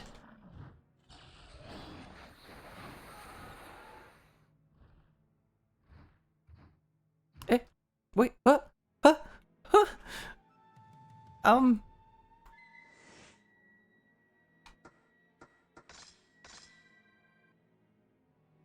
I feel like I'm going to regret that, but...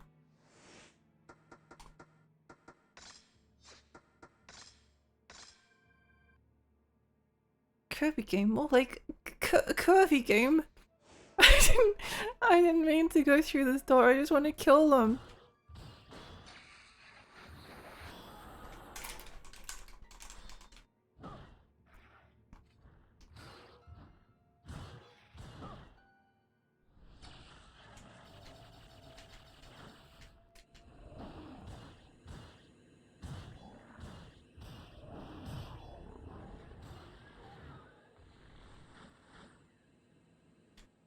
I just wanted to kill them. It's not fair.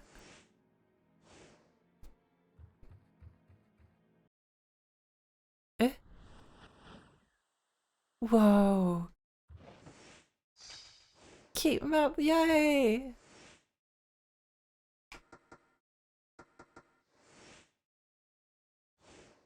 Useful.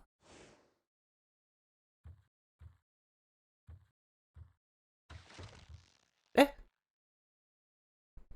A strange man is silently staring at you. Leaves without explanation. I need to know what his problem is. I need to understand him. Free MP! Free MP! Oh no, they respawned. Ow.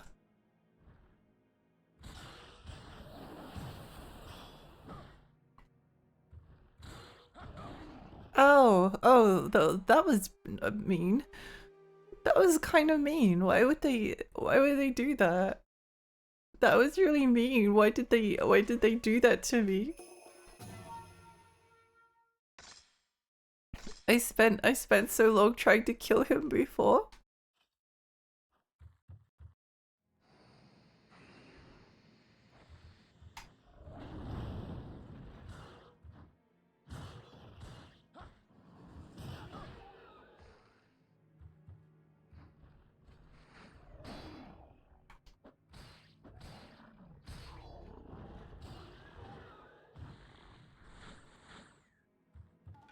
Joke's on them, I get to recover my MP now.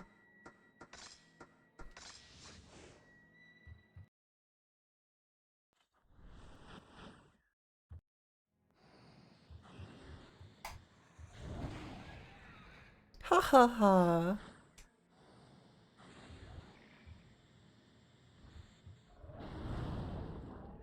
Ha ha ha.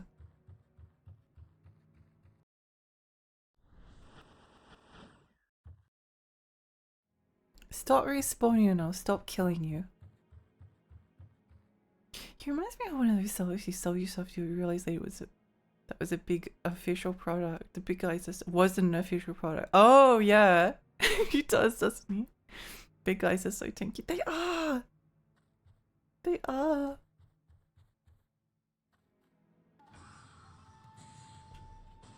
Oh. No! Let go of me.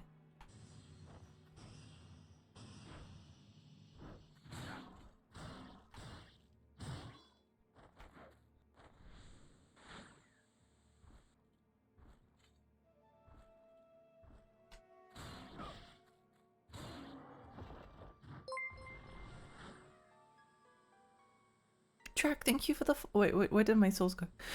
Track, thank you for the follow. Double all. Okay, see, I understand how it works now. I understand.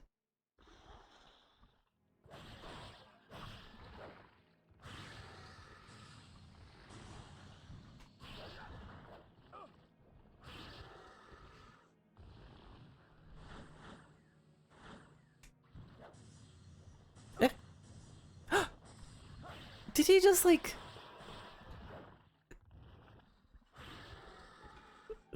Did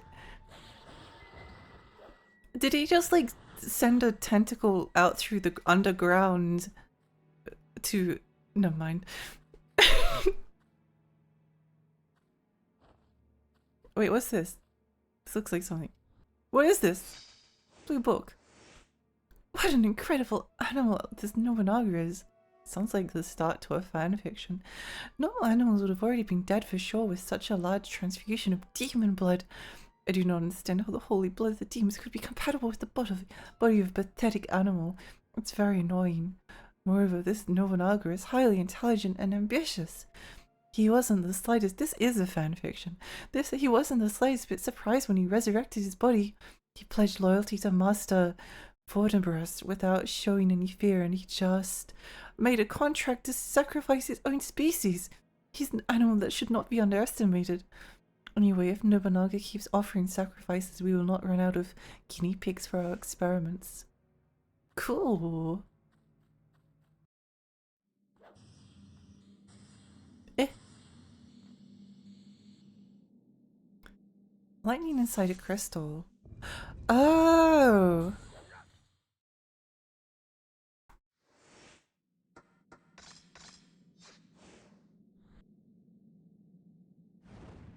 Cool!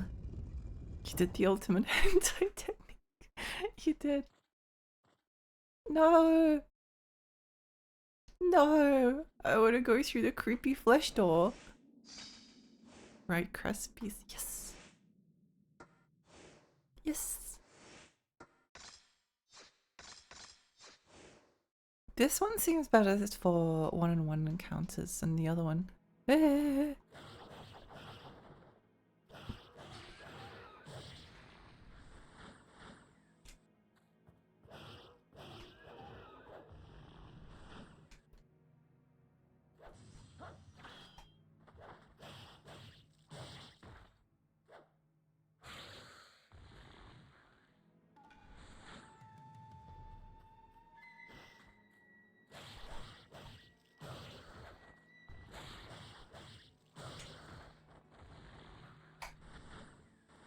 Yay! No! Stop! Let me go! Quiet! What is going on here?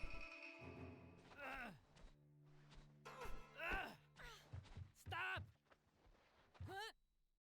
Who are you? And what do you want with that boy? I should ask you the same thing. You are not working for Saito clan, are you? Wait. Can you be Samanosuke Akechi? Yes, you are. I cannot believe you are here of all places. I am a servant of the Oda clan. My name is Tokichiro Kinoshita. This man will eventually conquer the world under the name Hideyoshi Toyotomi. I love the What is narrator the coming in. servant of the Oda clan doing here? Wait, first we must talk business. Tell me, Samanosuke, are you interested in serving our clan? Glazy Nobunaga. Welcome a great samurai like yourself. I serve no one. My life is mine and mine alone to command. I see. However, I will not give up yet. We shall meet again.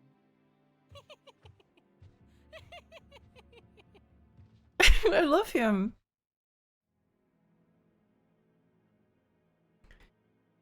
The writer for this book is screaming. I should have read that before I started reading it out. It seems you could charge your sword between animations. I don't remember if that was the thing that made this game so busted. Yeah, you can. You can like go.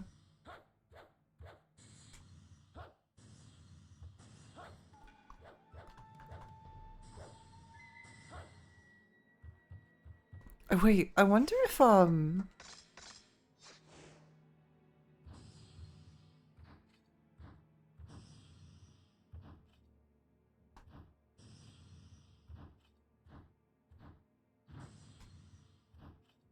interesting. Wait, I think we need the fire sword in here anyway. Arrow, yay!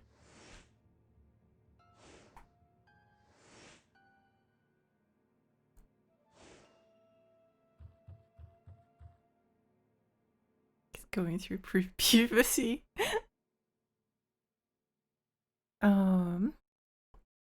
What was he planning on doing over there? That guy changed subject so fast. I don't know. I don't know.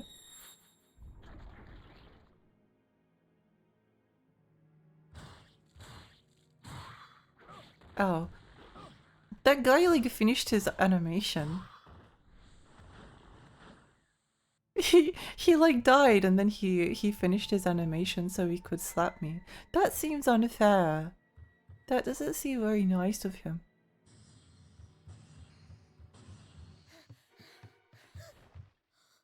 Samanosuke, is there something you wanted to ask this young man? Do not be afraid. No! You want to hurt me like that other samurai did. That is not true. Please, tell me your name. I am Yumamaru. Yumimaru, you must tell me. What did that samurai want with you?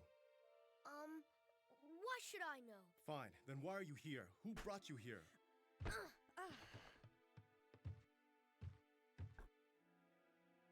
Go after him while I look for Princess Yuki. I will.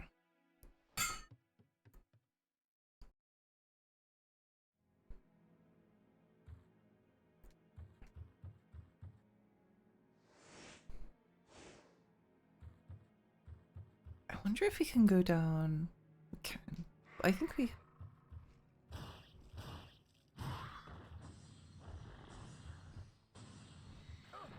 No! Stop doing this to me! They're being so mean to me.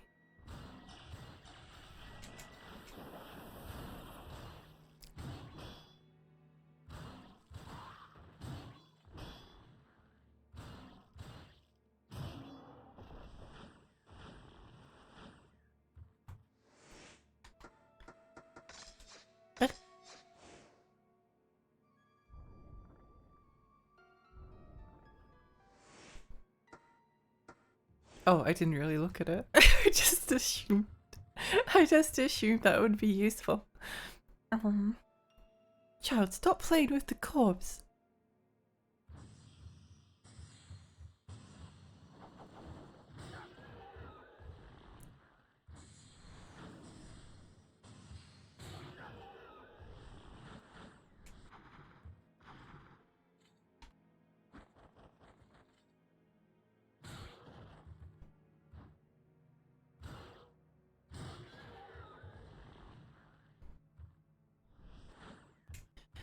If we need to upgrade the swords to open doors, wait.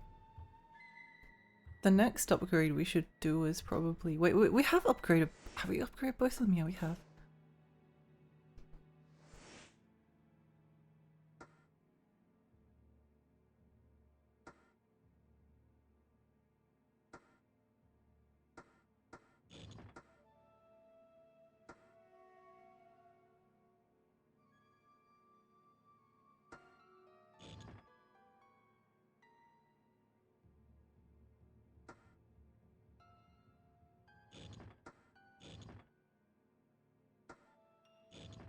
Womp womp.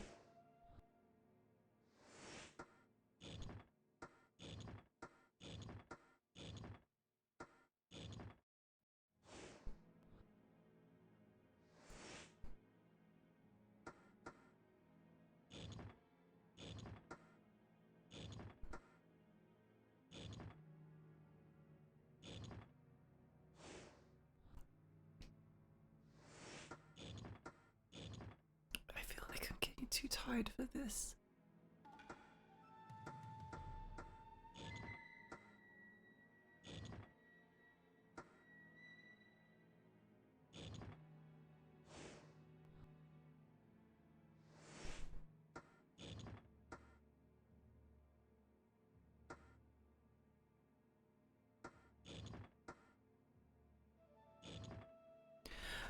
My tummy really hurts.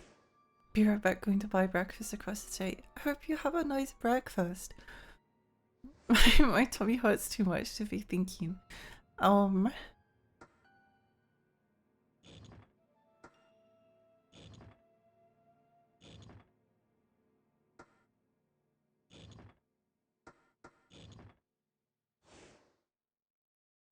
Tummy hurt all week, it sucks. It sucks. Tummy hurt.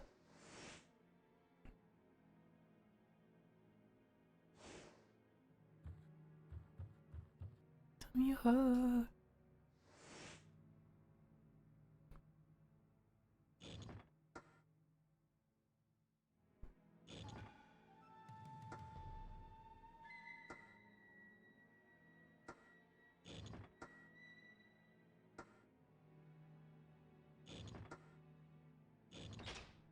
Oh. Oh. Normal armor. Ninja suit. Yo, wait, this looks cool! This ogres protect this costume to reject your souls!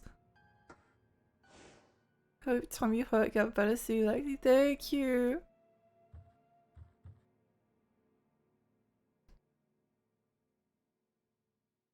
See a pail above you.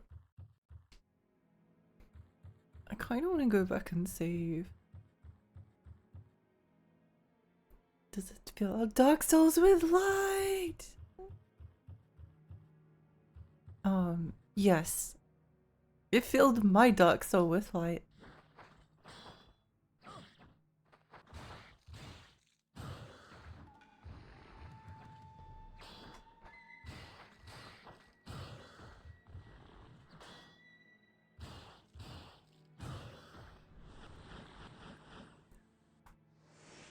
Where are we going?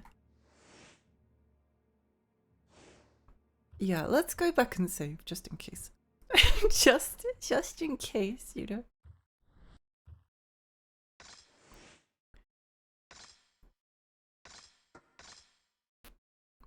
And hence, if we find the third orb in the stage, because it seems like that's something that's going to happen.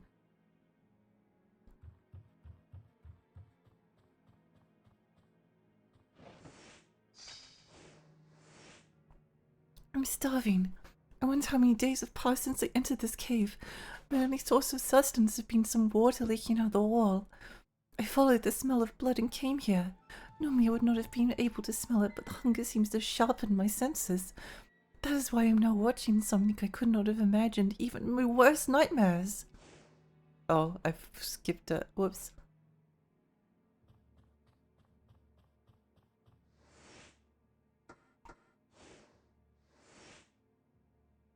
Should probably actually go back and go back and finish reading. That's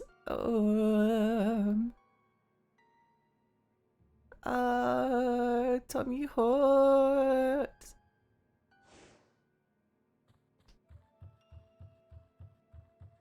Tommy Hot.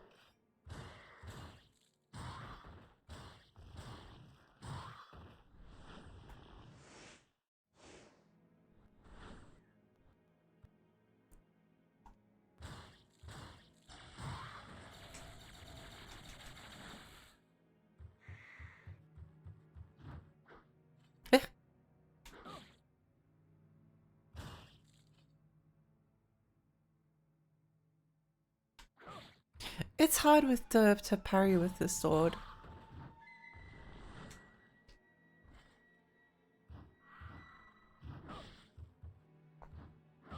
Ow. Wait, hang on.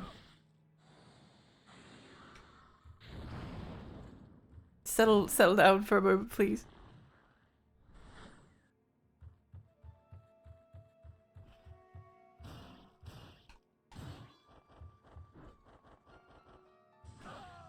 No! No! Probiotic drink, no. Pro gamer biotic drink, yeah. Oh.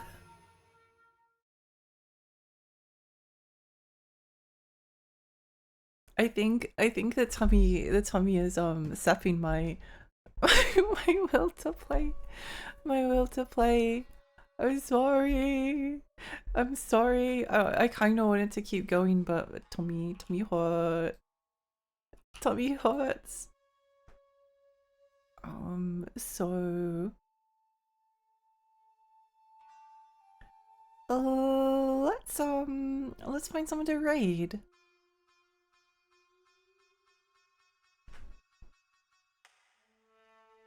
Yeah, let's go raid Sade.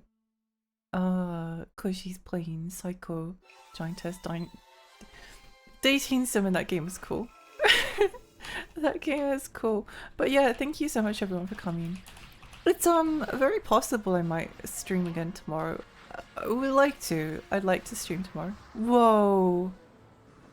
It's like we've unlocked more cutscenes by making progress. That's cool. Thanks for the stream. Thank you for coming. Thank you for coming. Yeah. Yeah, I'll probably be back tomorrow, but